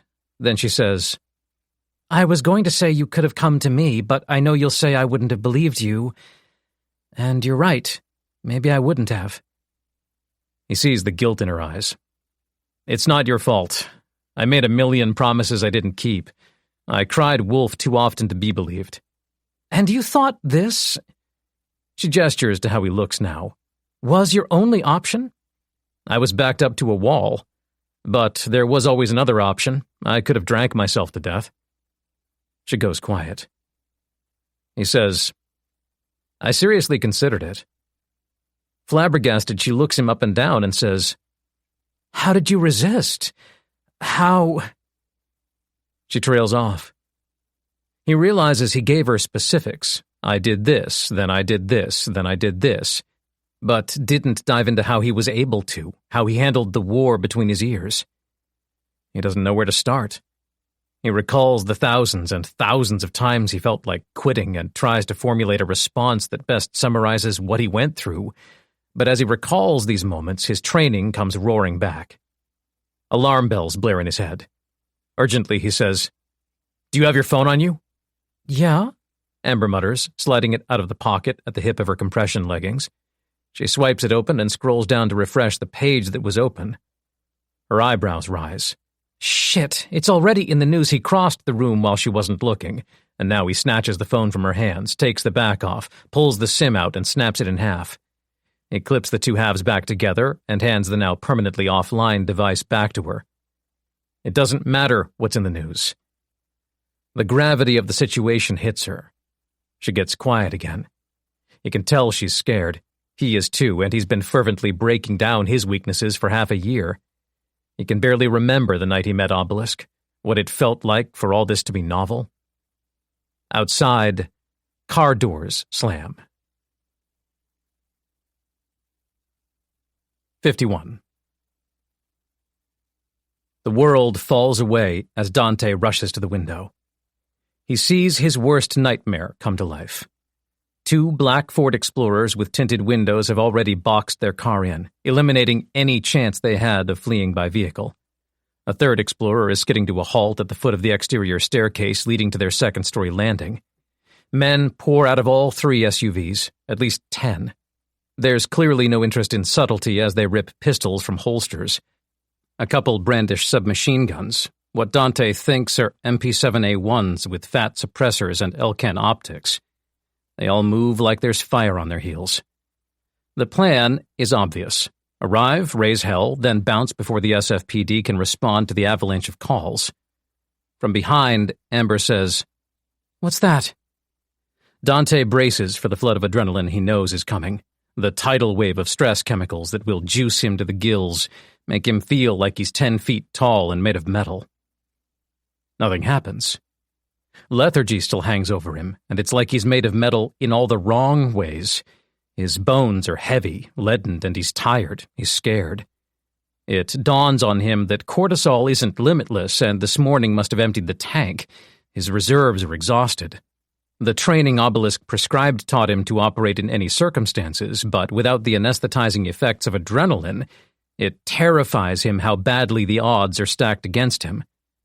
But he goes anyway, because there's no choice. He rips the door open, sprints to the railing, and aims directly down at the SUV beside the staircase. It's drilled into him. If you're attacked hard, counterattack harder. Early success or failure has a compounding effect. Whoever gets the upper hand in the first few seconds almost always wins. Although he's in full view of the two explorers boxing his car in, it takes them a second to register the fact he just charged out into the open like a berserker. He uses that moment of glorious hesitation to his full advantage. Two guys are coming up the stairs, and he shoots one through the side of the head, knowing his corpse will fall back into his comrade. Everything's moving so fast.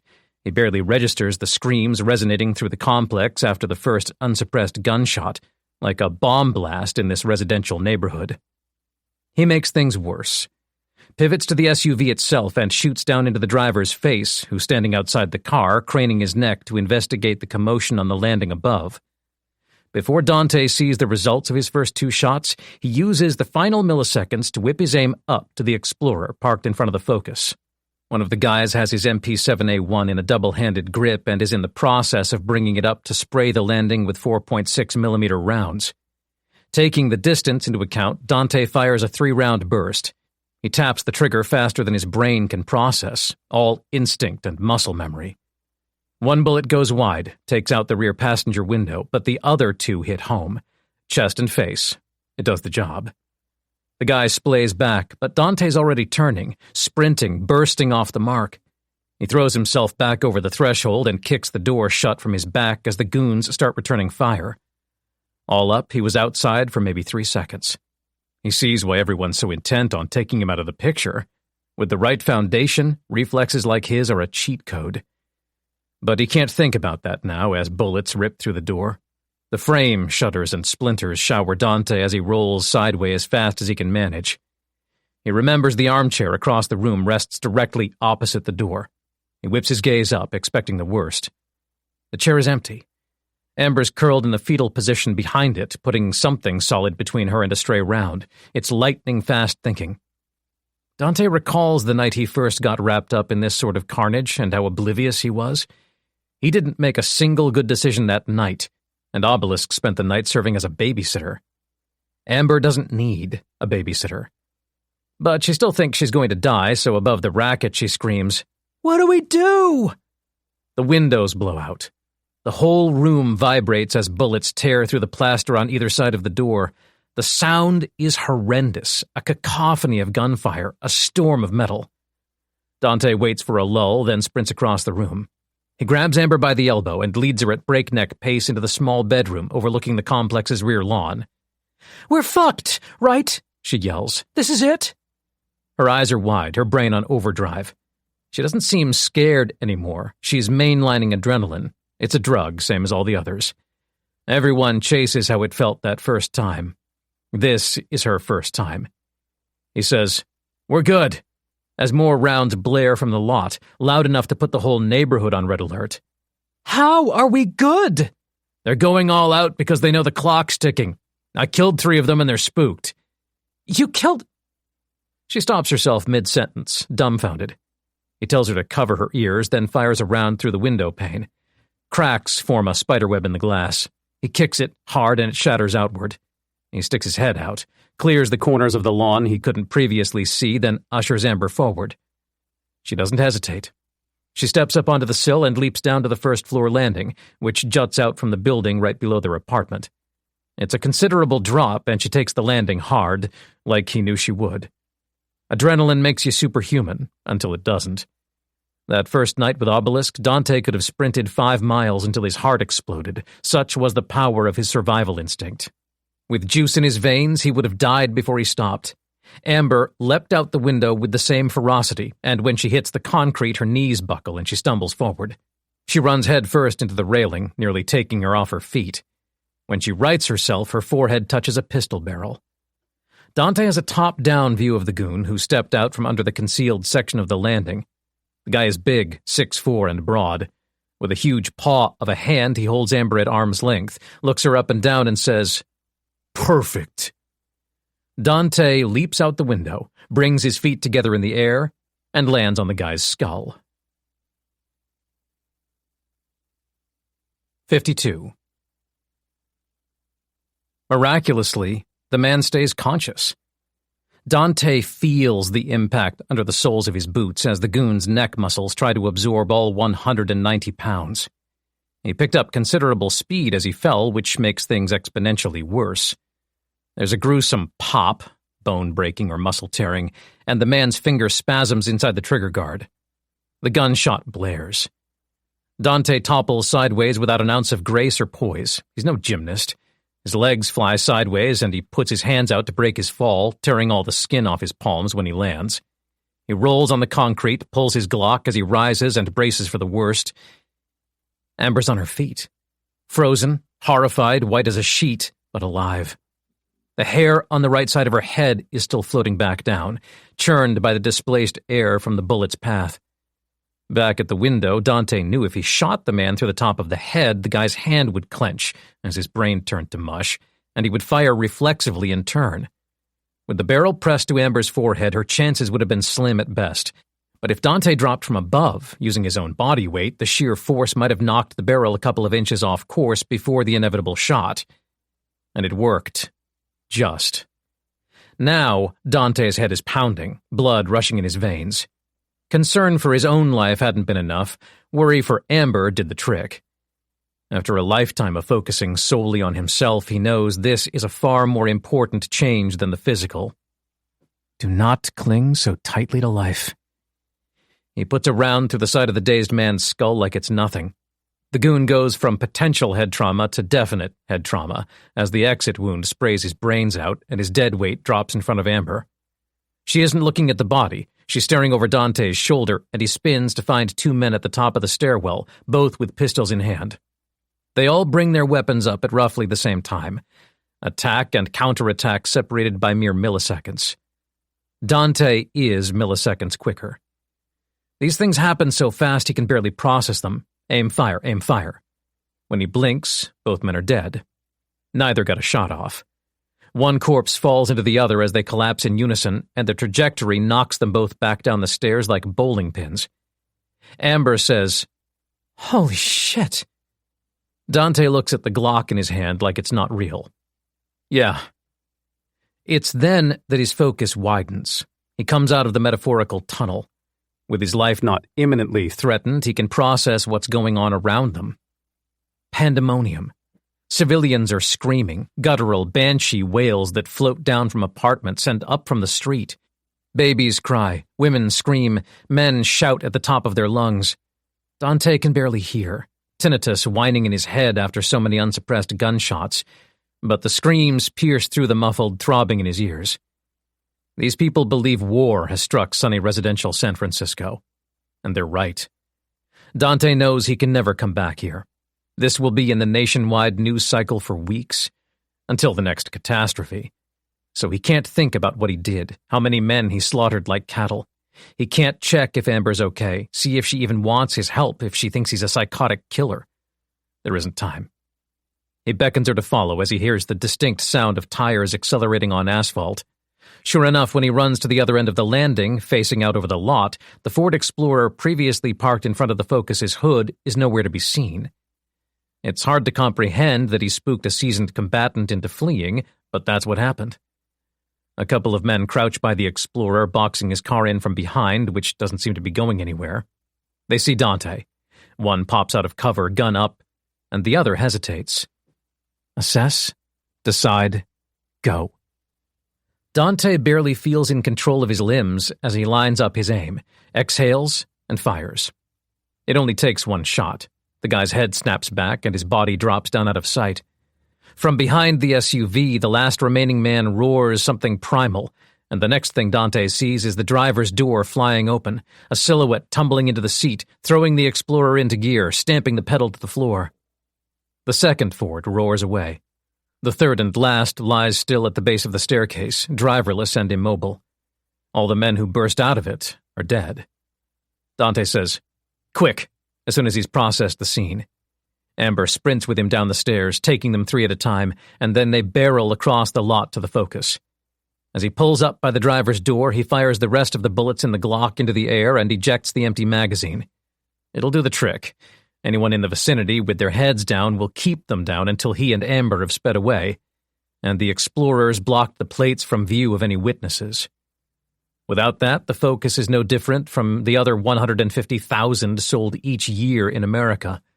It's tremendous luck, which he's under no illusion will last. He throws himself behind the wheel and speeds off before Amber's had the chance to close her door. The acceleration slams it shut anyway. 53.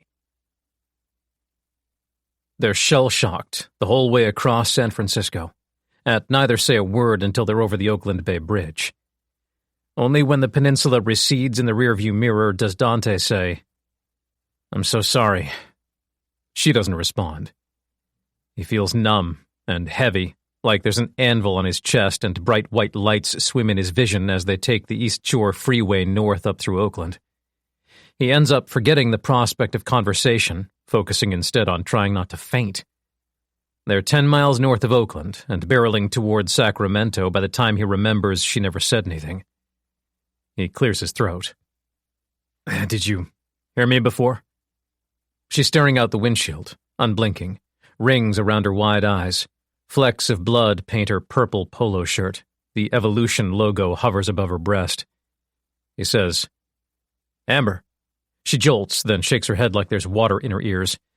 Movements leadened by lethargy, she glances over at him. "What are you sorry for?" "You put up with me longer than you should have, and now your life is ruined because you know me." She processes this, brow furrowed as if she hadn't thought about it at all, which she probably hasn't. You see death for the first time right in front of you, bullets blowing brains out of skulls, and there's little else you can think about. Finally, she says, "If I were angry, what would it change?" He doesn't believe that's the way she truly feels. "You're in shock." "Yeah, but that doesn't change what I said." For the first time, she notices what's out the windshield. "Where are we going?" "Sacramento, I guess. Then further away. I doubt I can show my face in California again without getting recognized from some witness sketch." She's quiet for a few seconds. "You know what I just realized? You're lucky you made it this far." "What do you mean?" "It's a good thing you look completely different." "Huh?" "If you resembled your old photos, half the people you've walked past since you touched down would have recognized you. Your parents spent a lot of money looking for you back when you disappeared. They held a press conference and everything." His heart hurts. Considering how long they tolerated his endless stream of failures and miscreant behavior, it unsettles him to realize he's thought very little of Dorian and Fiona Jacoby over the last 7 months. There's been the occasional bout of loneliness, of course, where he's longed for familiar faces. Knowing you're all alone in the world without friends or family is brutal. Dante won't pretend otherwise. But as he evolved, as he shed the snakeskin of his old habits, his past ended up falling away too. He knows why. Because every memory he has of them involves disappointing them. In every conversation he remembers, he's explaining why he fucked up and promising it won't happen again. They always have the same look in their eyes, that vacant and disbelieving stare. They're not bad people, far from it. But they shouldn't have put up with him for as long as they did. And they certainly shouldn't have used any of their resources looking for him. What were they hoping to find? If he turned up, did they think it would be different? Amber breaks the silence. "You thinking about getting in touch with them?" No. She doesn't know what to say. They wouldn't understand, he says. They're old school. They wouldn't believe a word of it, and if they did, it would destroy them. They wanted a straightforward path for me. They did everything they could to shepherd me toward that. I guess it makes easy conversation at dinner parties. Dante is a corporate lawyer. Dante's in finance. That's not a knock on them. They wanted me to be secure, safe, and if I told them about any of this... He shakes his head. It's better they think I'm dead. Amber stews for a couple of minutes, then asks, Are they in danger? He doesn't respond. Those men were going to snatch me, she says, because I was part of your life, but your parents were a bigger part. Maybe not recently, but a hell of a lot more than me overall. Dante says, They're safe. You don't know that. They're rich, Amber. The only sound is the tires rumbling on the freeway. She's looking at him, so he elaborates. Kidnapping you would have been simple enough. Those men only needed to wait until you were alone. But my parents are never alone. They're insulated by their millions. They have staff, they have security, all working round the clock. To snatch them, you'd need to kill a lot of people first, and that makes a scene. Like how you just made a scene? He hesitates. Right. So maybe that's it now. Maybe this syndicate will leave us alone? You're not worth the hassle. He shakes his head. I doubt it. They went all out back there. They're ramping it up, and the more men they throw at us, the angrier the lack of results makes them. Sunk cost fallacy. He nods. Suddenly, viscerally, she throws her hands in the air. What the fuck are we talking about, Dante? You just killed like 10 fucking guys. Why are we trying to have a normal conversation? I think I killed 7. She buries her face in her hands. He thinks he hears a sob. Something in him snaps. He pulls off the highway into Vallejo. She only looks up when he stamps the brakes outside a nondescript, run-down motel with a sole vehicle out front. She says, What's going on? He hands her one of the credit cards Stefani gave him. If I run now, I'll be running forever, and I don't have instructions for this part, so I need to make it up as I go. What? He knows he might as well be speaking a foreign language. He's voicing his stream of consciousness and realizes he needs to simplify his thoughts. I'm going back. Stay here until you hear from me. If you don't, go to the police and tell them you think you're in danger. Do your best to explain. They'll at least keep you safe until the heat's off. Her mouth flaps before she manages, Are you serious? You're going to hate me for leaving you, he says. I already know that, but I'm okay with being hated. She can't find a response. He says, Get out of the car. 54. She sits deathly still. Amber, please. This whole time it seems she was holding back a tidal wave of anger, and now he watches it flood her eyes. The rest of her face remains blank, her mouth a hard line, but her pupils reveal all. She keeps her voice cold, doesn't raise the volume even slightly, which makes it worse as she asks, Have you tried to look at any of this from my perspective? Yes, I've tried. Exactly. Tried. My life is over now. I know yours ended too, but you started again like it was nothing. Molded yourself into, what, some assassin? I'm just me, with this life I made for myself. And you know what? I was happy. I had my job, I had my family, I had Zach, and now... She peers out at the drab motel and throws her hands in the air. Dante says, Like it was nothing. Huh? You know who I was? What sort of life I led? How deeply I was trapped? He pauses and glances over, looks her in the eyes. It wasn't nothing to start again. She stares back. It broke me, he says. Do you have any idea what sort of ground I had to cover?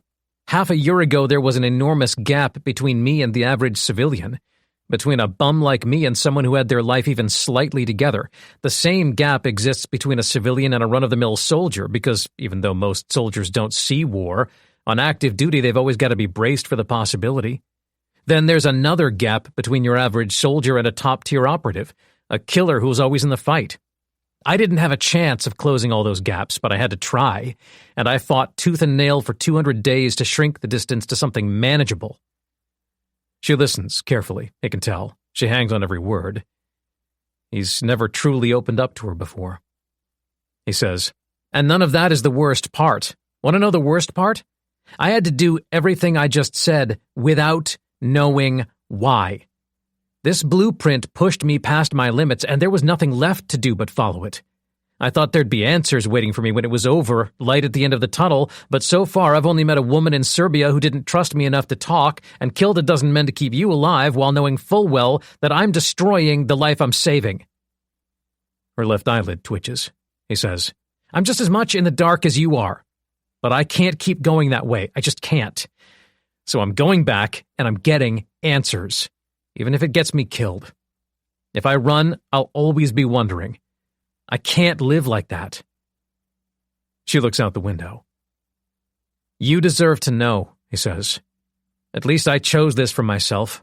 I didn't have to get on that plane to Nepal. I could have chosen homelessness and death by alcohol poisoning, but you haven't had that luxury. You've been dragged from shootout to shootout, so if getting answers proves fatal but in the end you get the truth, I'll pay that price." "Then make sure you find out," she says suddenly. "Don't you dare get yourself killed." She turns back from the window to face him, reaches out and touches his face. He shakes his head. When she doesn't take her hand away, he reaches up and removes it from his cheek himself. "Save it for when we both know we'll be here tomorrow." She nods. "You said you were happy," he says. "With Zach." "It's all relative. Compared to this, I'm overjoyed. But he was over last night showing me some video on his phone, and a text came up from a girl we work with. Shit, hit the fan." "He was cheating?" "He sure tried to convince me he wasn't, but the message spoke for itself." Dante thinks hard. "You two had a screaming match?" "Something like that." He recalls why he went to see her at Evolution instead of her home. In the interest of discretion, he didn't want Zach turning his reappearance into a domestic incident. It makes sense that her would-be kidnappers were thinking the same, which is why they tailed her to Hop World.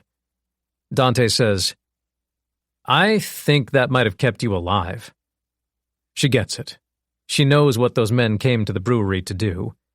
She says, "Maybe in a roundabout way it's all been for a reason." "Yeah," he says. "Maybe." He doesn't believe in fate. He believes things happen to people, mostly at random, and it's their choice whether they frame it as positive or negative, whether they make something good come from it. But he's not about to rain on her parade. He says, "Well, at least he won't panic when you ignore his calls." This time she places a palm on each of his cheeks. This time he doesn't take her hands away. This time they lean in simultaneously. Her lips are softer than he expected, the kiss gentler. It's not frenzied, and he takes the time to run his fingers through her hair, savor each sensation as she breathes into him. He senses her relief in the way she leans her forehead against his. He can tell at least part of the reason she never gave up on him was because of the small possibility he might start living his life. Clearly she sensed potential there. But, judging by her warm surprise as she teases her tongue through his lips, she never expected it to happen. Neither did he. When they part, she shakes her head slowly. "This is insane." "Sorry," he says. "It's been a long time." Despite everything, she smiles. "No, not that. You're great. I'm just..." "Overwhelmed?" "Yeah." "Welcome to the club." She pulls the handle and shoulders the door open. She takes a good look at him before she steps out. He knows why.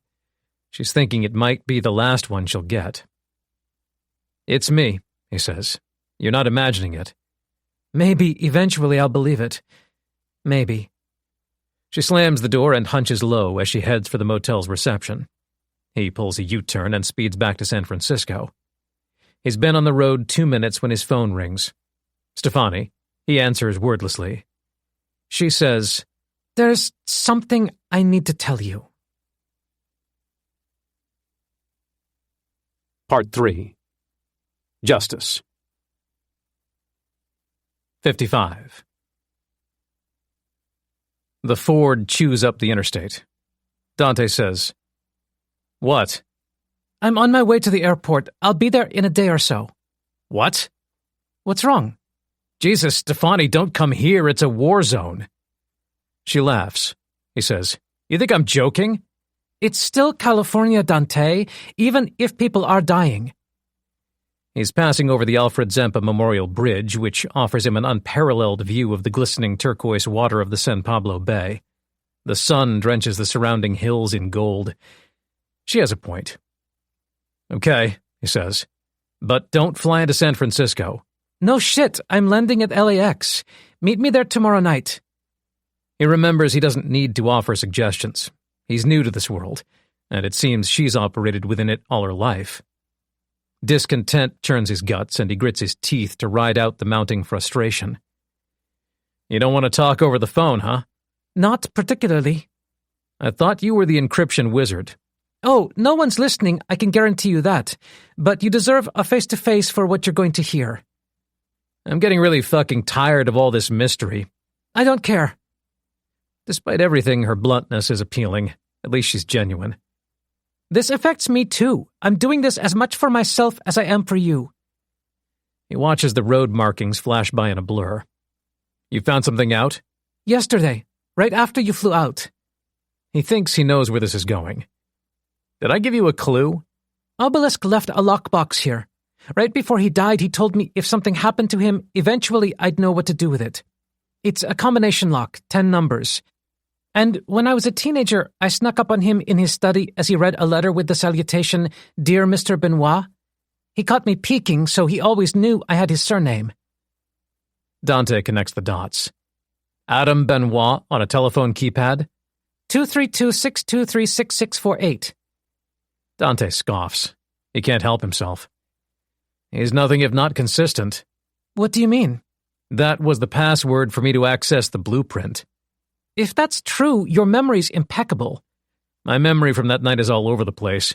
I can remember all sorts of highly specific, useless things, mostly, but can't for the life of me recall what he said about working for the CIA. Believe me, I've tried. I told you he never worked for the CIA. No, you didn't. You just smirked at me when I suggested he did. Exactly. Did I need to spell it out for you? So what faction of the government did he work for, then? There's only silence. He tries to play the waiting game, but she seems fine with that, and eventually he caves. "Stefani, please." He never worked for the government. He was never affiliated with them in any way.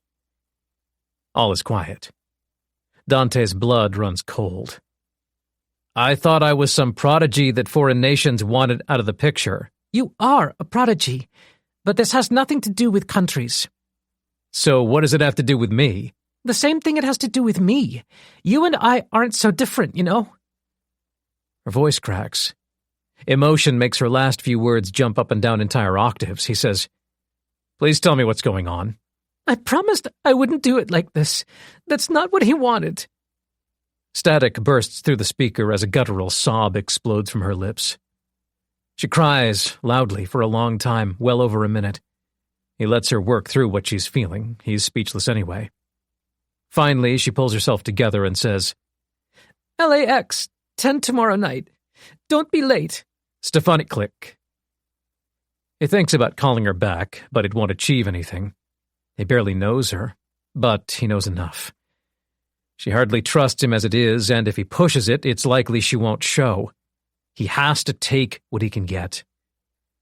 Besides, there's information back in San Francisco that's ripe for the taking.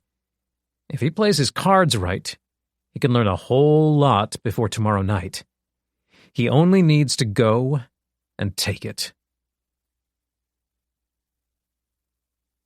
56.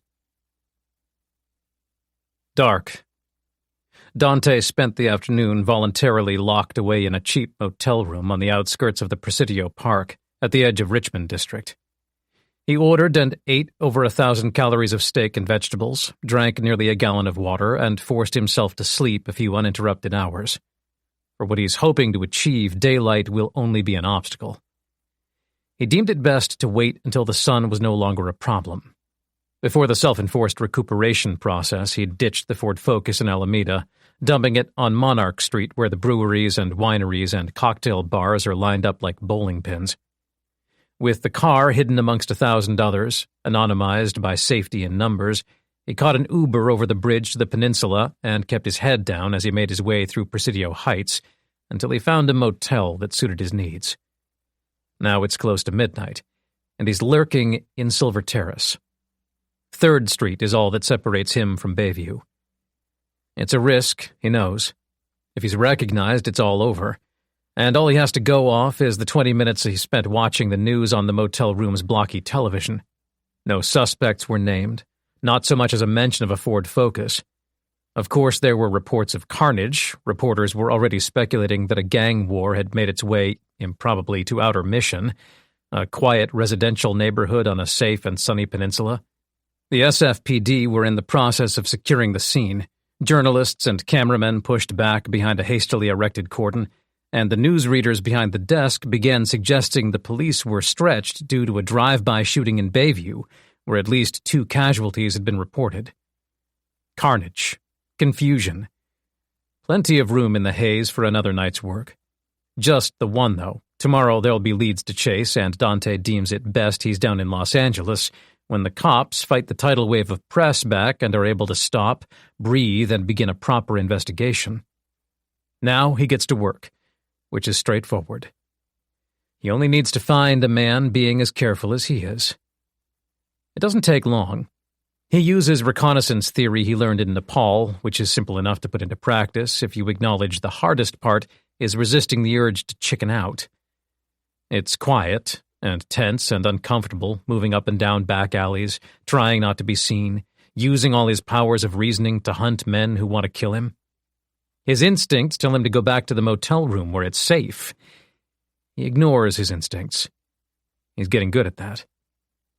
He moves in a concentric pattern around the darkest, quietest laneways branching off 3rd Street, making his circles smaller and smaller. See and don't be seen. He keeps this at the forefront of his mind. Outside the Walgreens on the corner of 3rd and Williams, he spots the man. He only spent 27 minutes looking. He has to wonder whether he's any good at this or the people he's up against are subpar. He hasn't enough field experience to know the difference. The guy is a sentry, pretending too hard not to be. He's clearly been ordered out here, but he's too wary of the heat to pull it off. Dante spotted at least 5 police cars over the last half hour, either speeding or cruising past, so even though the police presence is undoubtedly stronger in Outer Mission, they're still directing manpower toward Bayview. None of the cops got so much as a glimpse of Dante, but this guy across the street isn't hiding. He's chatting into a cell phone, doing a pretty good job of feigning casual conversation. But every now and then his eyes dart left and right faster than they ever would if he cared about the call. He doesn't look like he's part of an Eastern European crime syndicate, which Dante guesses is the point. He's tall and lanky and slouched, with warm eyes, a beach tan, and a dusting of sandy brown hair that falls over his forehead in a fringe. But every time he checks his surroundings, those kind eyes turn to ice. He can't help it. He's switching back and forth between his work and a performance, and it takes serious talent to make the transitions seamless. This man is not that talented. Dante simply waits. He resists all those pesky, intrusive thoughts. He'll never move. Might as well give up. Or just go now. He's right there. Go on, do it. Obelisk's blueprint warned him of these trappings of the mind. How often we settle for good enough when all we need to do to be great is make the right decision and stick to it. Dante's made his decision. He sticks to it. Waits 40 minutes until the guy gets bored and looks where he isn't supposed to look, over his shoulder instead of left and right. He spots a food truck up the street advertising rotisserie chicken to go. A couple of seconds later, he's back doing his job, but Dante can see the seed has been planted. 15 minutes of inactivity later, the guy turns suddenly and sets off striding for the food truck. Dante gives him a couple of minutes to order and receive his food. Then he slips out of cover and slinks up the sidewalk after him, keeping to the darkest shadows. Sure enough, The guy doesn't want to eat in the open in case he's spotted by a colleague who might report his disobedience to the boss. So he slips down an alley behind a late-night taqueria that leads into the dark. Dante follows him in. 57. The guy isn't looking, isn't paying any attention. It would be the simplest thing in the world to put a bullet in the back of his head, but Dante needs him scared, needs him compliant, which requires a hands-on demonstration. Despite a recent acceleration in life experience, he's still only been in 2 fights his whole life. Sure, both incidents proved fatal for his opponents, but that doesn't make him comfortable in a situation like this. But he knows comfort isn't the point. He walks right up to the guy and says, "Hey," in his ear. The man practically leaps out of his skin. He drops his box of chicken as he spins in a frenzy. He's animalistic in his desperation to identify the source, and Dante capitalizes on the rush of motion. The man snatches for his waistband, but Dante sees this coming, and his hands are already there. He swats the guy's arms away, reaches into the holster, and rips the gun free. He tosses the pistol over his shoulder. Perplexed but mad with adrenaline, the guy swings a colossal haymaker. If it connected, it would have broken Dante's jaw, squashed his nose flat, shattered an orbital bone. When a fist swings past your face, the closeness to severe violence can be terrifying, twist your guts in a knot and make you freeze. Your brain locks your limbs up as it thinks, if that landed. Dante spent 200 days straight overcoming these natural inclinations. He stays composed, and when the fist whiffs through empty space inches in front of his nose, he uses the opening and crashes forward with an elbow, splits the guy's forehead open. Blood immediately starts pouring down his face. He staggers back, pawing uselessly at the cut, but he only makes things worse by rubbing the blood deeper into his eyes. He grunts through clenched teeth, panics, and starts swinging blindly. It's his best option because there aren't any other options. He had a chance of landing a wild shot if Dante was surging into range, but Dante waits, same as he waited before. The guy burns his shoulders out, swinging punches at ghosts, and still he can't see. His eyes must be on fire. He's squeezing them shut with as much pressure as he can muster, desperate to get his vision back. The moment his hooks start slowing down, Dante darts into range and shoves him double-handed in the chest, right when he was pulling back from a punch. He topples backwards, smashes the back of his head on a garbage bin, and splays into the dirt. Dante pulls him up by the shirt collar and thunders a fist into his unprotected stomach.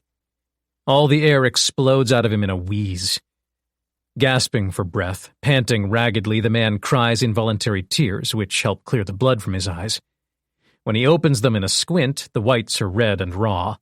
It's unlikely he can make out much. Dante is probably nothing but a hazy silhouette looming over him, the stuff of nightmares. Dante says, "I don't like wasting time." The guy doesn't know what to say to that, so says nothing. Dante notes that he could be struggling, but isn't. Crouched over him, still holding him by the collar, Dante says, "If you get any of this wrong, I won't waste time trying to get the right answer out of you. I'll just kill you. You afraid to die?" The guy starts shaking. Dante says, "Scary, right? Who knows what happens after the world goes black?" A pause. "You're religious?" "No." "So you can't even find comfort in that?" The guy splutters, "Just ask me your fucking questions." Dante has him where he wants him. "Who's your boss?" "I used to work for Mikhail Palechki." Dante sighs. He pulls his Glock 19 and presses the barrel to the man's forehead. "I know you can't see, but you can feel." Please. "I didn't ask who you used to work for." "But that's what you're after, right? 'Cause it's hard to say who I work for now, you must know that." Dante's never interrogated anyone before. It's sensory overload, and he's done his best to imitate someone who knows what they're doing, but having to process the answers throws him off, makes him sloppy. Instead of feigning knowledge, he says, "There's not much I know." The man smirks. He didn't realize he was dealing with an amateur. Dante knows how to fix this. He slams another fist down into the guy's ribcage. The man splutters and coughs and moans, and when he bares his teeth, Dante sees they're crimson. Internal bleeding. Dante says, No more smiling. The guy manages a meager nod. Dante says, "What happened to Mikhail Poletsky?" "Your buddy killed him."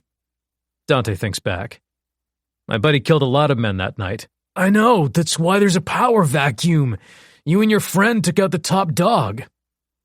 Me, Dante thinks. He realizes how little this man knows. Dante says, "What do you know about me?" "That you're valuable." "Who told you to come after me all this time later?" A long pause. "We assumed." Dante sees it clear as day.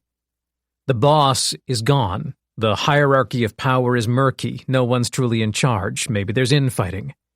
I show back up, Dante thinks. And this organization decides they should pick back up where they left off.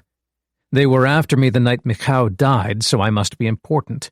They don't actually know why. They're subcontractors. They kept tabs on Amber because that was easy enough to handle. They made a grab at her, and I happened to be there, so they tracked her phone to out her mission and sent in the cavalry. Went all out, in hopes of surprising him. Dante realizes they wouldn't even know what to do with him if they caught him. So, Stefani's right.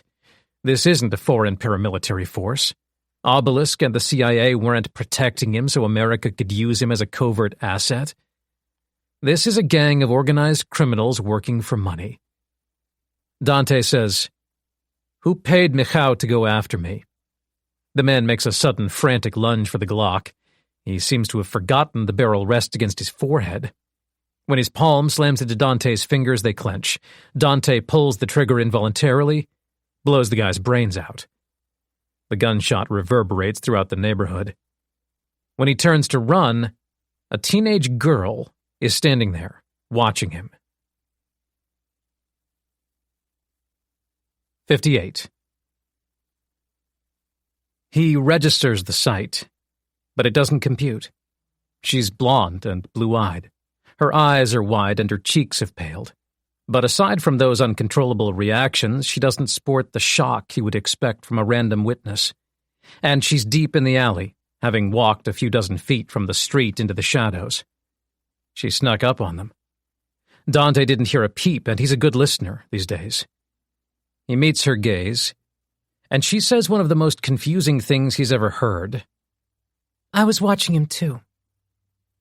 He can't ask her questions standing over a dead body, so he reaches out and takes her by the hand and runs with her deeper into the alley. He helps her vault over a low fence, and they dash through 4 backyards before he deems it safe to get back out on the street. From there, they move northwest, up through Silver Terrace, until they wind up in a desolate avenue with the freeway overpass looming above their heads. It's dark, and they're alone. The sirens are distant. Dante grips her by the shoulders. "Did you see that?" She nods, her face expressionless. He bows his head. "God damn it." "Are you going to kill me?"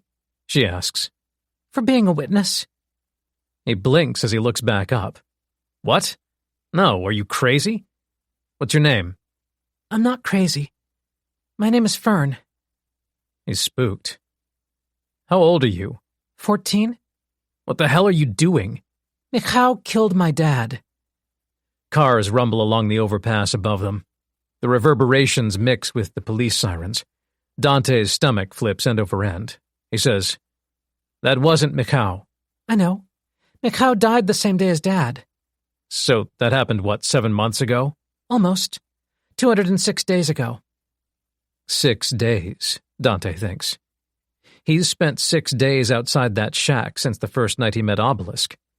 The speed at which everything is unfolding blows his mind, and now this. "He was the best dad in the world," Fern says, her small voice wavering. "I know everyone says that, but he was. Every Saturday morning we'd go to Herbie's Tacos if I did the work I was supposed to at school. We'd get fish and jalapeno tacos and walk along the boulevard. We'd go down onto the beach and swim in the water. Mom doesn't do anything like that, never has. She just sits at home and drinks." She's not talking to Dante, not really. He senses there's no one in her life to talk to. He says, "What do you mean you were following that guy too?" "I just wanted to ask him questions." They found Dad's body behind Office Discount, not far from here. Someone shot him in the head, and I know it was Mikhail because Dad told me he was getting threats from someone with that name. He trusted me with stuff like that, 'cause I know he dealt weed." Dante's head throbs. Fern. She presses on, like she doesn't hear him. "So back then, I was like, how do I find Mikhail? Then the next day I turn on the news expecting to see something about Dad, but instead I see all this stuff about a gang war and they drop Mikhail's name and I can't believe it. Like, he's dead too?" Fern. "So I just want to know what happened, that's all. I saw all this on the news this afternoon, the same way it was after Dad died, the shootings, the bodies. I went out looking and kept walking around all night until I spotted that guy acting weird. I was going to ask him why Dad needed to die, ask him if he knows what he's done to me." Fern, he snaps. She raises an eyebrow. "Yeah? He would have hurt you, badly." I don't care." She means it, he can tell.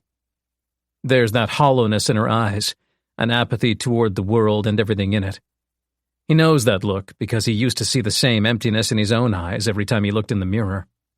He understands where her head is at, and it's a bad, bad place. He's been there, and she's barely a teenager. She thinks his silence means she should elaborate. "I'd rather get hurt than sit at home. It's like Mom doesn't want to feel anything, so she drinks." She trails off. Dante thinks, been there. The sirens are still distant, but louder. He can't stay here.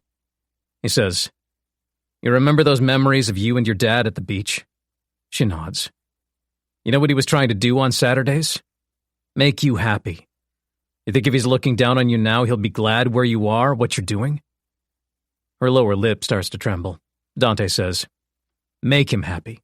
Even if he's not looking down, pretend he is, okay? There aren't any answers worth searching for out here. He probably died for nothing. But do you want to make the effort he put into raising you mean nothing too?" Tears well in her eyes. "Do the right thing. Be somebody." He pauses. "Trust me, it's worth it." "Promise me something?" she says. "Depends." "Can you make more of them hurt like that? For what they did to Dad?" "I didn't kill that guy. He grabbed at the gun. He got himself killed." "All those guys in Outer Mission got themselves killed too?" Dante doesn't respond.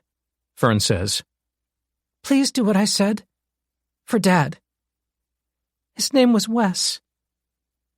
Fully aware that he shouldn't be telling a 14-year-old anything about what he's doing, Dante can't help himself and does so anyway. "The men under Mikhail don't know anything. I'm going after the people above them, the ones who are paying them." "Who are they?"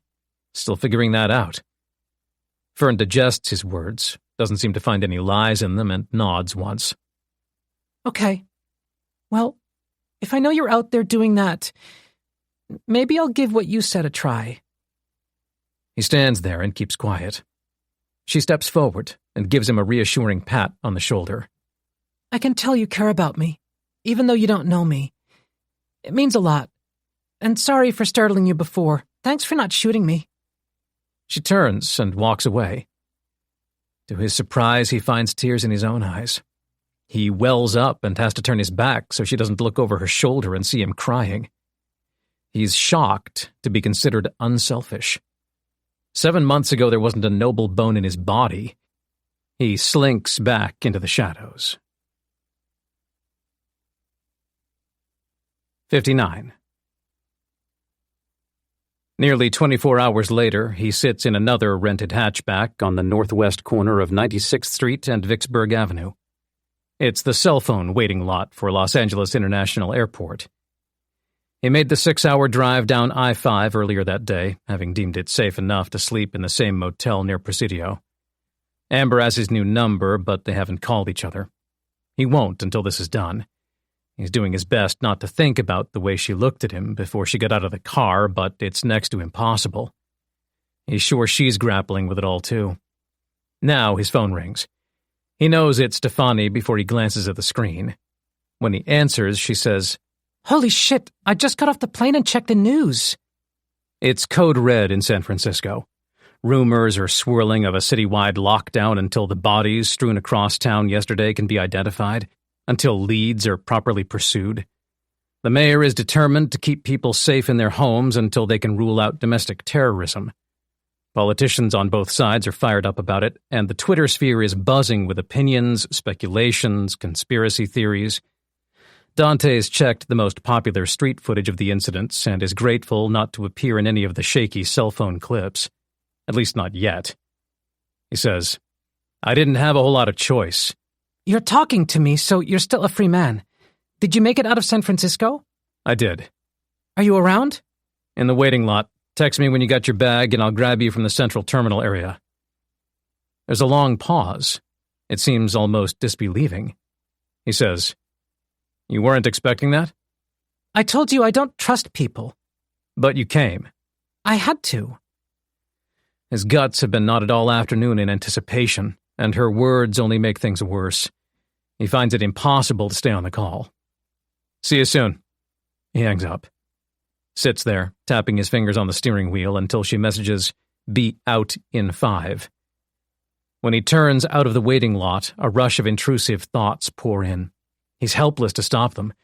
It's like all the anxiety of years past has come surging back, condensed into a single sudden wave.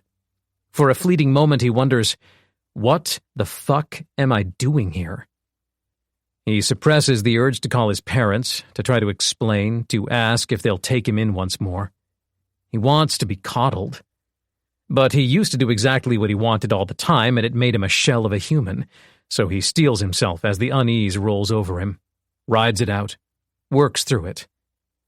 By the time he swings into the pickup bay and Stefani strides toward him, he's come out the other side. No trace remains of the attack, aside from a bead of sweat at his temple. He wipes it away as she drops her duffel in the back and gets in the passenger seat. She trains her cool eyes on him. They're bloodshot. She's been crying recently. She seems composed now, though, worn down by travel. "This is for you," she says and hands him a sealed envelope. Dante is scrawled on the front. He pinches the envelope between clammy fingers. "What's inside?" "What, you think I opened it?" He hesitates. "Adam left this for me?" She nods. A car horn blares behind them and he snaps out of his trance. He turns out of the pickup bay and heads east on Century Boulevard. Stefani sits rigid beside him, straight-backed and impossibly slender. He catches sight of her jawline in his peripheral vision, severe and clenched tight. She's on edge. Once they're weaving through the streets of Inglewood in the looming shadow of SoFi Stadium, he pulls to the side of the road and stops the car. He looks over at her in the dark. Without an overhanging streetlight, she's silhouetted by shadow, but he's close enough to still be able to make out her face. She looks like she's been through hell. He says, "I assume there was more in the box?" "Yes," she says. "Meant only for me." He doesn't respond. They sit in silence for close to a minute. Eventually, Dante says, "It's fine if you don't want to talk about it."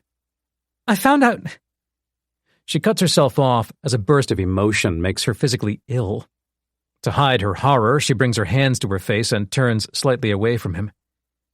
He stares at her fingers, trying to see through to her eyes behind them. He can't. But a signet ring on her middle finger comes into focus, and he's struck by a jolt of realization. It's a silver panther's head. With a sigh, she lowers her hands, having composed herself. "I found out who my father was." Dante says nothing. He can't. He's speechless.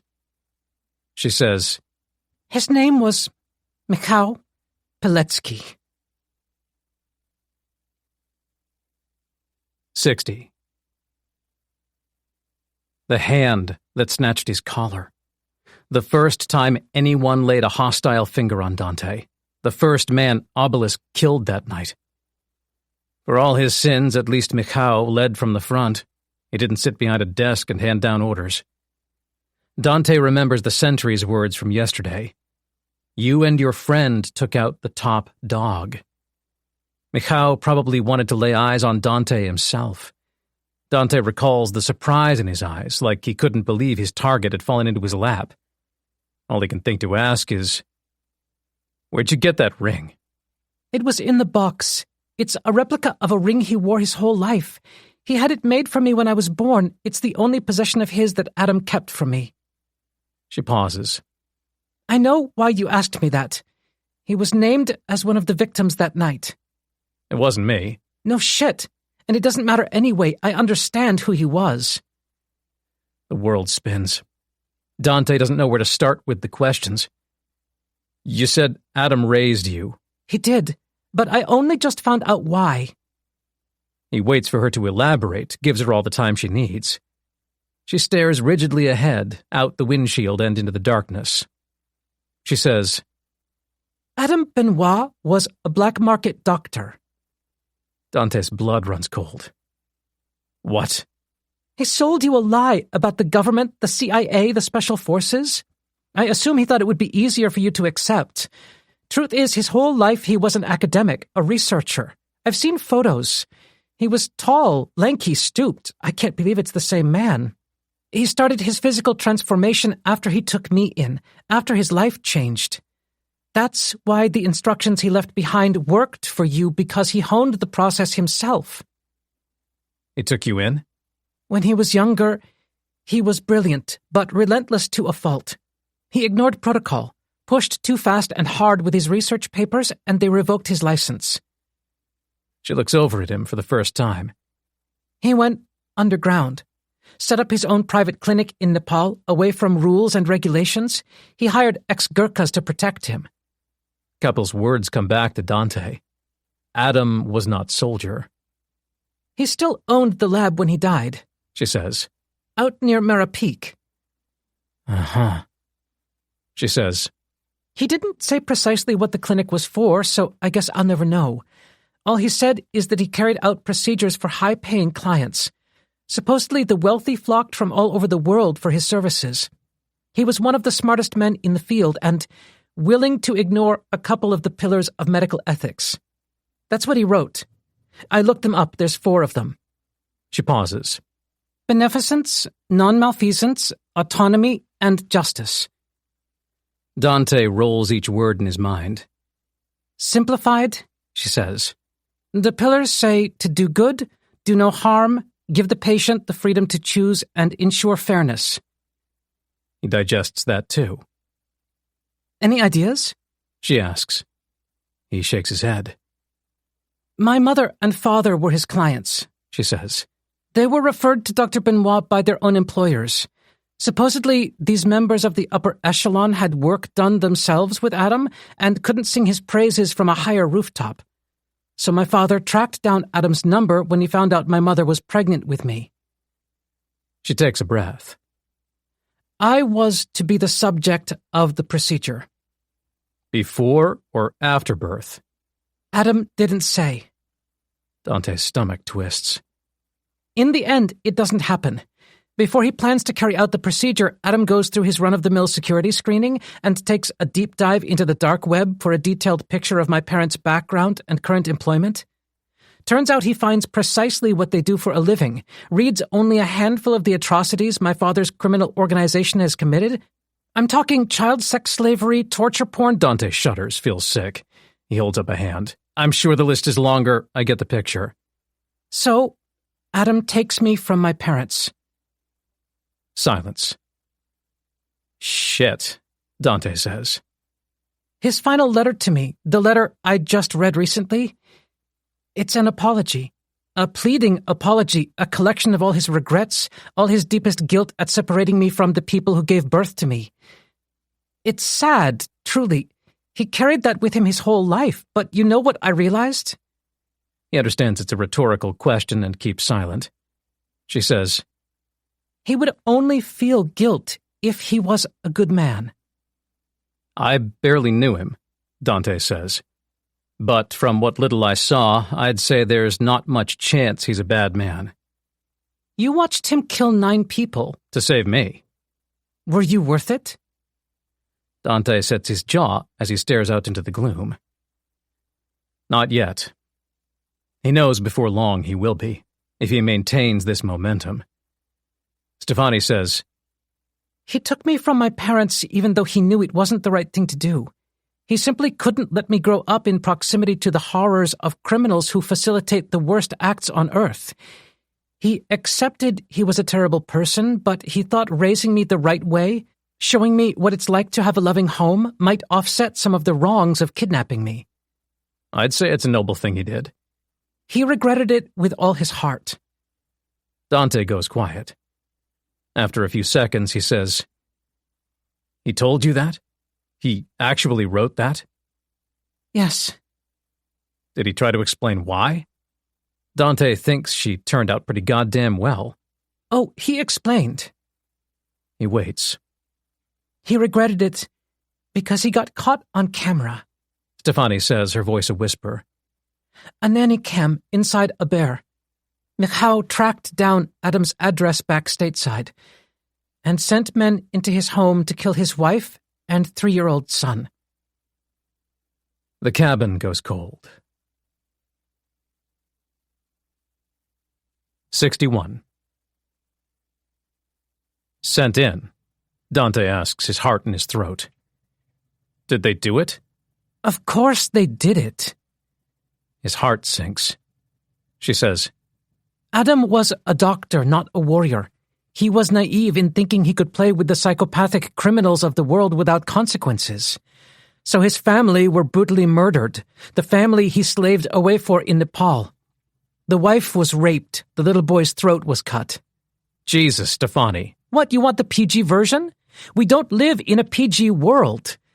This world has soulless psychopaths like my father who do things like that to innocent civilians. And the more we pretend these people don't exist, the greater chance they have of getting away with it. These things happen. The world is a cold bitch. She reaches out and jabs him in the chest. Which is why you, she continues, are doing what you do, why you've become what you are. He looks at her. She says, Because it stops people like my father. Because it's worth it. Even if you lose sense of who you are underneath it all.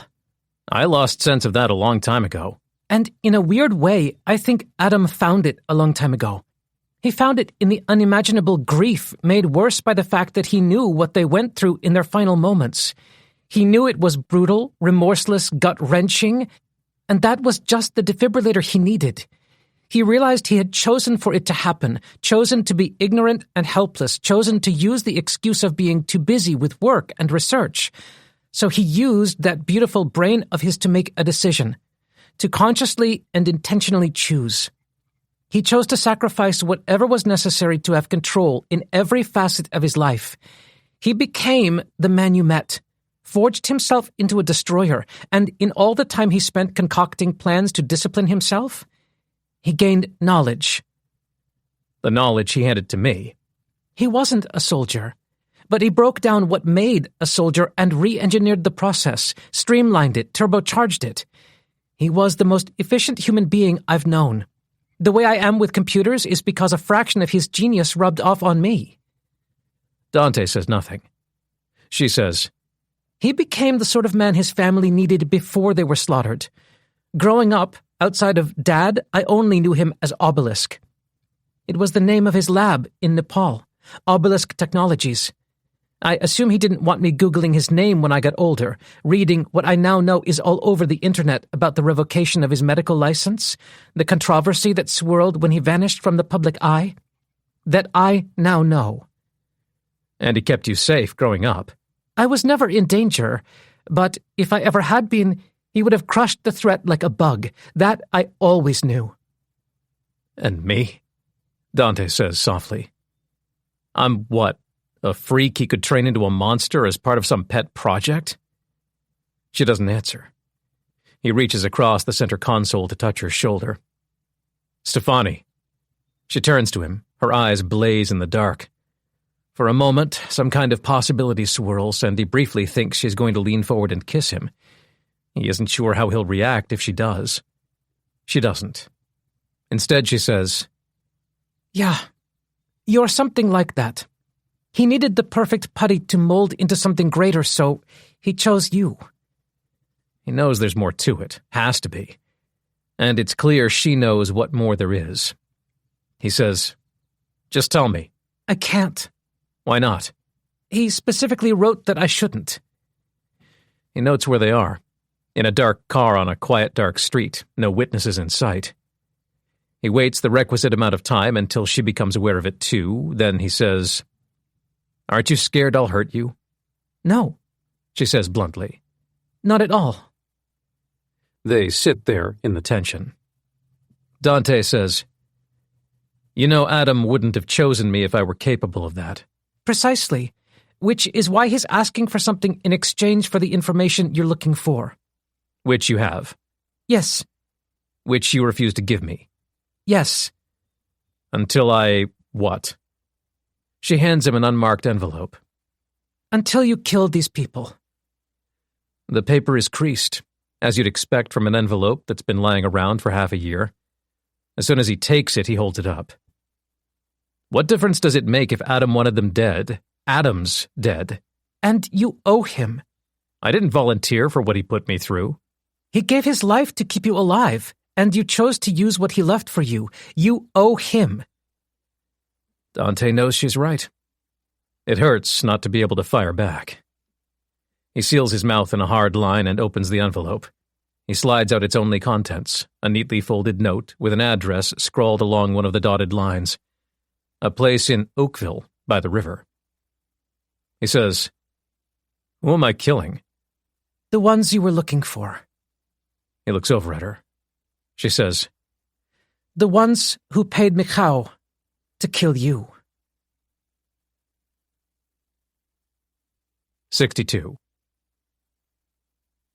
He drives her up to Pasadena, heading for an Airbnb she booked in anticipation of this exact series of events. "And you won't bail on me?" he asks as she sits in silence beside him. "You'll wait for me to be done?" She nods. "You got anything else? Anything a little more helpful than an address?" "You're the super soldier. You'll figure it out." He says, "You're shutting down on me." She neither confirms nor denies. He says, "Shutting yourself off from me, like you're sending me to my death and you know it." "No, She shakes her head softly. it's not that." "Then what is it?" They reach the rental, a sleek 3-story townhouse looming over the street. It's modern, all metal and glass, a fortress of money. The perimeter fence is notably reinforced. "In Serbia, I don't splurge," She explains. "but I have enough to splurge for 1,000 lifetimes. I count this as a personal trip. I can splurge on a personal trip." "An inheritance from Adam?" "Yes, but not in the way you think. He put me in front of a computer and taught me how to learn so I could teach myself to be useful. That was my inheritance, his knowledge of what we are and what we can be. Past 18, he didn't give me a cent. I made my own money." Dante swings the driver's door open. She takes her cue. They get out in unison and round each side of the hood. She holds her arms out and wraps him in a hug, squeezing him tighter than he anticipated. Her touch is vulnerable, which means something, considering how hard it was to earn her trust, and he hugs her back with the same passion. It's not romantic. It's what they both need most in the world. Someone who understands. She steps back with a sigh, still holding him by the shoulders. "You'll be okay." He knows if he tries to find out what that means, she'll clam up or run, so he doesn't pry. He gets back in the car, and without thinking, without doubting, stabs the address she gave him into the GPS, and sets off on the 400-mile journey north to Napa County. He doesn't know who he needs to kill, but if Adam gave the green light, then there's no doubt in Dante's mind that it's justified. Besides, he has a far better chance finding out more about his targets by getting started rather than hanging around and trying to pry the truth out of Stefani. She tells him exactly what she deems appropriate. He has no choice in the matter. The drive will take all night, but he's prepared for that. He's glad he allowed himself a proper sleep the night before rather than barreling down to L.A. overnight for no good reason. That's what he wanted to do, but he recognized the urge as an unnecessary impulse and discarded it. It sure would have felt safer getting out of San Francisco as quickly as possible, but in reality, it made no difference to sleep in Presidio. 6 hours behind the wheel provides plenty of time for introspection. He thinks of Fern, can't help himself. Where will she go? What will she do? She is young enough that her life could be anything, no matter what's already happened to her. All the little decisions she makes going forward will dictate the course of her life, dragging her in one direction or the other. She lost a father she loved, and is stuck with a mother she doesn't, and she saw a man die before her 15th birthday. But it's up to her whether she turns these traumas into a blessing or a curse, whether she lets them crush her or pushes on in spite of them. As she grows older, she'll have an excuse for reaching out for the bottle, but that doesn't mean it's inevitable. It's her choice. Sounds harsh, Dante knows, but he's been there. He's felt it. How easy it is to blame the world, how hard it is to blame yourself. Looking back, he realizes that's the one thing he should have told her. Should have taken her by the shoulders and looked her in the eyes and said, "Do what scares the shit out of you." His whole life he avoided pain and ran toward pleasure and ended up in more pain than he could possibly imagine. He hopes, with all his heart, she doesn't end up the same. But she might. There's a decent chance she might.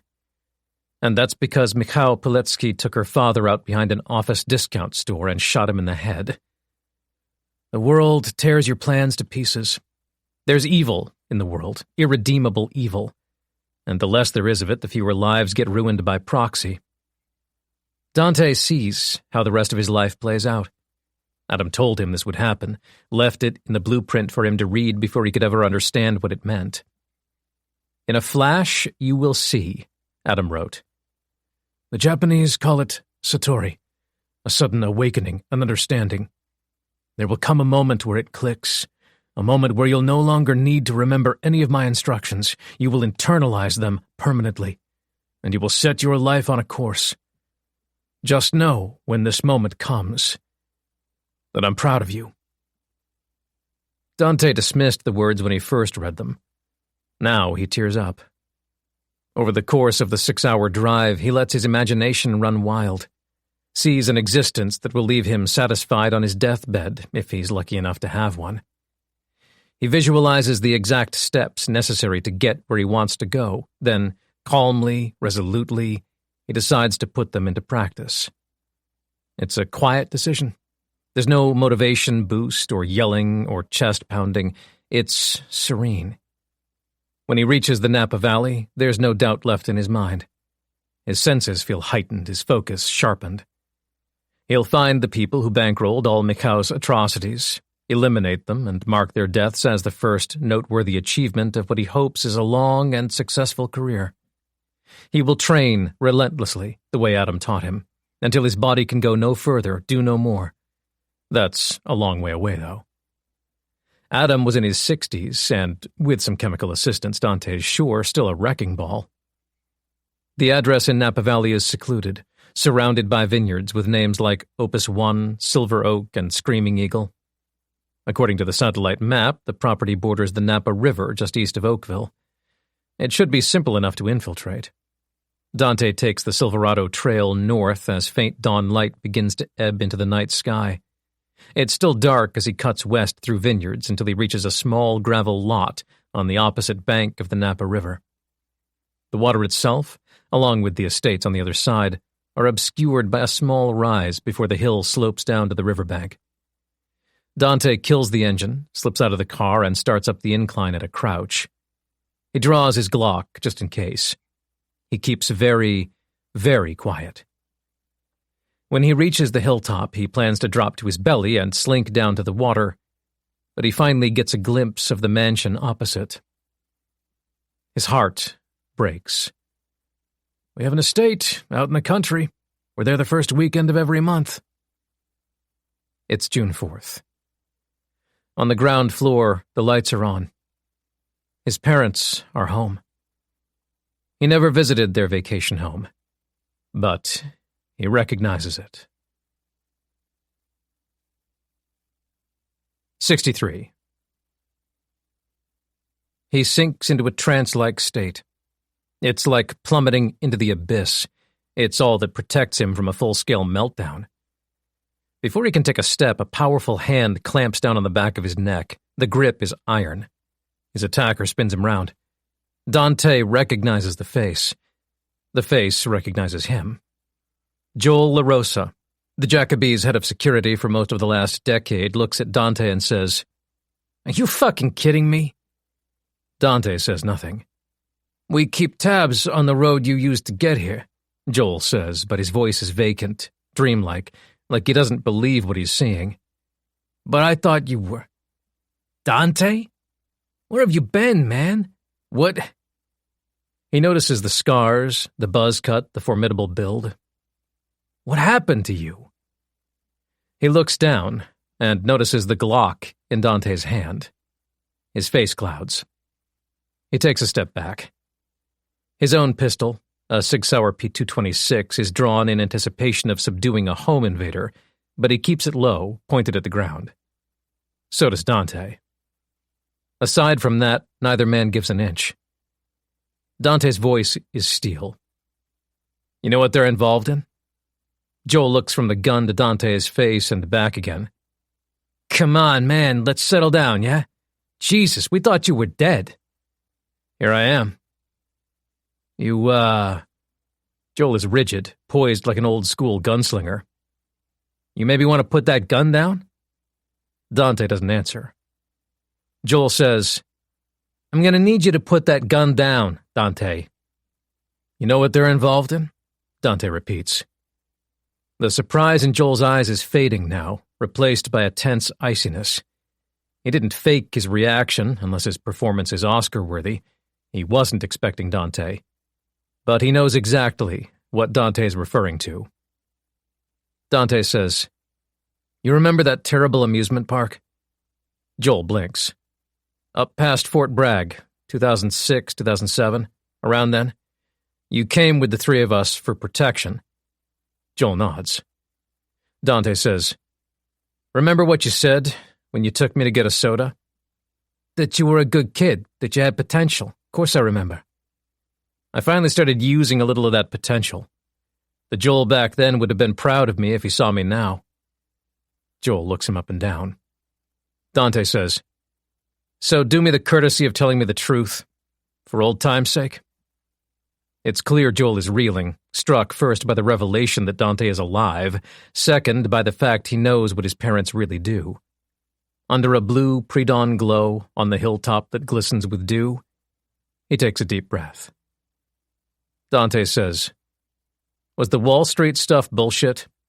"Not to begin with," Joel says, seemingly frustrated at himself for answering. Dante remembers how long Joel's been with the family. "So when you came on, everything was legit?" "As legit as hostile takeovers can be." Dante understands what he means. The way his father made his money was legal, but barely. It's not a stretch to imagine him leaping from forcing founders out of their own companies to criminal activities. Most would have considered him a criminal long before he linked up with someone like Michał. Wall Street, in a sense, was Dorian's tutorial. "So you knew what they became," Dante says slowly. "And you kept protecting them." Joel shrugs. Dante says, "Did you know details?" Joel shrugs again, a little guiltier. Dante recalls the emptiness in Fern's eyes, how broken she must be to shrug off witnessing an execution like it was nothing. There's a small chance she'll pull herself together. But now Dante sees how unlikely it truly is. Her life is ruined forever, and what happened to her is nothing compared to what Michał specialized in. If he had his way, Fern herself would be the product. Stefani mentioned child slavery. Dante realizes his attitude toward Joel is based on nostalgia, nothing else. This man spent his entire career ensuring the scum of the earth were safe and secure. He allowed Fiona and Dorian to continue doing what they do, blinded by dollar signs. And besides, when Dante was a teenager, he stole a look at a salary spreadsheet on the screen in his father's office. Joel isn't paid that much. He doesn't even have the pitiful excuse of making decent coin to keep his mouth shut. Dante says, "If you know, you're just as bad as they are." Joel starts to understand Dante isn't putting the gun down. In fact, Dante is getting twitchy. They both are. Obviously, Joel still remembers him as the spineless coward. "Don't get up on your high horse and pretend you know something about the world, you sheltered little rat." Dante looks him dead in the eyes. If I'm still sheltered, this should be easy for you. A long pause. A bird caws. Out of nowhere, Joel half winces, which means he's run through the consequences of killing his boss's child, and decided to do it anyway. Well, he says, they won't be happy. He sighs. But they'll understand. He whips the cig up. He thinks Dante's cosplaying with his Glock, just a frustrated young man angry at the world but unsure what to do about it. Which is half correct. Yes, Dante's angry. But he knows what to do about it. He blows Joel's brains out the back of his head before the seasoned combatant can get his gun halfway up. His reaction speed is effectively cheating, an unfair advantage, he knows that. Evidently, so do his parents. An alarm begins to wail on the other side of the river, an immediate response to the report echoing over the hills. Dante sprints down to the riverbank while a single train of thought tears through his head on an endless loop. I'm getting some fucking answers. 64. He crosses the river. With his newfound cardio, it takes less than a minute to swim freestyle from one riverbank to the other. It's not an impressive feat. The Napa River is gentle and uncomplicated to traverse. In Nepal, he swum in lakes with ice floating on the surface, until his fingers and toes went numb and his skin turned red and raw. Those efforts were geared more towards surviving utterly brutal conditions than becoming a competent swimmer, but he improved at the latter regardless. He crawls a few feet up the bank, finds a tangle of undergrowth, and buries himself in it. He squashes his face into the dirt and lies deathly still. In such close proximity to the enemy, it's usually the eyes that give it away. He doesn't need to see. He can hear. The footsteps are heavy, and the guy huffs as he labors. Dante thinks he hears the man swear under his breath as he barrels toward the perceived danger. Dante understands. You might be well trained, you might even be lucky enough to have prior military experience, but if you do, it happened a long time ago, and by this point you've spent years protecting rich people from nothing. No one bothers taking a crack at the ultra-wealthy. It's not worth it. You can rob 100 middle-class homes easier than you can breach the perimeter of one luxury compound. So, the guy's sloppy, out of practice. And by the reverberation of his footsteps, eating good. The first thing Dante sees when he looks up is a potbelly swinging, only a dozen feet away, crashing down the hillside toward the river. They're almost parallel with each other. The man's shirt came untucked as he set off on his mad charge and has now ridden up his stomach. The gut belongs to a hard-looking man, more muscle than fat, the ends of tattoo sleeves poking out of his shirt cuffs. Dante would prefer not to make noise this close to the house, so he holsters his Glock and bursts up like a bat out of hell. Has to be animalistic with it, because removing guns from the equation takes supreme self-confidence, and if he fucks this up, he'll regret it for the rest of his life, which will constitute about 3 seconds if he times it wrong. He sprints sideways across the hillside and throws himself forward. 190 pounds at top speed, and gravity aids his acceleration. He leapt from higher up the hillside than the guard, who hears the sudden thunderous noise and spins with wide eyes. Dante crashes into him, wraps his arms around the guy's shoulders, and holds on for the ride. As they topple off their feet like rag dolls, Dante uses his weight and twists his hips the way Ruslan taught him. It lets him control the guard's weight and momentum as they plummet down the hillside. Dante hurls the man over his own hips in the air, literally head over heels, and pile drives his neck into the ground when they land. The crack is gut-wrenching. He releases the limp body and rolls uncontrollably for a few seconds. Feet and hands slap the dewy grass. He takes an unfortunate knock to the temple and a headache explodes to life, but he emerges otherwise unscathed, rolling up to a seated position and panting for breath. He had it lucky. The guard is already dead. Splayed on a hillside a couple of dozen feet above Dante, body facing one way, head facing the other. Dante doesn't look too closely. It's not pretty. He clambers to his feet, starts the ascent again, and comes up on the estate just in time to see additional security bleeding out of the mansion's ground floor like a procession. At least 6 men, maybe more. But Dante only gets a precursory glance before he makes his mind up. 6, 7, 8, doesn't matter. Keeping things quiet is no longer an option.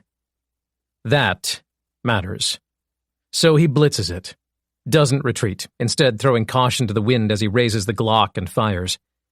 The blueprint rings in his head. The more tension, the worse the results. He keeps himself loose as he makes micro-adjustments, his movements as casual as possible. The pistol blares like a drum roll. He's not conscious of pumping his finger against the trigger. That takes care of itself. But he is conscious of snapping his aim between heads, focusing supremely on the task at hand and nothing else. When he's done, 6 men lie dead on the lawn, dew and blood combining to form a shiny veneer atop the grass. Dante stands there, solemn, uncomprehending. He thinks, was that me? He knows the answer. Adam set him on a path. He has little control over where it concludes. All he can do is reload the Glock and walk slowly toward the house. He passes bodies, men who had lives and families, men he killed without a second thought. Was it worth it? Did they all know who they were working for, who they were protecting? Too late to find out. They were coming to kill him, and he had to respond. What's done is done. He walks inside. He's never been here, but in a sick way it feels familiar. The rest is a formality.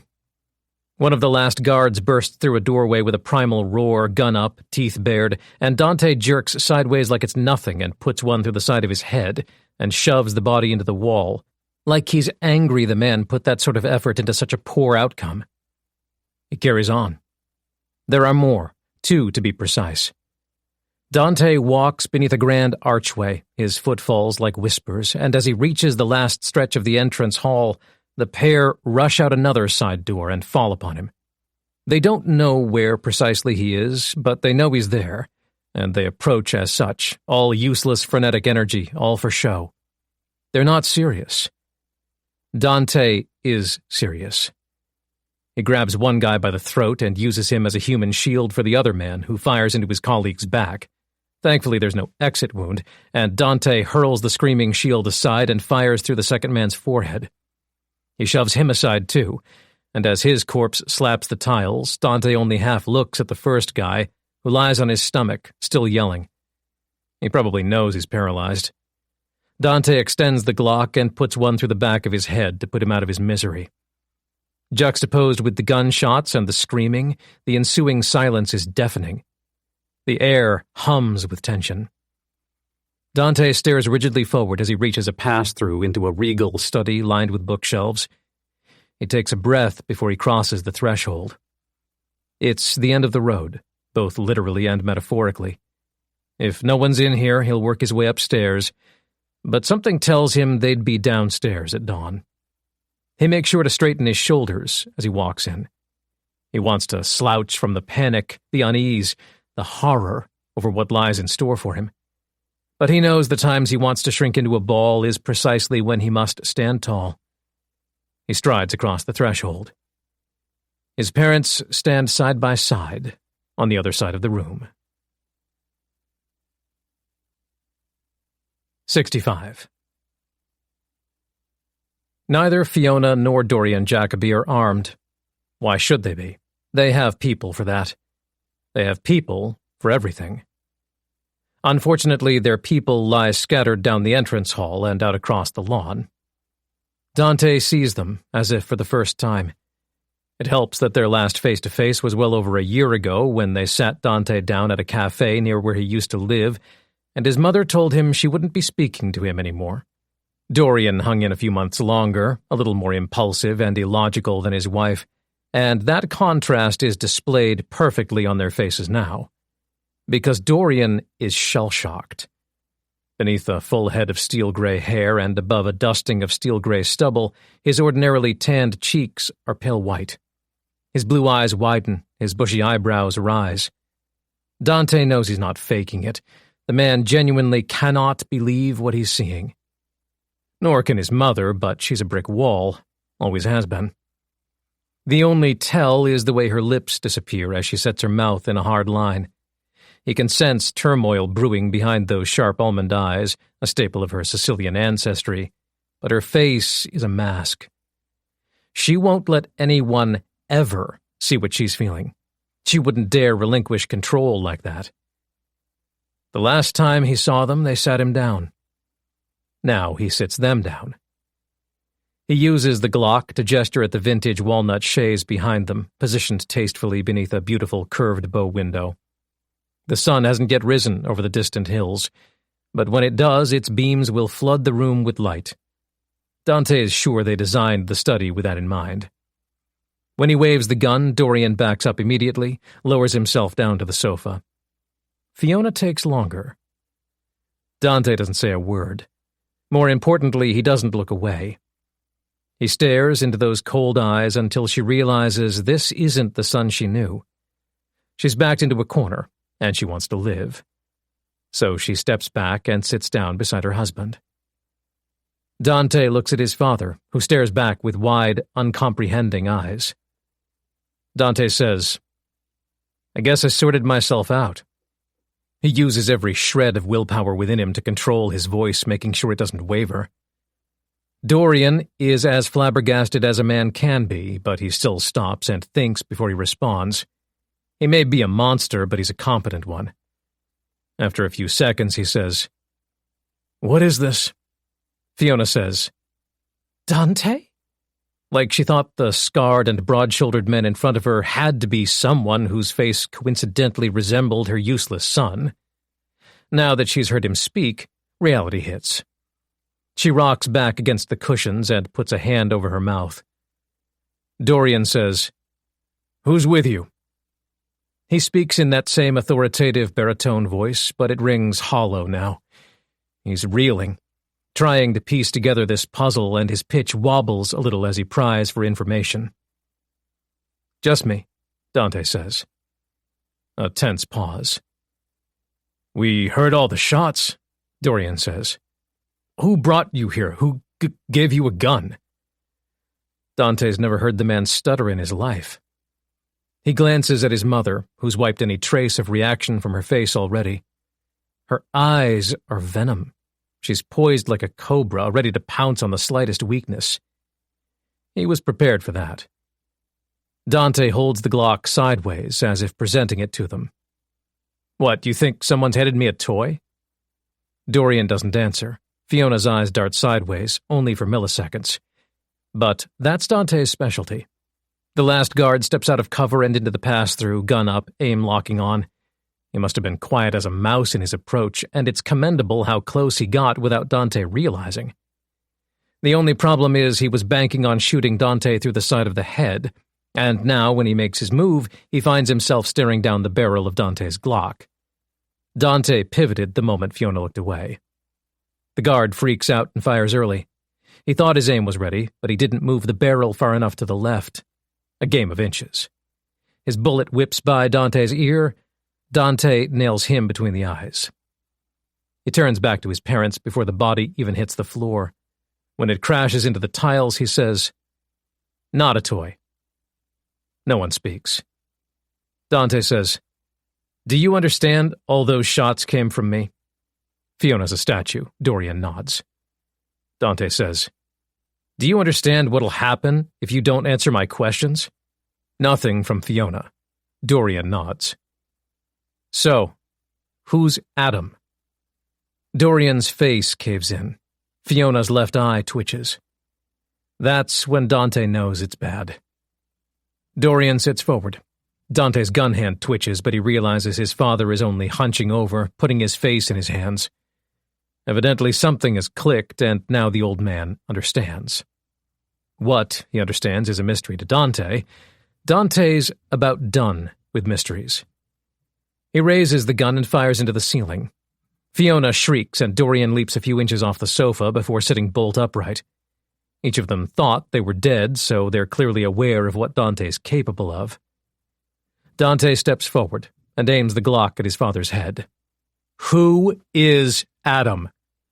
"A geneticist," Dorian says, his voice now small and timid. Pieces fall into place. Stefani's words come back to him. These members of the upper echelon had work done themselves with Adam. Dante stares at the gun in his own hand, then back to his father. My reaction speed? The best Dorian can manage is a shrug, as if that explains. When he looks up at his son, there are many things in his eyes. Guilt, regret, and disappointment. He says, "Your embryo was genetically engineered. We paid millions for it." The world spins. 66. In his peripheral vision, Dante sees his mother's face twist, scorn spreading across her features. When he meets her gaze, Fiona looks disgusted. He says, "What?" She shakes her head. "You always were a waste of space." He doesn't know how to respond. Coming from her, the words are like a knife to the gut. No matter how little they've spoken, she still holds sway over him. She raised him. Coldly, sure, but she's still his mother. He's a lot better at dealing with discomfort now, though, so he stares at her until she's forced to continue. She scoffs. "You're ungrateful. You're actually ungrateful. The only fucking thing we did for you that you couldn't just reject and throw away, and you're ungrateful for it. Unfucking believable." It takes everything in him not to fall to his knees. Such are the severity of the head spins. The best he can do is ask, "Why?" "Why not?" she says. Dorian has fallen back against the cushions, posture defeated, expression forlorn. But she takes over by sitting forward, eyes aflame.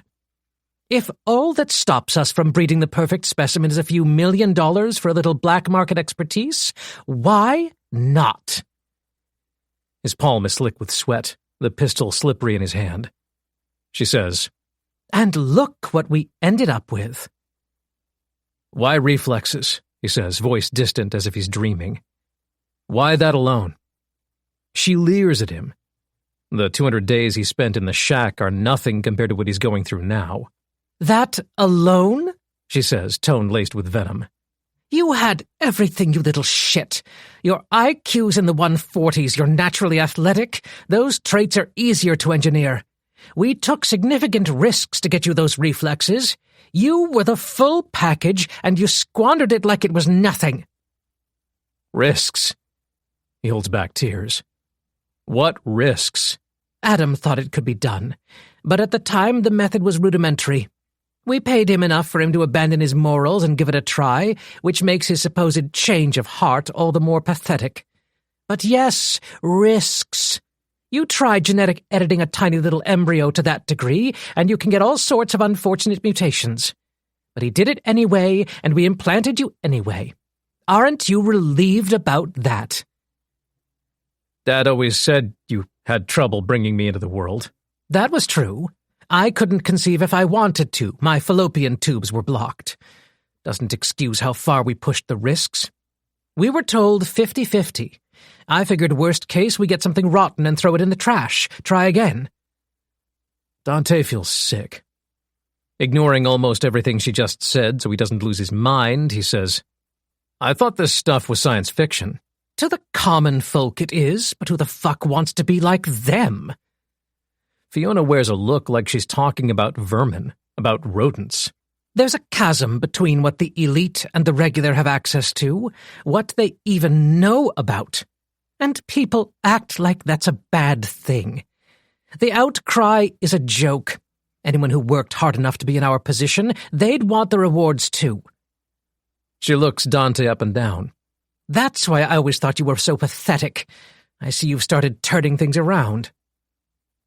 "So I was edited in, what, a lab dish?" She nods. "You've heard of CRISPR?" His lack of response is a response in itself. She scoffs again. "Of course you haven't. How could I forget? Your interest in the world is only a few months old." He says nothing. "Clustered, regularly interspaced, short palindromic repeats," she says. "A gene editing method that's effectively a pick and mix.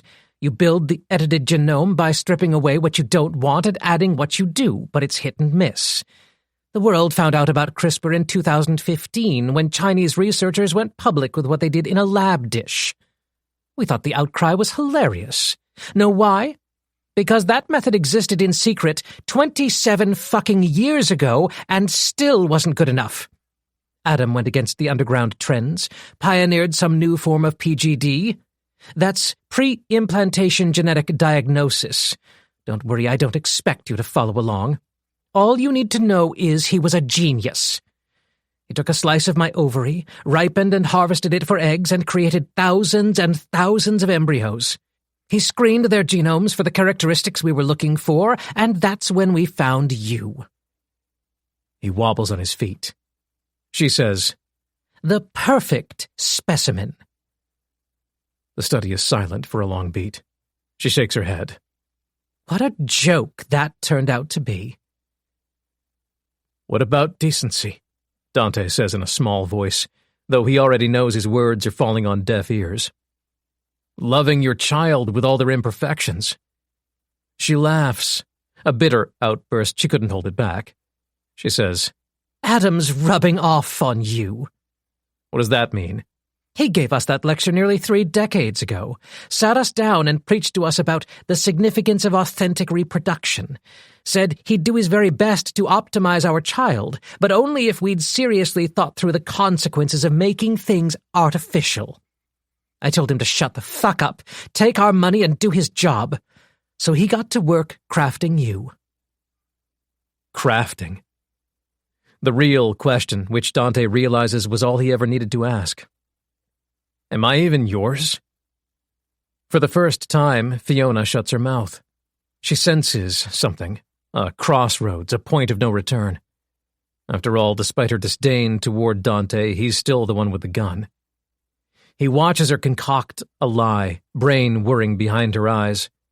Before she can fully formulate what she's going to say, Dorian tells the truth. The old man sits forward and says, Technically, you have no biological parents. 67. Fiona freezes.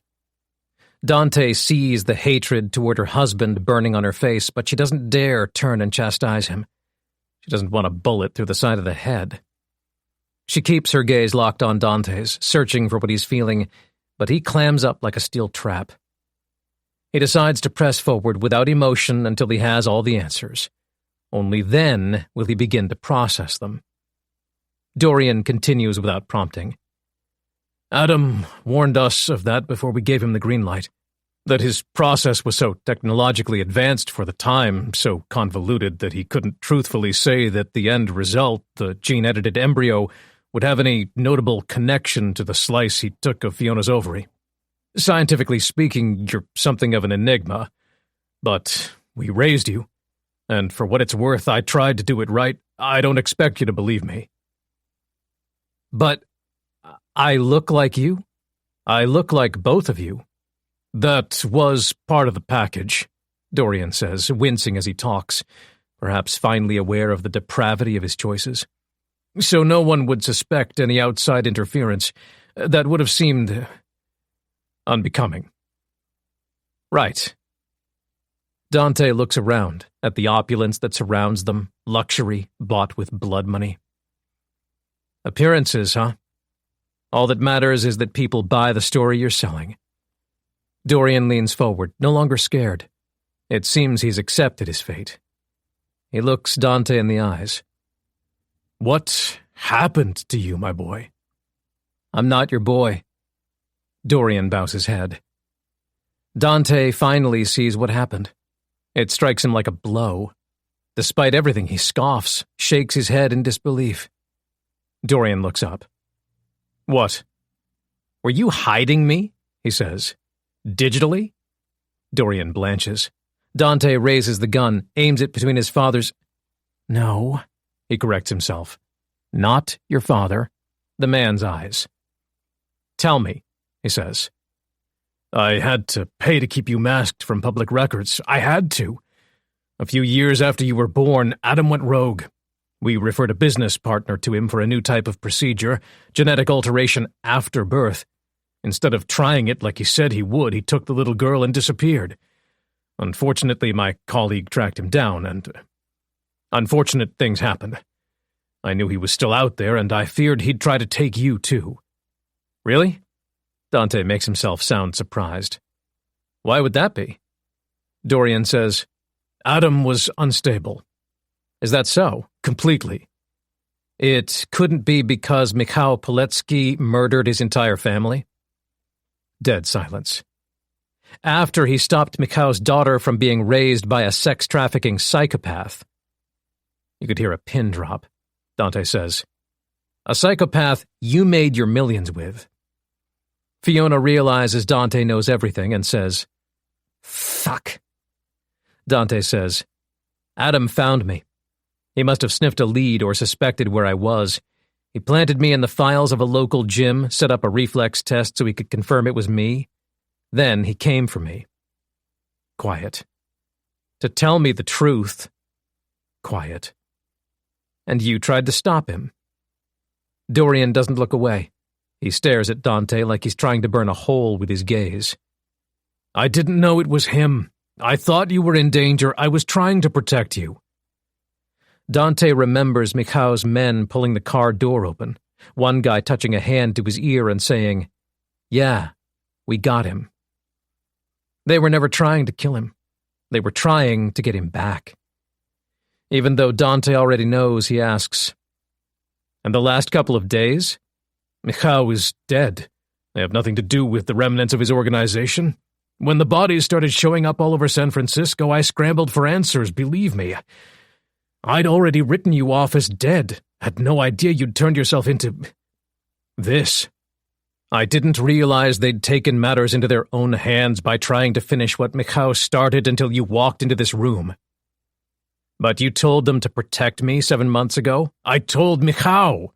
Who knows what he told his men? Who knows how they interpreted it? Dorian goes to say something else, but cuts himself short. He furrows his brow and shakes his head. What's the fucking point? You won't believe a word I say. Just kill me. I believe you. Dorian blinks. Dante says, why was Adam looking for me? I told you, what happened with Mikhail has little to do with you. You can't have thought I'd be in danger. What happened? The Glock is like truth serum. He aims it at Dorian once more, and the man says, Okay. Dorian glances sideways at Fiona.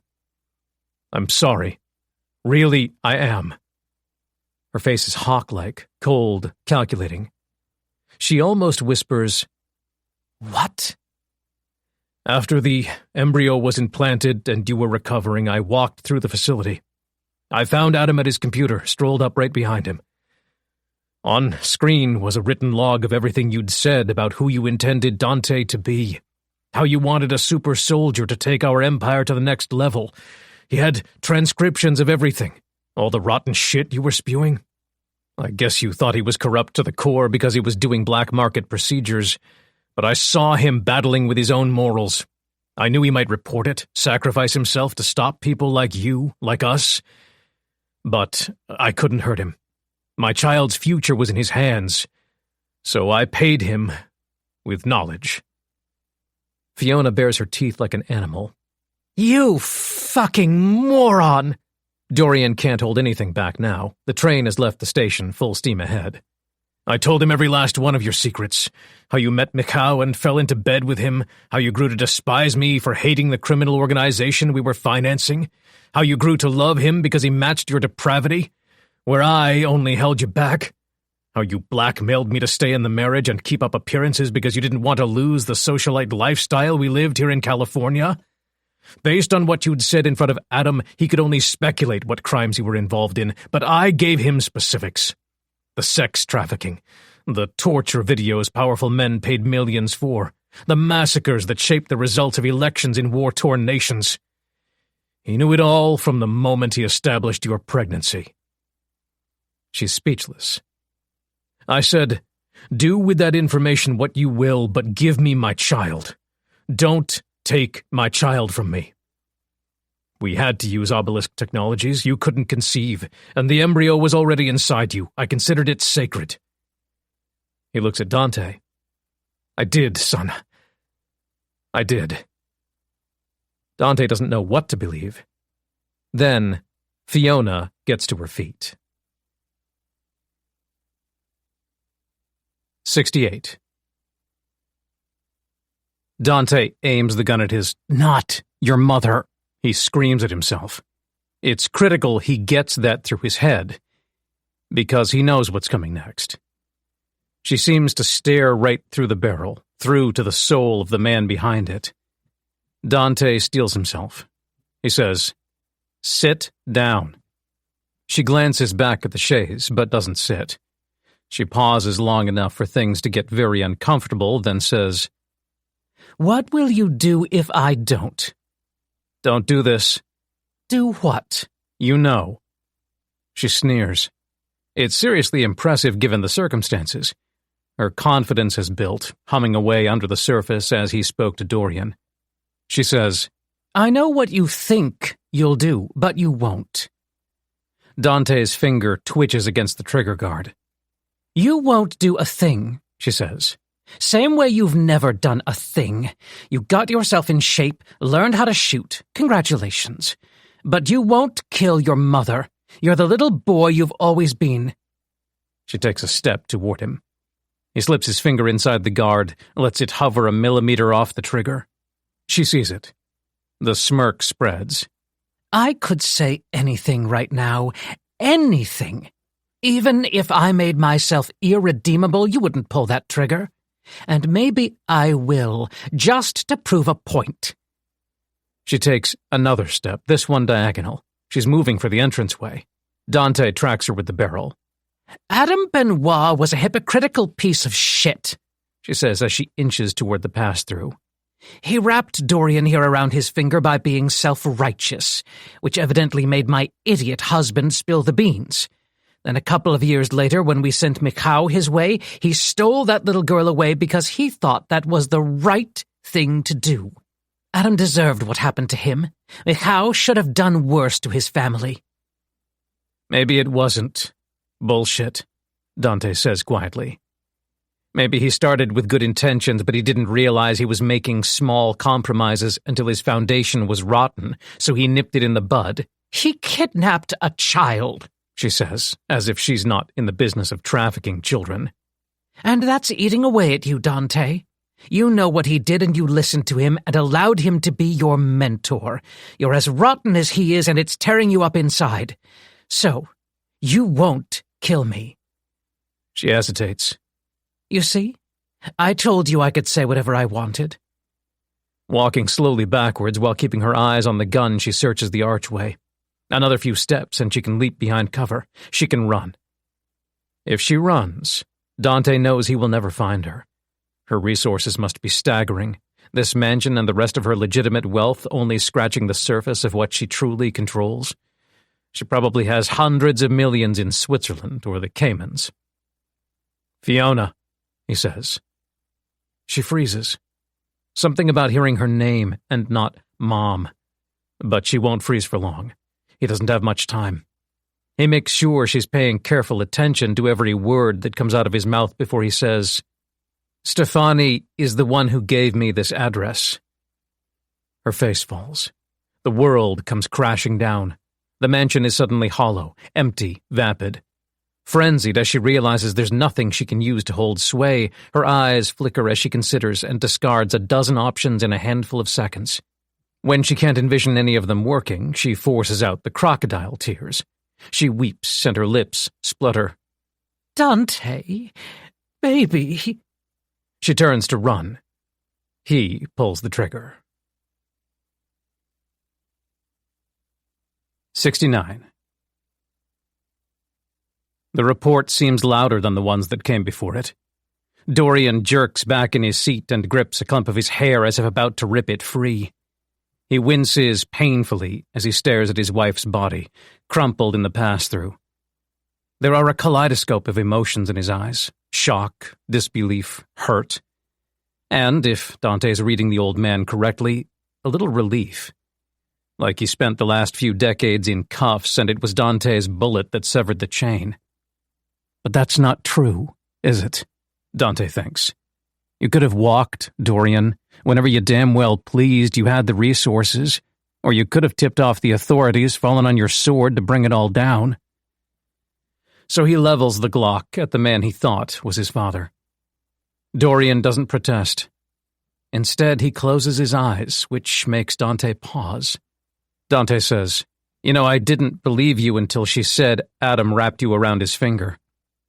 Slowly, carefully, Dorian lifts his eyelids, stares at Dante. The old man says, "I wouldn't have believed it either. You had a choice. You could have stopped it whenever you liked. I know I could have. I'm as guilty as you—" He cuts himself off, cocks his head. "As Fiona." "So why?" Dante says. He realizes he's pleading. "Help me understand. If you have empathy like you say you do, why go along with it?" "I could try to explain," Dorian says. "But I don't have the words. I don't think I know myself." When he looks back up, there are tears in his eyes. "Adam was a good man. I always knew it. He pushed the boundaries of medical ethics, sure. He abandoned autonomy and justice. What he did wasn't fair, and he didn't give the patients the choice. But he started for the right reasons.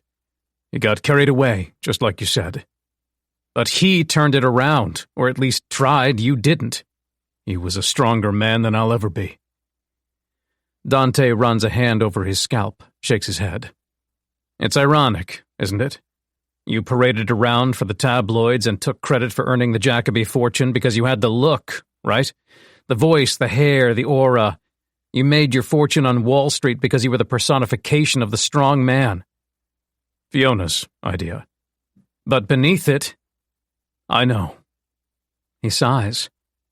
"I did pull off a couple of corporate raids in the mid-'80s, if that counts for anything." "It doesn't." "I know," he says again. "Easy to keep running with that narrative, though, and launder the real money through shell companies. Make it clean and pretend it came from hostile takeovers." "I read an article in the New York Post," Dante says. "Digitized from 1985. I can recite it word for word.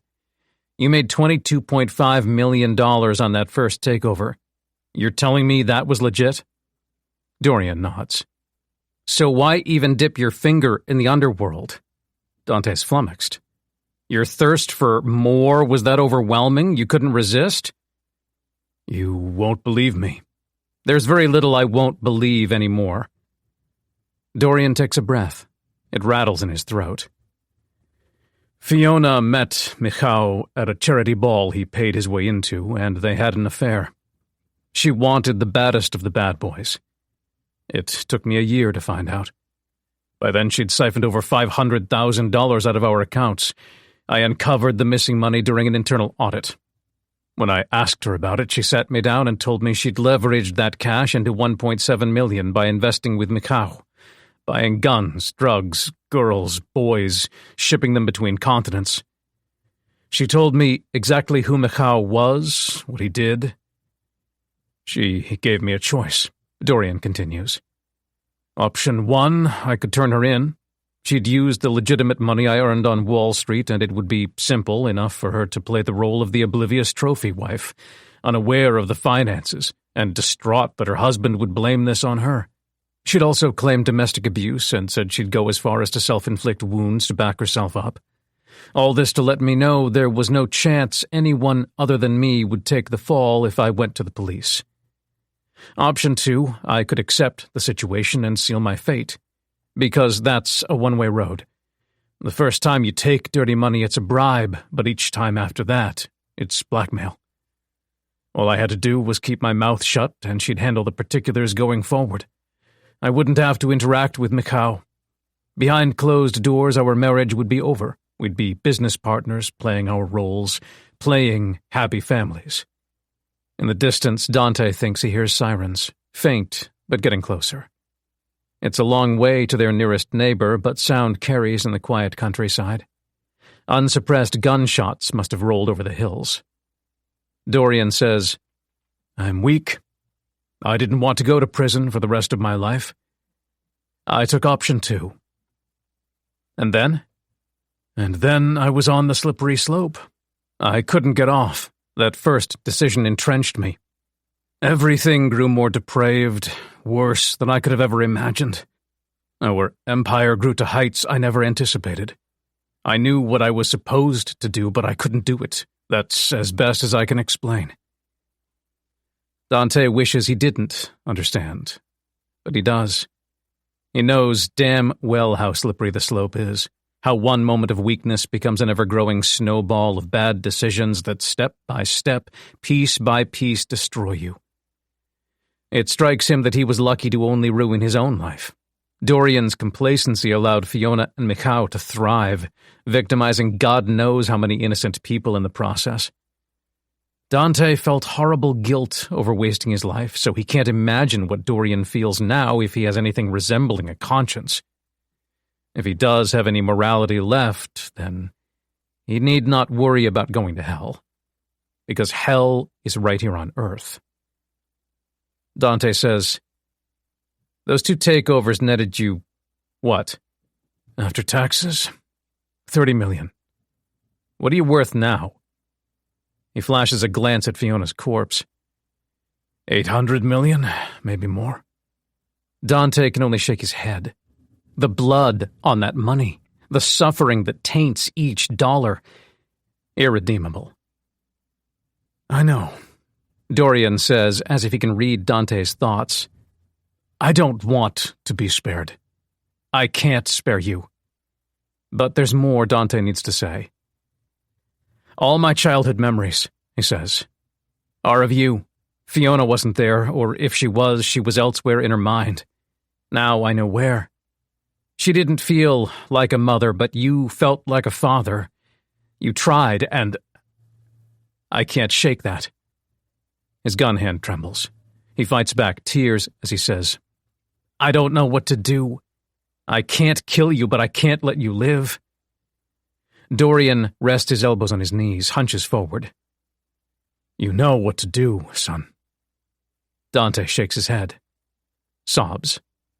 Dorian says, "Leave the gun." Dante blinks. Tears drop from his lashes. "Let me do the right thing," Dorian says. "For once in my life." Dante knows if he weighs it up, he'll paralyze himself.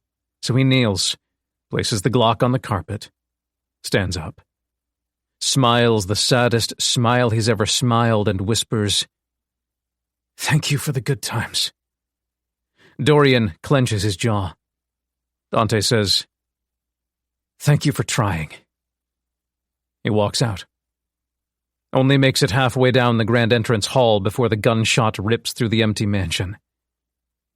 He keeps walking. 70. It's a cold, crisp morning. The birds have fled, and the countryside lies cloaked in silence.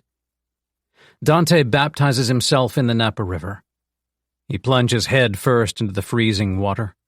Ordinarily it would be a shock to the system, but he has no adrenaline left to secrete. The world is dark and numb as he swims freestyle to the opposite bank. He comes up for air only once. He wants the darkness, wants the pain in his chest, wants the rushing water to entomb him. He isn't sure whose blood was on his skin, but the crossing cleanses him. When he emerges from the river and strides up the hill, his heartbeat throbs in his ears.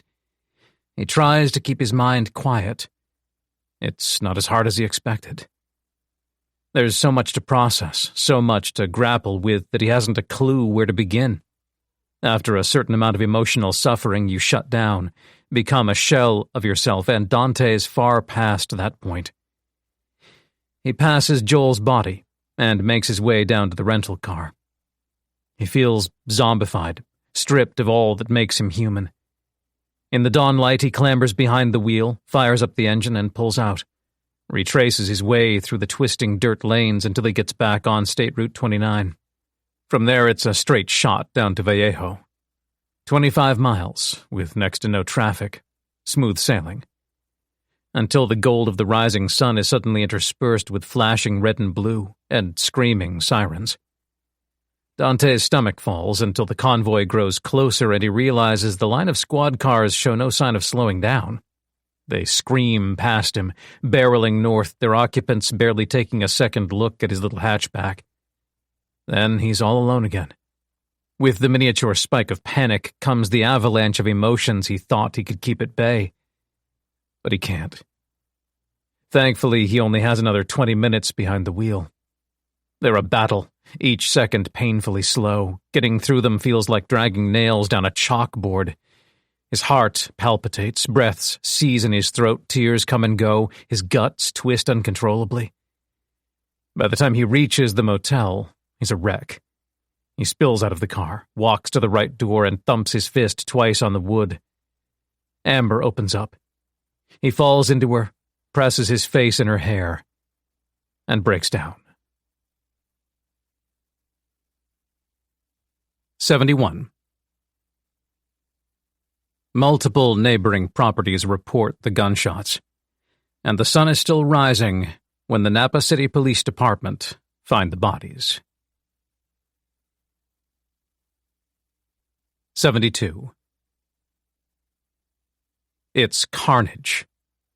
Dorian is found seated on the carpet of his ground-floor study, back against the oak wall, Glock 19 clutched tight in his lifeless hand.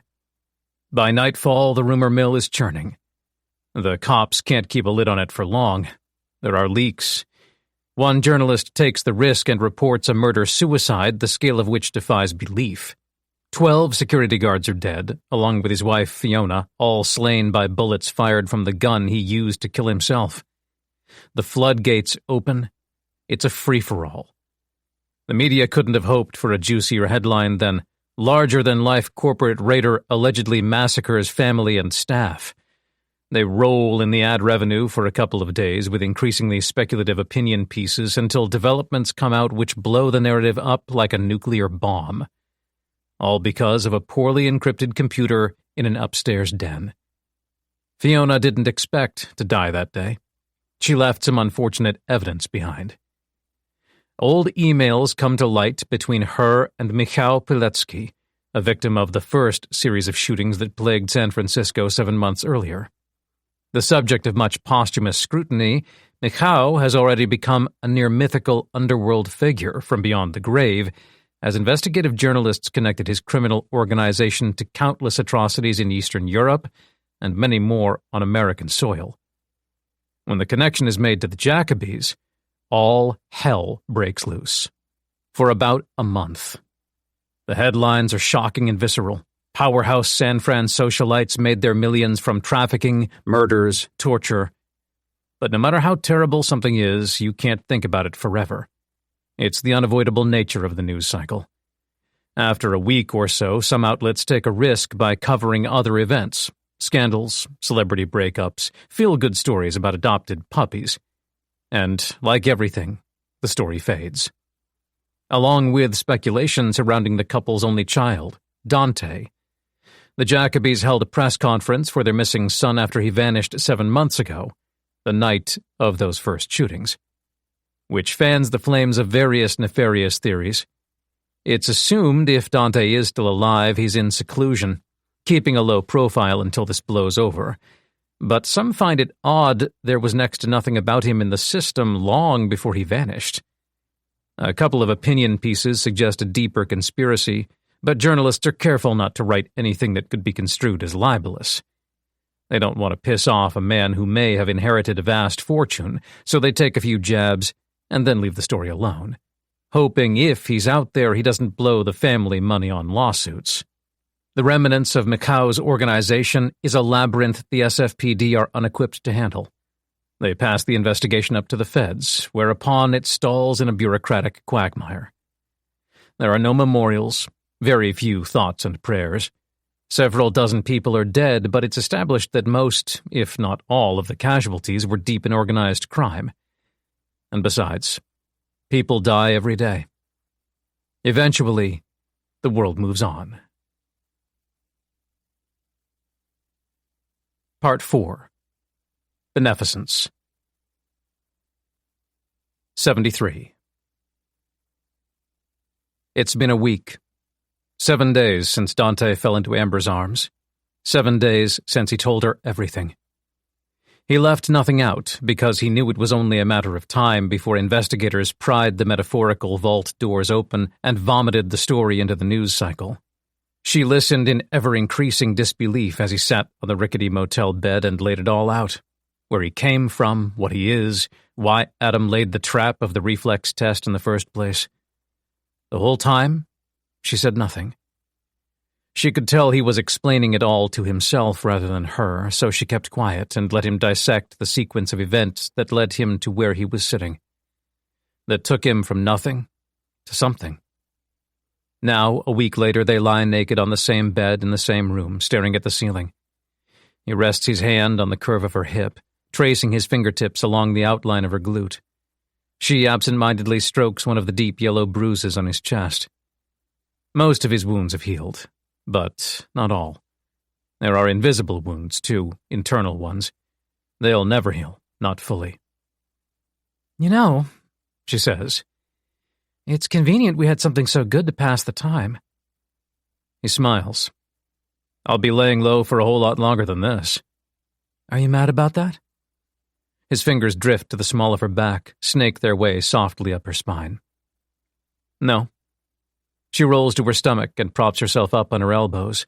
Waves of messy hair frame her eyes. He can't get enough of those eyes. He doubts he'll ever be able to.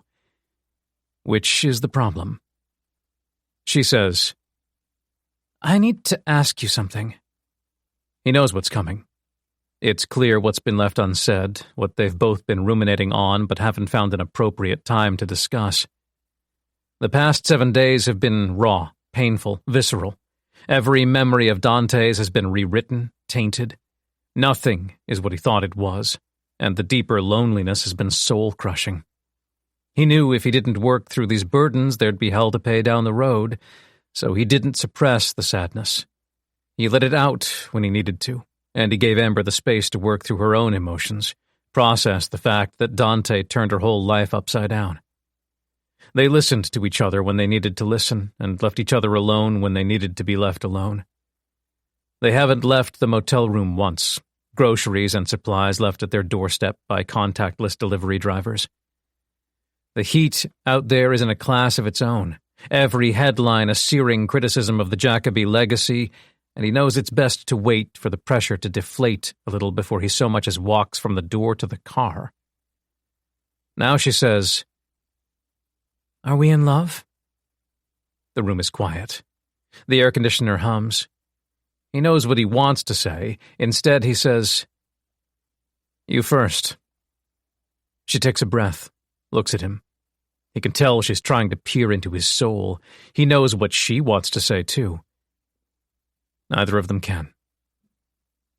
In the last week, she says, your world imploded. And I'm not talking transforming yourself into a hardened killer. That's nothing compared to what you learned. You're dealing with things that bring our fucking humanity into question. I couldn't begin to imagine. He can't imagine either. And he's living it. I want to love you, she says. Because I feel like it's the reason I hung in there since that first time we met. I know you know that. You could see that I saw more in you, and you thought I was an idiot. Then, with a little help, you saw what I saw. He nods. She sighs, inches closer to him. But I don't know if you can love right now. There's so much more you need to figure out. You were lost for so long, and now, in the space of half a year, you got the answers you were looking for. You shed who you used to be like a snakeskin. Nothing she's saying is wrong, she says. You need to know which direction you're going to take your life. You need to know what it means. I don't know the direction yet, he says. But I know what it means. She goes quiet. I was born, or bred, with all those advantages. The physicality, the intelligence, the reflexes. I started so far ahead of the pack, and look where it got me. Her face clouds. So it doesn't matter where you start or what you're born with, you can still fuck everything up. It's the easiest thing in the world to fuck everything up. Dorian showed me that. She nods, slowly. He says, "It's what you choose to do with yourself, and I'm only scratching the surface of what I can do." She understands. It's what she expected. "I want to love you too," he says. "More than anything, trust me. But I have some soul-searching left to do, and right now your life is still salvageable. If the heat was only on Bayview, it'd be tough to explain your absence, but after the Jackabees hit the headlines, it's like that shooting near Hop World never happened. You can go back to your life. Tell your family and friends you were close to the action and got scared, kept your head down. They'll believe you. They love you." "I don't want that." He doesn't answer. She screws up her face. Clearly, they aren't the words she wanted to use. "Well, it's a little more complicated." "Like we don't have time?" A small smirk. She wipes it away as she says, "I had Zach, and I was happy. Really, I was. But obviously that wasn't what I thought it was. And the truth is, I don't have many friends. Acquaintances, sure, but my life was work, and I was okay with that. That's what I wanted. But it's like, we're all insulated in our own ways, and seeing this side of the world you now operate in, it's altered my perspective so viscerally, so fundamentally. How can I go back to PT sessions? How can I live any sort of normal life?" He hadn't expected that. As he looks back on recent events, he sees he should have. "So I can't stay with you," she says. "And I can't go back to what I had." "Your dad?" It disgusts him to realize the whole time he's known her they've talked about her father maybe twice. He knows her mom is dead, but that's all. "You were a self-absorbed piece of shit, Dante." "I'll still drop in on him regularly. That's all he needs. All he's aware of. He's not all there anymore. It's only getting worse. The nurses take good care of him." "I'm sorry." "Are you serious? After what you just went through, my plight doesn't lessen anyone else's."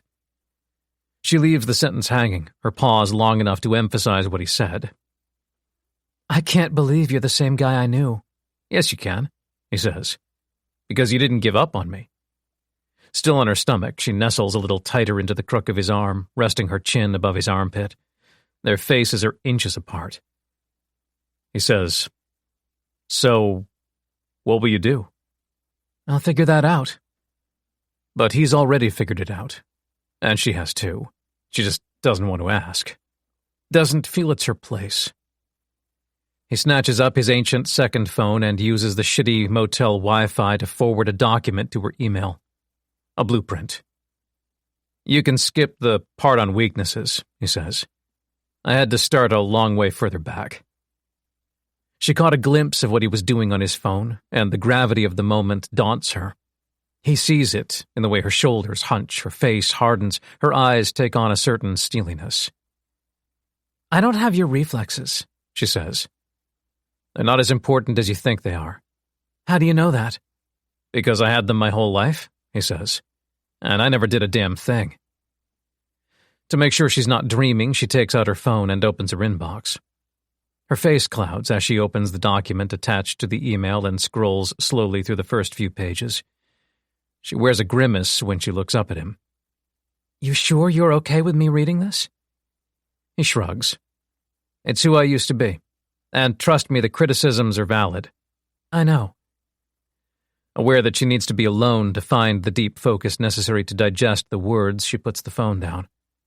She exhales as she sweeps her hair back, tucking it behind her ears. He gets it. He's been there. Heavy is the head that wears the crown. "Thank you," he says, "for hanging in there. You never had to. It meant more than you think." "I know what it meant. That's why I did it." He strokes her cheek. She reaches up and grips his hand. "You think we'll ever see each other again?" Reality is brutal. No way around it. He knows clinging to what used to be is the sign of the pre-blueprint individual, and if she ever tries to find him, it will mean she didn't take it seriously. Didn't follow it, the way she should have. He leans forward and kisses her warmly, softly, gently, savoring every morsel of sensation, knowing he'll likely never find anything like this again. And he's okay with that. Deep down, they both are. So when he says, "I hope not," she understands it's not cruel. He gets up, slips into some clothes, and tosses his small bag over one shoulder. He smiles at her. She smiles back. He opens the motel door and slips out. Leaves behind the last piece of his old identity, the last piece of who he was. It's harder than what he had to do in that study. It's the hardest thing he's ever done. But he knows. 2,000 years ago, Marcus Aurelius wrote, "The obstacle in the path becomes the path." 7 months ago, Adam Benoit passed this lesson down to Dante, along with countless others. The hard decisions are his path. 74. The metal gate trolls open seconds after he pulls up outside the Pasadena townhouse. He called ahead, let Stefani know he was coming.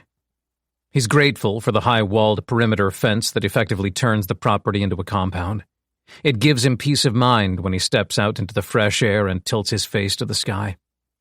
The house's oversized front door swings open and she crosses the courtyard in a flash, practically leaps on him as she throws her arms over his shoulders. Again, it's platonic. Her intimate proposition in Serbia came before they learned how their pasts were intertwined, before they realized they're perhaps closer to being able to understand each other than anyone else in the world. They're not related, but somehow it feels like they are. When she finally lets go of him, she says, "You see why I didn't tell you?" He nods. He can't do much else. It's overwhelming. "I saw the news," she says, as if it was possible not to have seen the news. She's racked with worry. "I'm so sorry." He shrugs. "I did what I had to do. You're dealing with worse, I'm sure." "How so?" "The man who raised you killed the man who created you." Her turn to shrug. "Family isn't blood. I feel nothing toward Michał. I'm glad Adam took me away from him. Glad he killed him." "Are you sure?" "For now. Maybe later I'll need to work through some things, but that's a future problem." Dante bites his tongue, wondering how to voice what he's been pondering for a week now. Stefani says, "What is it?" He shakes his head. I was there. When Adam killed your father, it was the first time I'd ever seen violence in the flesh. But what I can't make sense of is that this was a man who butchered Adam's family, took everything from him.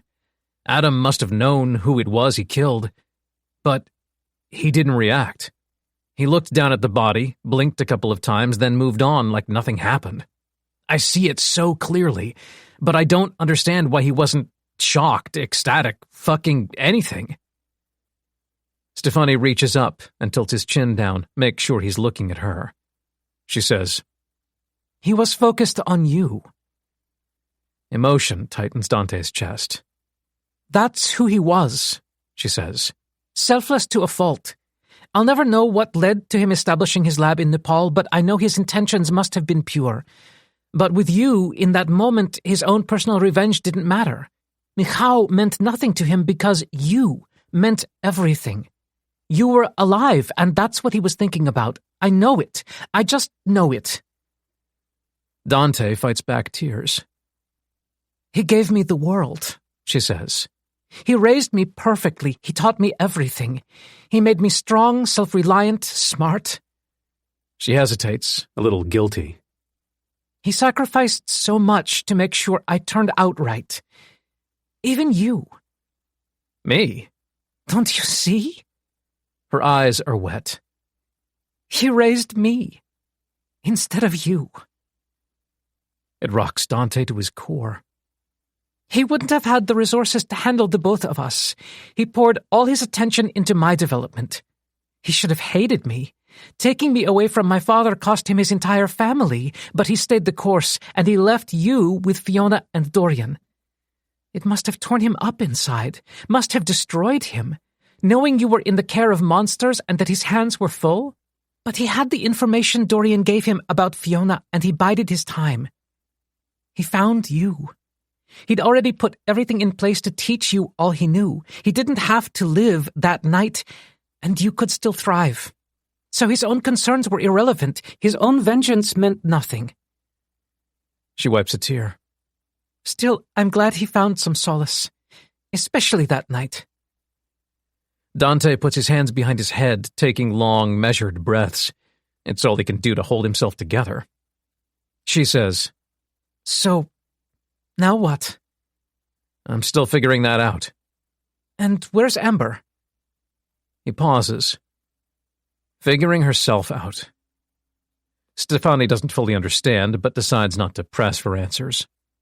Certain things crystallize. Dante sees clearer. He says, I've got to make up for what it cost to put me here. What do you mean? Adam let the Jacobys get away with 25 years of inflicting human suffering for personal gain, just waiting for the opportunity to hone me into something better. That's what Dante was missing. Adam was a self-trained killer. He could have tried bringing the Jacobys down. He might have failed. But he knew I'd succeed. He had to wait until I was old enough to utilize my reflexes and to decide for myself. Stefani says, You'll need a handler going forward. I'm afraid you're severely lacking in the cybersecurity department, and these days that's half the fight. Is this your job application? I forgot my resume. He smiles as he hugs her. He's aware it's the last warmth he'll feel for a while.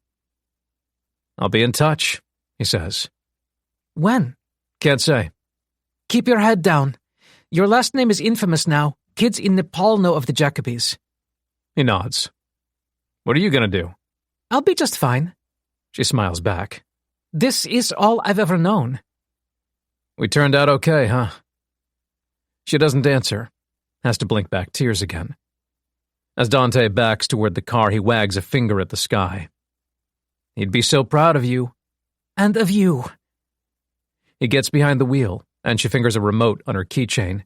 The gate slides open behind him. He reverses out with one thing on his mind. The more good he does in this lifetime, the more he justifies Adam's choices. And he owes that man the world. As he accelerates into the twilight under a mauve sky, he makes the only choice he needs to be somebody.